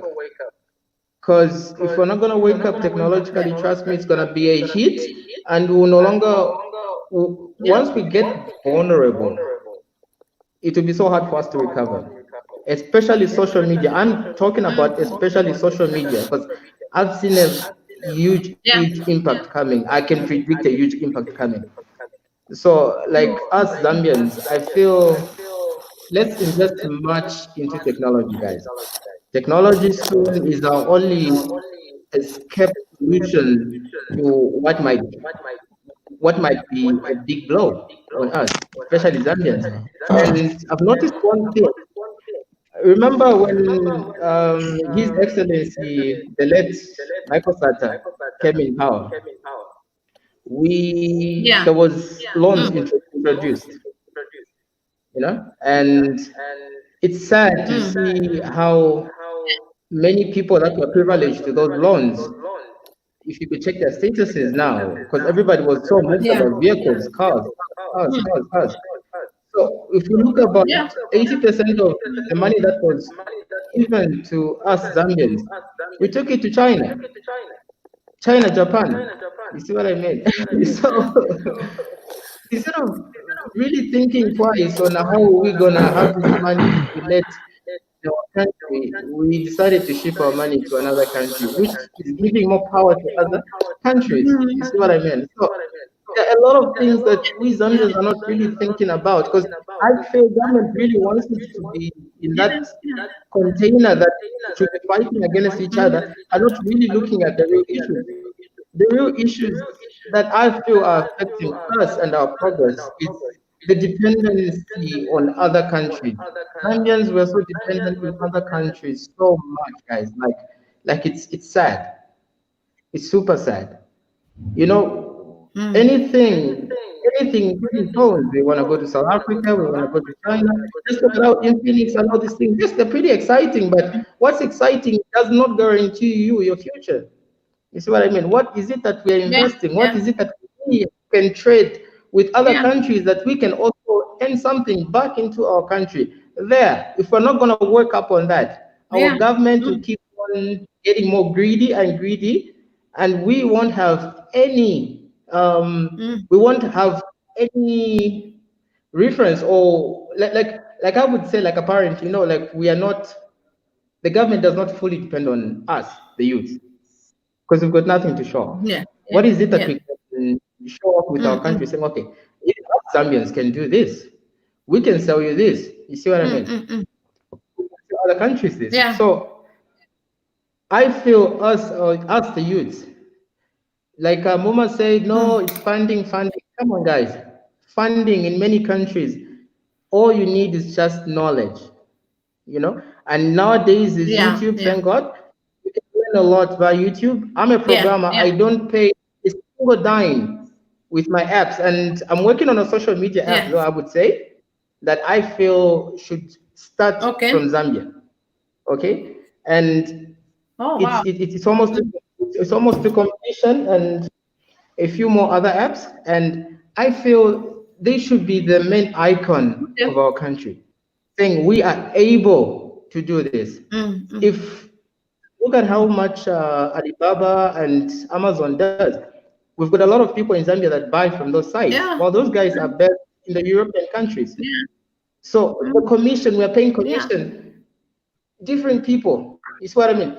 Why don't we think of a platform where if Chinese people want to sell their products in our country, they have to pay us to advertise their products for us to buy them? You see what I mean? At least we're getting something back. You see what I mean? So we are losing our money. As commission is also going. So we are losing like extras. We've got those funny extras. We've got those small extras that we are losing on top of our money that we are not putting to accountability, which is seriously affecting us. So I feel as us youths, we should wake up. Like we should seriously wake up. Government has no equipment to really process a lot of our minerals. You see, so because of that, they are left with no options, with no choice, simply because they don't have machinery and they want to make something out of it anyway. They can't leave it lying in the ground for long. They still want money. They still want to prove to the citizens that they can do one or two things. So they will be forced to they will be forced to go by any means to make it happen, not without considering the consequences or the after or the effects that will be coming forward. So I feel us as Zambians, I think we should focus a lot. We should focus a lot. South Africa has been fighting products that come in their country. They've got that strong culture of living in what is produced in South Africa has to sell first, has to be prioritized. It has to be prioritized. See what I mean? Because South Africa does not import cars, I think, unless if it's special. No, it does. Otherwise, everything else, It does import. you see what I mean? It does import, but it's more expensive to import than buying locally. Yeah, but they don't what I make mean. cars in South Africa. They just assemble cars. It's a different, it's different when you talk about it. You know, but I get the point that you're driving to, which is a very concrete point and which is a solid point. But I was just trying to state the fact to say we also they don't, So unless you talk about Kenya. Rwanda. They're the ones that are making Volkswagen now. Yeah, like okay, Okay, I wanted Joanne to speak. Joanne to speak a little bit, and Albert, and then we can end the live now because we've been on for long. Yeah, 4 hours. Joanne to speak, please. Joanne has been waiting, and then Albert, and then because I know this can go on the whole night. So, Joanne, how are you?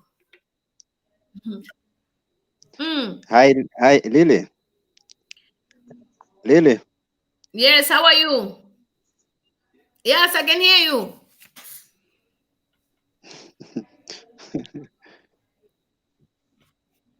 I can hear you. We can hear you, Joanne. Speak. Or maybe I should go on first. Good evening, everyone. Okay, Albert, yeah. Albert, speak. Albert, how are you? Good evening, everyone. I'm okay, thanks. How are you, Lily? Roots, how are you, Mando? Yes, I'm fine, thank you. I'm fine, okay, thank you, thank you. Yeah, thanks for the platform that has been given to me. I don't want to speak much, but it's just an eye opener concerning what is happening in our country, Zambia. Actually, I'm very bitter, and it is getting more bitter the way things are happening now. I've got some. I'm short of words, but my anger can more be expressed in action. Although we are delaying to do the protest, I don't know when that can happen. But then eye opener that I have for us youth is this: how many of us watched the Titanic? Yeah, I know most of us watched the Titanic. There was that part when before the Titanic crashed into the ice. There was enough chance for them to turn the boat so that it couldn't crash into the ice, but it happened according to what I got, what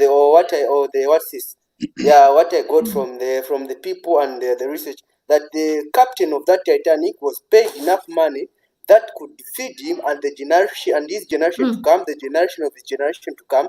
He was offered a sum of huge money that was going to sustain his generation.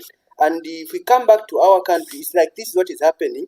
We are in a boat that is going to crash, and there is enough chance and space for us to turn away from that boat. But it looks like there is someone who has been given something so that he or she may let the boat crash, so that we suffer. In that Titanic boat, there were politicians, they were great people, but they wanted them to die on that boat so that they don't reach where they were going. That's what is happening here. They want most of us to die in this boat, Zambia, before it crashes. But now that we are here, I think it's time that we should rise up and speak and raise a voice to speak out to make sure that we don't let the boat hit in the heat and crash, but we should turn it aside.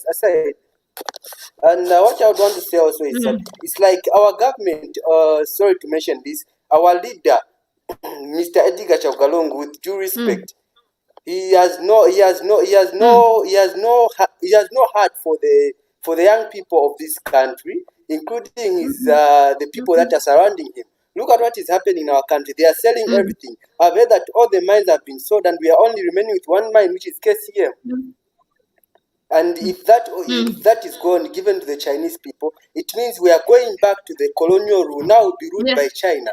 And you find that by the time we realize, we wake up, we no longer have a chance to speak out. We no longer have a chance.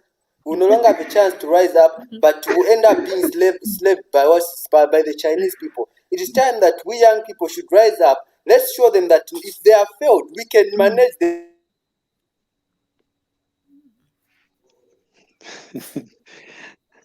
Hi, Lily. Hi. Hi, Joan. How are you? I'm okay, thank you. How are you? Hello? Fine, thank you. What do you want to say? What's your contribution? Okay. It's been a pleasure to start with, given an opportunity to be part of this team. And secondly, I've been following you for quite some time, learning quite a number of things. Okay. There is a lot that is happening in the is it underground here in Zambia. We are trying the best that we can to make change.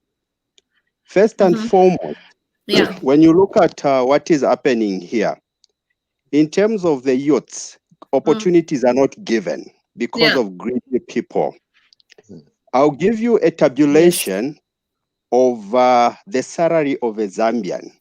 That will give you an insight to the reason why it's very difficult for a youth in Zambia to come up with business, to find opportunity of something that can empower them. Did you know that 100% of one's salary is tabulated as follows? Between 37% to 50% of one's salary goes towards taxes. The remaining 50% of your salary, you have 25% of your salary goes towards rent, because rent in Zambia is quite high. The remaining 25% of your salary, you have 10% as a Christian that you pay as tithe. You remain with 15%. The 15% that you remain with, you've got 5% of that 15%, which goes towards transport, whether you are driving or not. The 5% goes towards transport. The remaining 10% of your salary, you've got between 2.5 to 3% of your salary goes towards education of your children. The remaining almost between 5 to 7% of your salary, you've got 2% that goes towards keep up of the children. You remain with 5%. That 5% is taxed as well, because that is now what you use for sustenance the whole month. What do you remain with? You get to a point where you can barely support your external relatives. If you can barely fail to manage at home to support your family, then what do? Yes, you live a life of borrowing. This is the current situation in Zambia. Secondly, opportunity. It's very difficult for people to come out in the social media because it's easy to be spotted out. You are singled out and you are attacked, because mostly if the youth goes in the streets to voice out, they are either beaten by cadres, which brings fear. Hence, underground campaign for us to bring change. That is what has been happening, and that is what we are hoping will continue. Secondly, from now on, from today onwards till 2021, it's a bit of a long period of time of which we depend on you people to keep sensitizing the Zambian people, keep voicing out, so that this momentum is pushed up to the end. there is a tendency of change of wind in Zambia, where you find most of the time this situation will come in and drift the attention of people in that direction. Hence, the focus is disturbed. Like just what has happened when you talk of the musician, the Biflo, who's literally got no contribution towards Zambia. That is him and him benefiting. You get? The majority of poor Zambians are suffering. People are suffering here. I'll give you an example of a certain area. 80% of the occupants are the Indians and the Chinese. Zambians have been pushed into the rural area.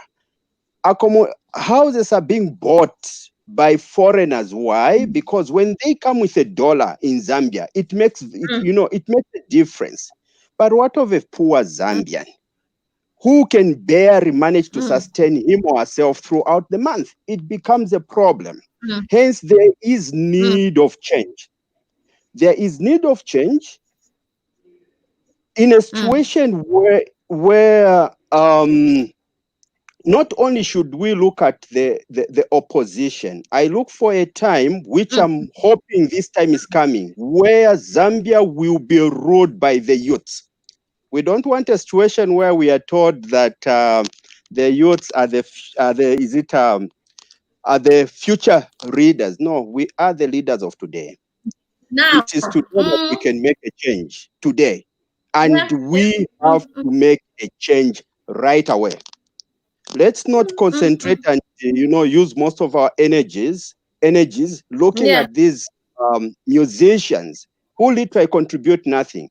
I'll give you an example. Most of these musicians are coming on board trying to voice out for the following reason.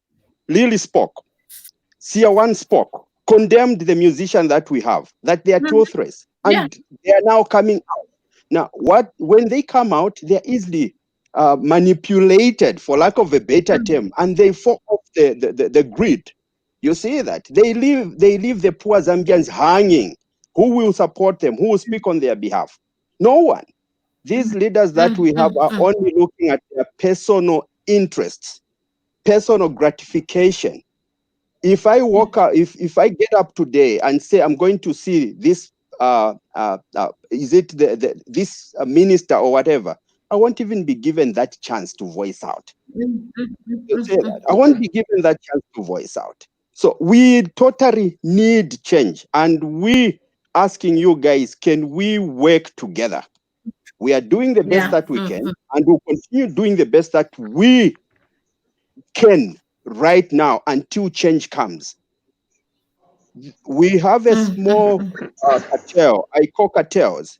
There are small cartels that have been empowered with resources at the moment in Zambia, which are controlling. And do you know what they're using? They're using the poverty levels of the Zambian people. I'll tell you one thing. Did you know that from the time our friends came into power, the only achievement that they've made till now is enabling youths open to Ntemba at each and every corner? That is the biggest achievement they've made. Wow. Open to Ntemba. You see that every person thinks of either becoming a cadre, or you open a Kantemba at somebody's yard. They won't even say anything. The only thing you have to call for is PF. I'm a PF supporter. And the people won't say anything. That is the only achievement. Yeah. Secondly, or lastly, the problem that we have in Zambia and Africa, this is what needs to be addressed, is as follows. Yeah. Governance is treated as a source of livelihood. Governance should not be treated as, yes, governance should not be treated as a source of livelihood. Governance should be treated as an institution, a private institution. Every private institution is composed of the following people. You have the CEO, you have the managers, and the other people follows. Why does the owners or the shareholders of a company employ a CEO? Is to manage the affairs of the company. If the CEO cannot find avenues of generating money for that company, he is fired. We have Zambians, a company that we call government. That government we voted in, Lungu appointed him as the CEO of this company. So it is his responsibility to find avenues of generating money and creation of opportunities, which is employment for the youths. If he cannot do that, what happens in a company? He's fired. Every CEO that fails in a company is fired. Every manager that fails in a company is fired. So even him, we've seen he has failed because he doesn't have the ability to provide opportunities and avenues of sources of income, because an institution's aim is to make profit. If government cannot make profit, then where is it going to? It will die because it can't generate resources. So this is what we need as Zambians. We need a party that will come in power and not take governance as a source of their livelihood, but as a company that has to generate profits and money for it to be sustained. For now, that is my contribution. Lady, can I just come in a minute? For us, no problem, sir. It's okay. We can carry because there's 300 youths watching on Facebook and about 400. So carry on. What I want to say to Janine, especially for you, is in Zambia. We also, I'm sure Lily, myself, and all the other guys, we all come to Zambia. We know the system from left to center. We know the intimidation. We know the fear that is going on there. And I can promise you that, we here in the diaspora, we are with you guys. That's why this platform is here, to support the development and the injustice that's going on in Zambia. And I don't know whether you've seen, I never used to be on the social media before, but because of Lily, I started a YouTube, and I've been talking about religion as well, talking about tithes and churches. That's my profession. I've got a bachelor's degree in theology. So if you talk about theological issues, check my YouTube, Kwachango, and you hear what I talk about churches in Zambia. Churches in Zambia, they also have envelopes. They're also, there's a lot of false teachings which they have stolen from the Zambian people. And because Zambian people by nature, you are very good. You are good at giving. You can give the last bit of what you have to appease someone. And that is the problem that we have in Zambia. But we who are here outside the country, we can see some of the things, the injustices that are done in Zambia, which are not done in other countries. So that's why we are here to support you. Just make sure that you pass on the way to the people on the ground, whether you are in the market, in the Chibemba or Nyanja, tell them this is what's happening, this is what's happening, so that we will have a government in place which will care for Zambia, that will protect the Zambian economy and also the prosperity of our country. Because even us here, we have children. We want to bring our children to our country so that they'll be proud of Zambia. When they go to see Victoria Falls, they have to be proud that they're in Zambia. But to see a Zambia, we are ashamed ourselves here to be a Zambian, like Lady is saying, because Zambia has become a laughing stock to many countries because of what is happening in Zambia. We have a leadership that is inward looking, not outward looking. And that is our agenda, is to make sure that every Zambian has a dignity. One Zambia, one nation is the case of every Zambian needs the basics, at least the base, to be proud. And that's why we elect our leaders, so that they have the political will, they have the power to influence, to make bilateral agreements and treaties with other nations that will benefit the Zambian, not the elite on the top, but for the benefit of all Zambians. But what we have seen this government has happened is that they have moved away from Michael Sata's vision and totally gone in a wrong direction.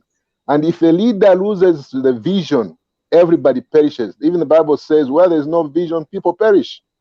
So you have a government which has totally have no vision. That's why they are threatening the voices of those who are speaking out against some of these things that you are seeing. What they should have been doing is to listen, because a good leader listens. And when he listens, he will reflect and then make some concrete decisions that will benefit everyone. But this kind of intimidation and fear is totally against the grain of what good leadership is all about. And that's my last contribution really for the evening. Okay, so if I can also come in. Thank you so much. Yeah. So if I can also come in. We need to drop your link as well. Yes, come in. I didn't know you now have a YouTube channel. Okay. Yes, so now, yes. Carry on. So now this is what I want to appeal to the Zambian youths, everyone listening in Zambia and in the diaspora. Yeah. I want to appeal to Zambian youths to stop talking to politicians in their offices. It's now time that they have to start speaking things that also other people will hear. Because that's right. The strength to defeat a politician is to hit him with the numbers of people. We need to start now educating people to go and vote. Because you cannot remove a sitting government if there's vote apathy. We need a lot of people to vote. You know, every time you have to remove a sitting government, it's an uprising. We need a lot of people to go and vote. I, for one, will travel to Zambia to go and vote in 2021. That I can guarantee. Because we're all traveling. We're all traveling. We do not want to see so much injustice. We want to bring back the power to the people, because the power should always be with the people.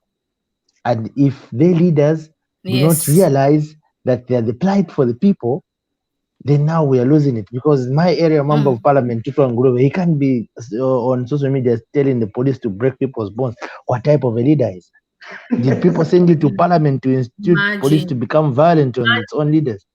You know, we have so many issues that are happening in Kabwe. We have, people, the town is dirty, the roads are bad, there are a lot of people suffering in Makululu, there are a lot of water. But these people, my area member of parliament, he photographs where he's building and says what I'm doing for my constituency, and then we attack him on that. How can you lie on social media saying you're doing for your constituency when it's a place where you're building your own things?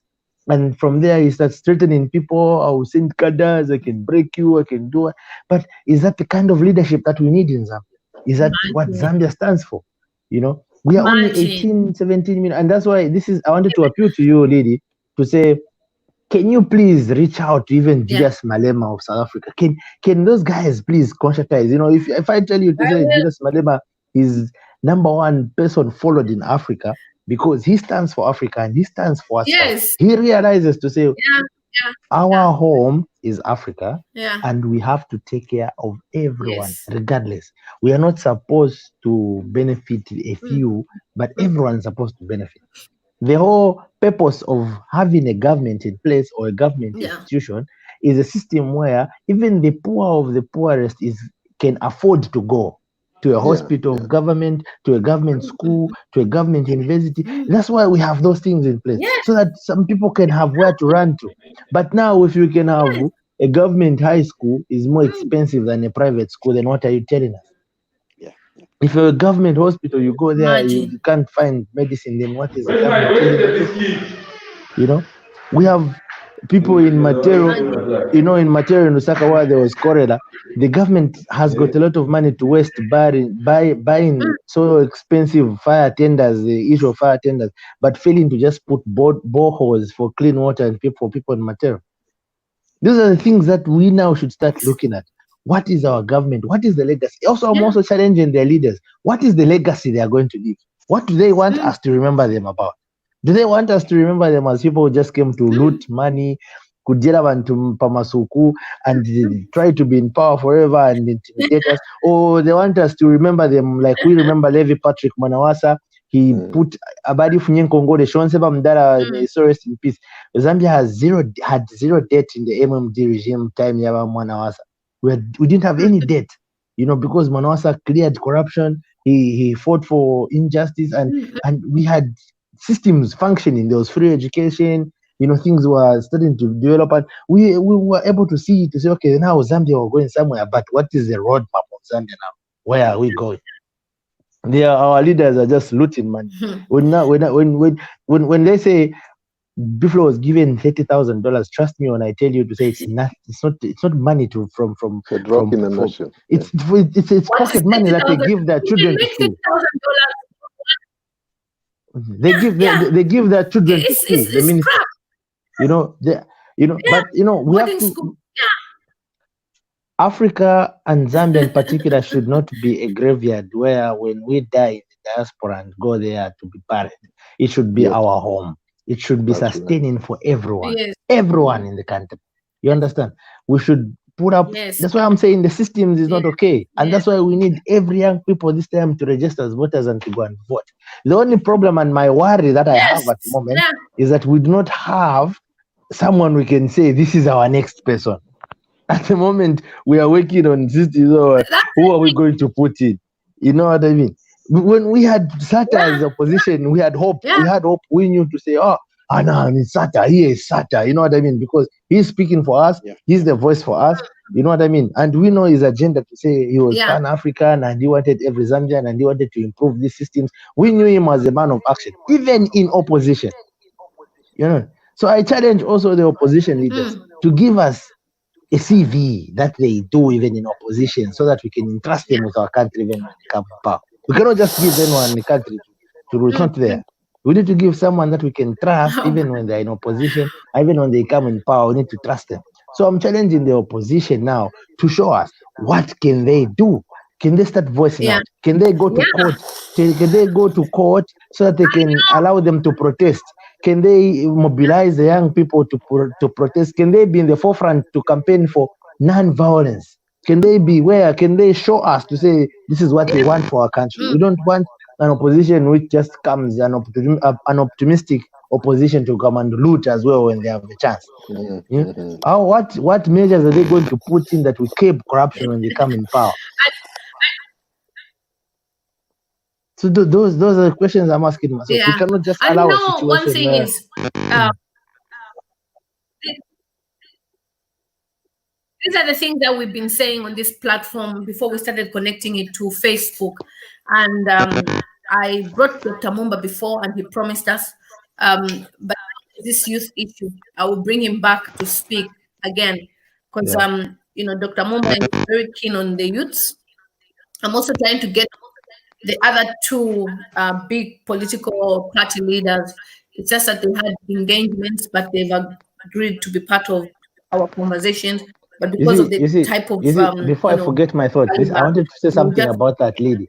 Lily, I want you to start challenging young political leaders like Kelvin Sampa. I want you to start challenging young politicians like the mayor for Kipling, Christopher Kamu, to bring the Honorable Kakubo, the young MPs in Parliament. You know, we only have 4 MPs who are less than 36 years old in Parliament. Only 3 or 4. You know, which means the 140 something are all older. You know what I mean? And so what that leaves me thinking, do they have the mindset of the youths? Do they think about the youth or they think about their children? Because now they're older and they want to leave something for their children and all that. But the young people want to work. That's the difference between having someone who's very old and someone who's youthful. Because when you're youthful, you want to work so that as you go on, you can do something also for your kids. But when you're older, the hunger to work is not so much there, but something to live, because you realize your time is now coming to an end and you need something that will sustain you after. You understand? So now that's why I'm challenging also you, lady, to bring Christopher Kagombe here, bring Kakubo here, bring Kelvin Sampa here, so that we ask them why the president has appointed someone who's not a youth to head the Ministry of Youth. Why? Is it telling me the whole entire PF there is no a young person who you can nominate as a member of parliament and put him a minister of the youth? Is that what it's telling us? Is it telling us youth are not capable of having any ministerial post so that we can talk for ourselves? He's putting someone who's not a youth, doesn't understand what youth go through, doesn't even understand the mode of channel or the mode of in which youth communicate. He doesn't know. We asked him last time, sir, are you on WhatsApp? And he's wondering what is WhatsApp. Then we're asking him, but how can you be a minister of the youth? You don't even know how the youth communicate. So how do you talk to us? We don't read newspapers. We don't listen to the radio. We are on social media. But why are you not on social media? The Ministry of Youth is not on social media.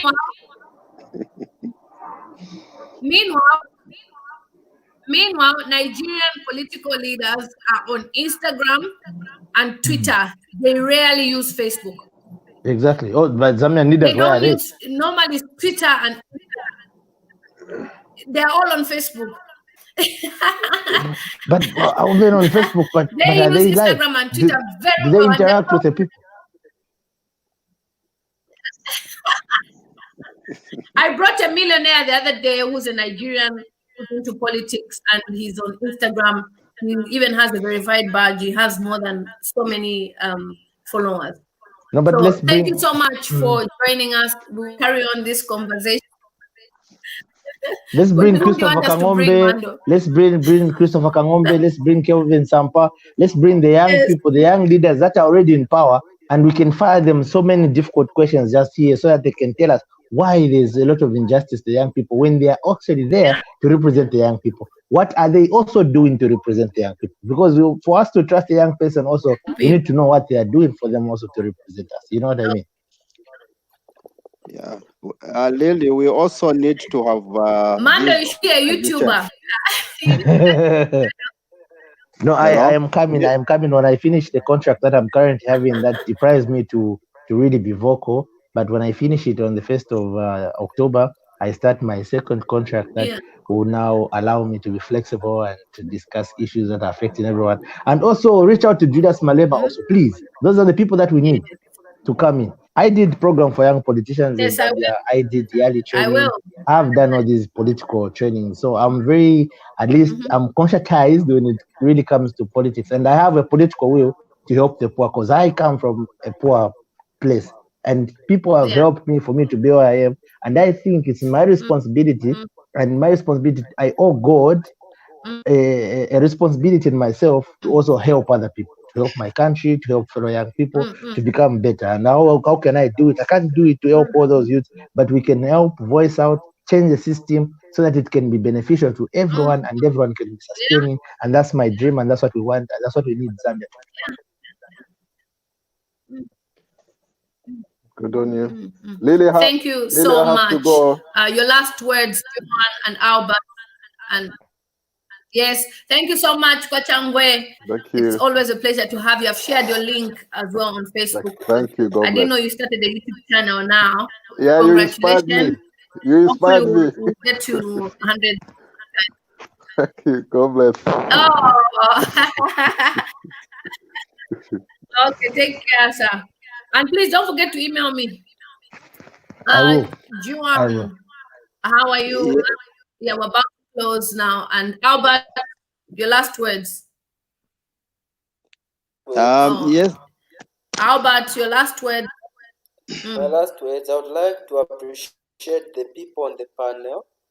Yeah, I've heard and learned a lot, of which I'm going to use the same knowledge that I've gotten here to sensitize in my society, my workmates and other people I meet with, because we the youths, we need to stand up for our country, Zambia. We won't tolerate the nonsense that is happening in our country. And thanks for Mando for your words. And what he said, you should also involve these other politicians from like Julius Malema. I've followed Julius Malema and I've seen and heard and learned from him as well.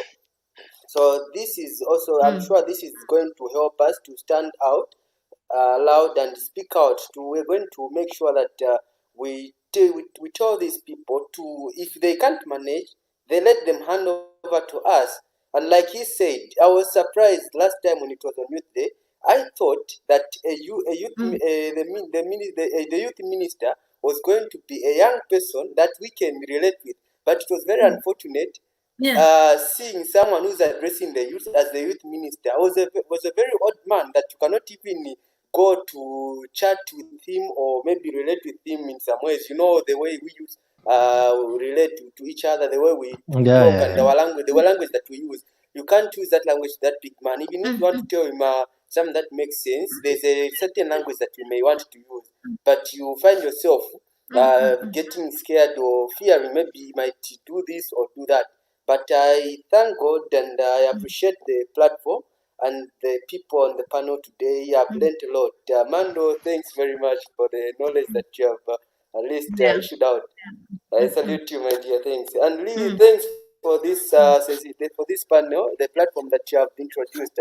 I'm sure if every Zambian that is watching is going to take part in this, we are going to make it.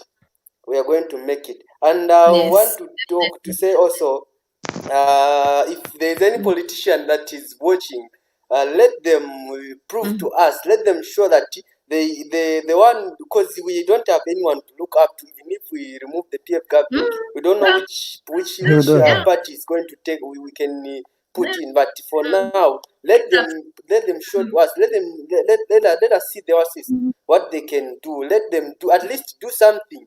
Act something. Don't just let them not just keep quiet and you try to rise up when it's time for oasis, for campaigns.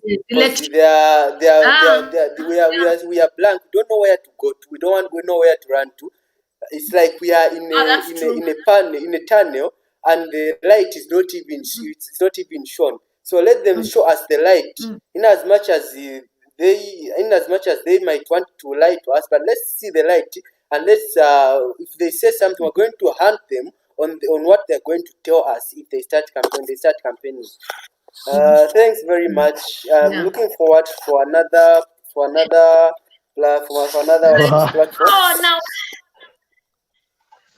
Oh, now has managed to log in. Oh, now this is one comrade. This comrade is my comrade. Now is not just a friend. He's also someone who's very, very intelligent. I know now personally. I've worked with him on so many programs. He's when I Comrade Mando was in the program, I was forced to come. I'll hide. Carry on. Oh yes, I think one of the critical points that Comrade Mando raises. I have a problem with my battery, so I don't know how long I'm going to be here. Comrade Mando is a very good friend of mine. We did a lot of leadership trainings together. Yeah. We have been having these conversations about young people speaking out, I think, for quite some time now. I'm sure when you listen to him speak, you can be able to tell that we're cut on the same cloth. It's interesting. The happenings of today have been very interesting. We've had what we call in politics flip-floppers. It's a term that I thought to never use in Zambia. I heard it once when Julius Malema was being asked a question to say, "Are you a flip-flopper?" And I Googled it and I found that a flip-flopper, to make it easy, someone who behaves the way our colleague Biflo has behaved today. That is what we call flip-flopping. Because firstly, there was a statement that he put out on his Facebook page, and this is why I love social media. Social media is different from traditional media, because with traditional media, when someone is on TV or someone is on radio, they say something, they can come back and deny it. If you did not get a chance to record it, they will come back and deny it. And if they're working together with the radio station or the TV station will not be able to defend them. But when it comes to social media, when you write something, people will screenshot. The moment you write something, people will screenshot. Now, the colleague did a press statement on his social media where he then says that he went and engaged, and he was invited for a program by Isaac Chipampe and the other gentleman, and then after the aftermath of the program, he had the reconciliation program. And then social media goes and attacks him and rages on. And then he deletes the post on Facebook. He goes to his Twitter and then says, "I'm still fighting with you. I'm still on with you. Wait, I'll do up a statement." I'm sure he's in the studio right now trying to record a statement or something. Then after that, some old photo of him with Geoffrey is then posted for 2018 to mislead us. Now, what they don't know is that the photos that were posted earlier today had Isaac Chipampe in the photos, had Chris Zumanipiri. Chris Zuman and Isaac only got to State House recently. They have not been in State House all this time. So for them to say that is a 2018 photo, how was Chris Zuman and Isaac Chipampe in State House in 2018? Because those guys were not there. There was Amos Chanda and Kaiser Zulu then. So that is their flip-flopping. And then tomorrow he wants to come. And the challenge is, you can't have the young people stand up for you and then you decide to back out. That is sad. I don't even know how to describe that. That is very, very sad. I really hope that if there was any change of any brown envelopes or whatever, I hope it was working. Because you cannot act in such a manner, flip-flop like that, and you expect the Zambian people to have confidence in you. And as a matter of fact, I actually respect Kings Malembe more than I respect Biflo. I respect Kings Malembe because he did not flop and did it. He just went on and apologized and said, "Look, I am a coward. I have apologized." And like creating a narrative that you are courageous, you are strong, and then when you are shaken a bit, you apologize. Because even if he's saying that he did not apologize, I mean, if he's saying that there's nothing that happened, there was a reconciliation. For a reconciliation to happen, one must apologize. Someone must have apologized. Yes. The question we ask is, did he apologize to the minister? Did the minister apologize to him? If the minister apologized to him, why haven't we seen that apology on the minister's page? If he said that he went to seek audience, which we have been fighting for, why hasn't he shared the contents of the discussion they had? Why was the discussion held in private? Why didn't he carry anyone and say, let's go together for this meeting? Why did the meeting take place at State House? The minister's office is not at State House. Why did it have to take place at State House? Why did it have to be facilitated by Chris Zumani? Why wasn't the Minister of Youth there? Why weren't other people there? Why isn't he answering calls? He's not answering Movita Sinawa's calls and other people. He's not answering their calls. Why? Why is he avoiding to answer calls? Those are the questions that we're asking. Why isn't he answering calls? Why isn't he responding? Yeah. Why did he wait to post before other? Why did he delete his post? Was his account hacked? If it was hacked, how was he able to share a screenshot of his Twitter post later on? All those questions we are asking ourselves. He's not able to give us a response. You don't start something that you can't finish. You don't start something that you can't finish. Revolutionary. I will borrow from, and these are not my words. These are the words on his page. Revolutions are not for cowards. You don't start something that you can't finish. Comrade Mando here is an adamant follower of Thomas Sankara.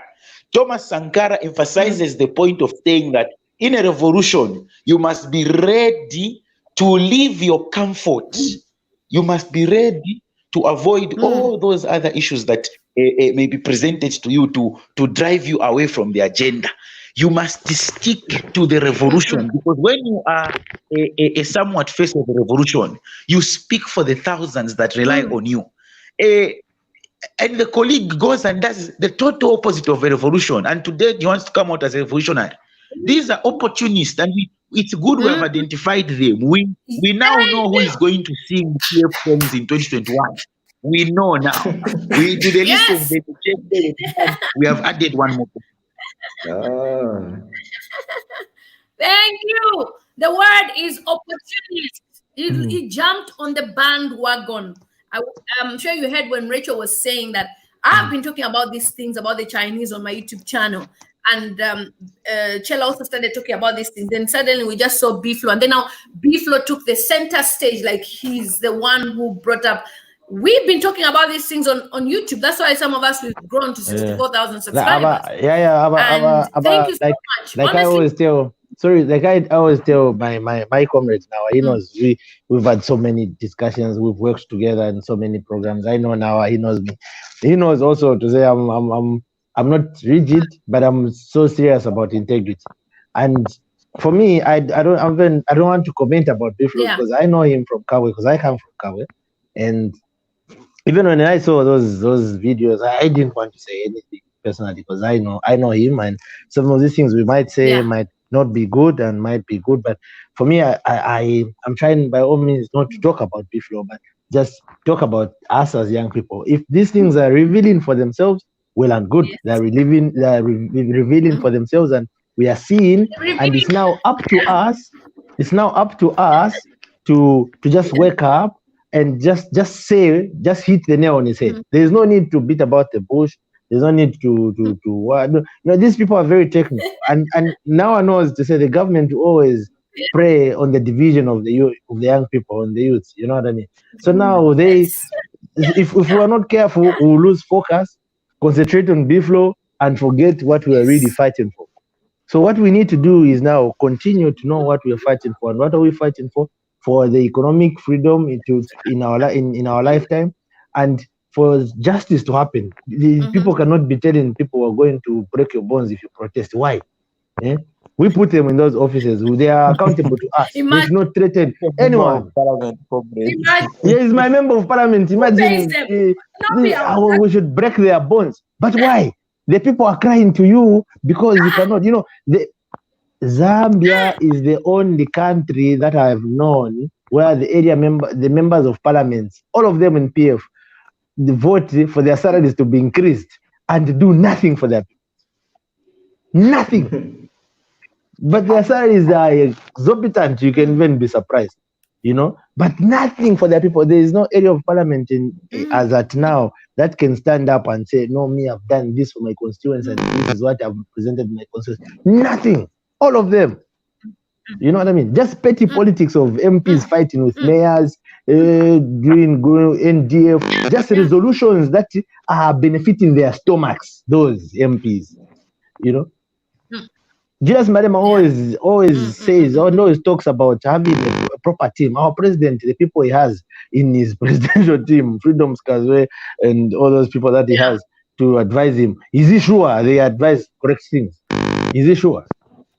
We don't know who runs the country because when there are serious things to be advised, the president is nowhere to be seen. When there are serious things to be addressed, we have to start searching for the president. We start looking for, is he alive? Is he okay? Everyone now is questioning, where is our president? There is God. There is God now in Zambia. Everyone everyone is anxious, and people have seen an opportunity to start, there's money decided to help us, to help people in the country become sustainable and better their livelihood. The president is right. And the first thing that he wants to do is because that's what they do. When they give to the foreigners, they give them brown envelopes and they benefits them. Now, what are we doing for our people? What are we doing for our people? This is what we need now. Young people, we need to go on social media. We need to talk. We need to be everywhere. People, the president has to know. Don't feel shy. If you want to injure your politician. Oh, sorry, Mando. Sorry, Mando. If you want to injure a politician, injure him in public. Now one knows the best place to address a politician is in public. If you address him in your office, I'm telling you, a politician will listen to you in his office and you guarantee you to work. And after you go, you're useless. But when you injure him in public, when you say in public, the moment you are about to leave, just 5 minutes after you leave, he will calculate that this time the chap is driving, and he will post on social media to say conversations with you. We have reconciled. By the time you retract, people would have moved on. When I wrote an article about my mayor in Kabwe, he told me, no, you're not supposed to address me in the office. You should come and what, because it made a lot of noise. And then I told him, I cannot come there alone. I need to come there with the media and what, so that when we agree, everyone knows that this is what we agreed. And then he said, no, I can't allow that. And I said, oh, sorry, sir, then I can't come. It was that simple. Then, sorry, sir, I can't come. We'll continue battling it out on Facebook where everyone is seen. So that if anything happens to me, everyone will know to say it's because he talks about the mayor. And that's why this is happening to me. You know what I mean? But I've done nothing wrong and everything. And the things that we say, we are crying, are things that the leaders should make use of. The leaders, I think sometimes, lack of better terms, they don't think. They've got a mind of a rat, like Julius Malema says. Because when the people are complaining to you and you act upon what the people are complaining, you actually sit well with the people. But when they complain and you try to make us see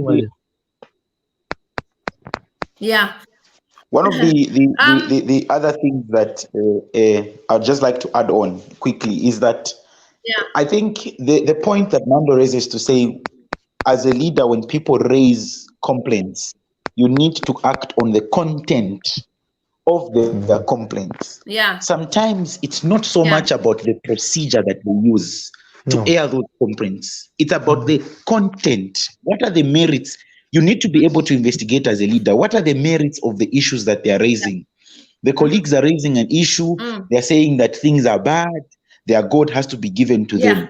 Whether they raise it on social media whether they raise it on WhatsApp, whether they raise it on radio, the fact that they are raising it, the first thing that you must do as a public leader, charged with the responsibility to oversee the public resources, you need to examine the merits of what you are saying before anything else. And that is why I have repeated, I've said this before on on the other videos that you've done, Lily, where I said the president should have addressed the merits of the things that the people were saying, not the mode in which they said them in. Okay, it is not necessary to address the mode. The most important thing is address the merits of what they were raising. And one of the other things that I would also like to raise is that I think it's high time Zambia began considering female leadership and taking it serious. If you have seen, the past few days have just shown how much females have come out and presented a front that is unshakable. When you go to Diamond TV, there are the two ladies that have been grilling Honorable Bowman Lusambo and many others. There is you on social media doing your damages. There is Mumbi leading with the protest. There is Mutale leading with the phone conversations with it. It's high time we began to see that. I think the revolution must be placed in the hands of females, because it appears that men have failed us. They are flip-flopping, and unfortunately, some of us have also fallen in that line simply because of those others. I think it's high time we began having those serious conversations to say, look, the people who have become resolute, speaking, who are standing out strong, regardless of any threat, are these ones. And these are the ones that are supposed to lead the revolution, so that we get rid of the elements. Because Thomas Sankara said that there cannot be a liberation of a people without the liberation of half of its population, which is the women. And now what is happening, instead of the men liberating, it is the women that are fighting the revolution. It is the women that are leading efforts on YouTube. The women are the ones that are leading the efforts on videos being broadcasted, on the conversations being. It is the women that are leading these conversations, because the men are failing us. They are flip-flopping. They are flip-flopping. And yes, they are failures. To be specific, they are failures. But one of the things that we must do as citizens is we need to stand strong. And this is what we cannot avoid. Yes, go ahead, Lily.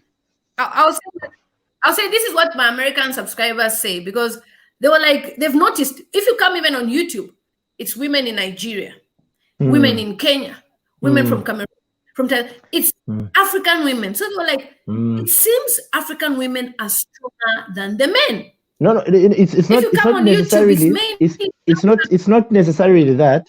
What I would tell you, even here in Europe, there's a country like Croatia, there's a country like here in Germany, which is led by a woman. You know what I mean? I think for the women, the women are more, lack of better terms, I want to find the correct term. The women are more, they know how to gather a family, they know how to bring people down, they know how to fight for their family, they know how to how to be there for their people. You know what I mean? It's not who did this for the women. No, it's what is done. You understand? For as long as this is done, you see, even mothers in their family, your father will say no, but she knows how to talk to him, and she knows to say this will be done. And in the process, you're going to thank your father, but forgetting to say it's your mother who went in the room to lobby for you. You know what I mean? So women, they've got this motherly heart. They know how to take it. You know, Germany is now a powerhouse in the world. Like it's the fourth economic power in the world, and it's led by a woman, because she knows how to handle the people of Germany. You know, she brings them down as a mother. She fights for them as a mother. So they've got this heart in the women, and I agree with now. The people with the most integrity are the women. The men flip-floppers. Thank you.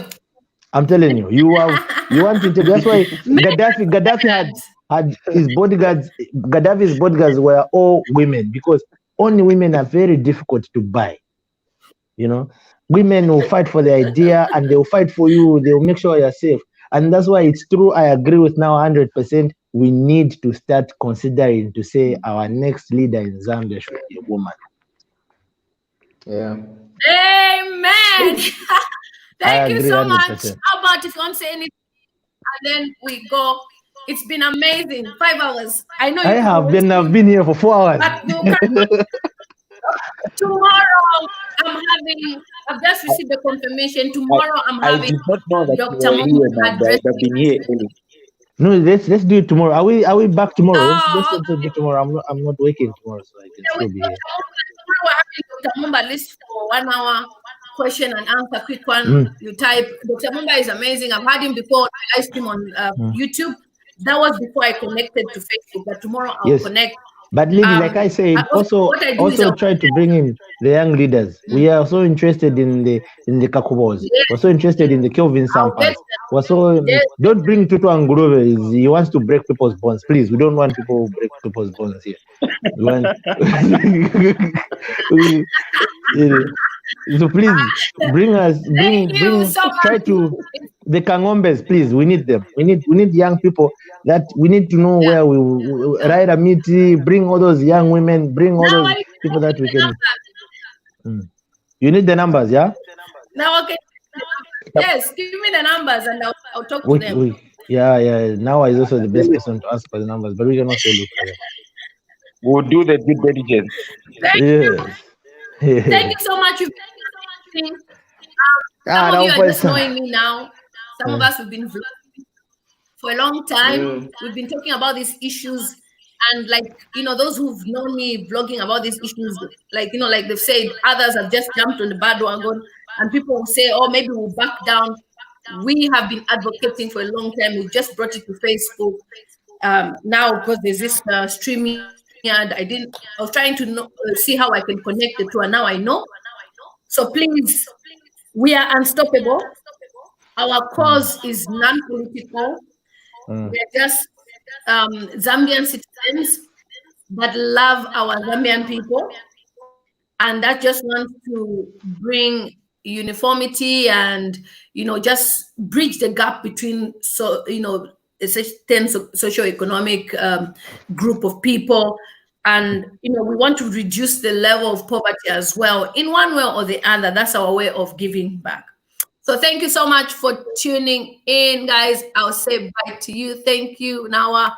Thank you, everyone. Thank you.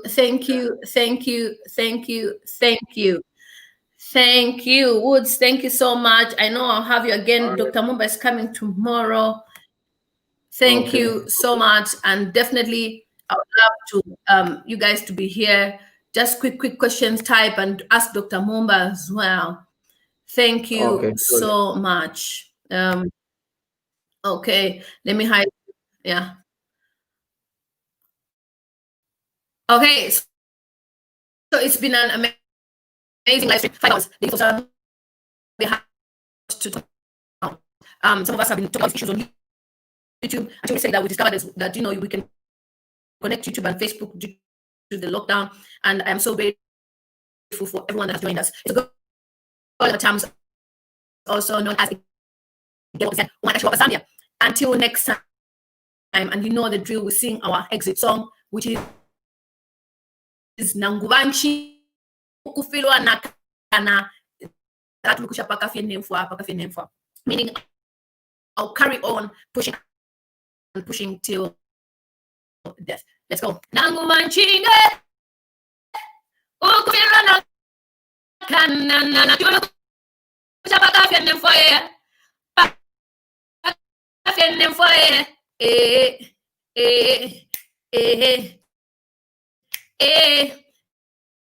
Nanguvanchige ukufila nakana tulukuja pakene fae pakafene fae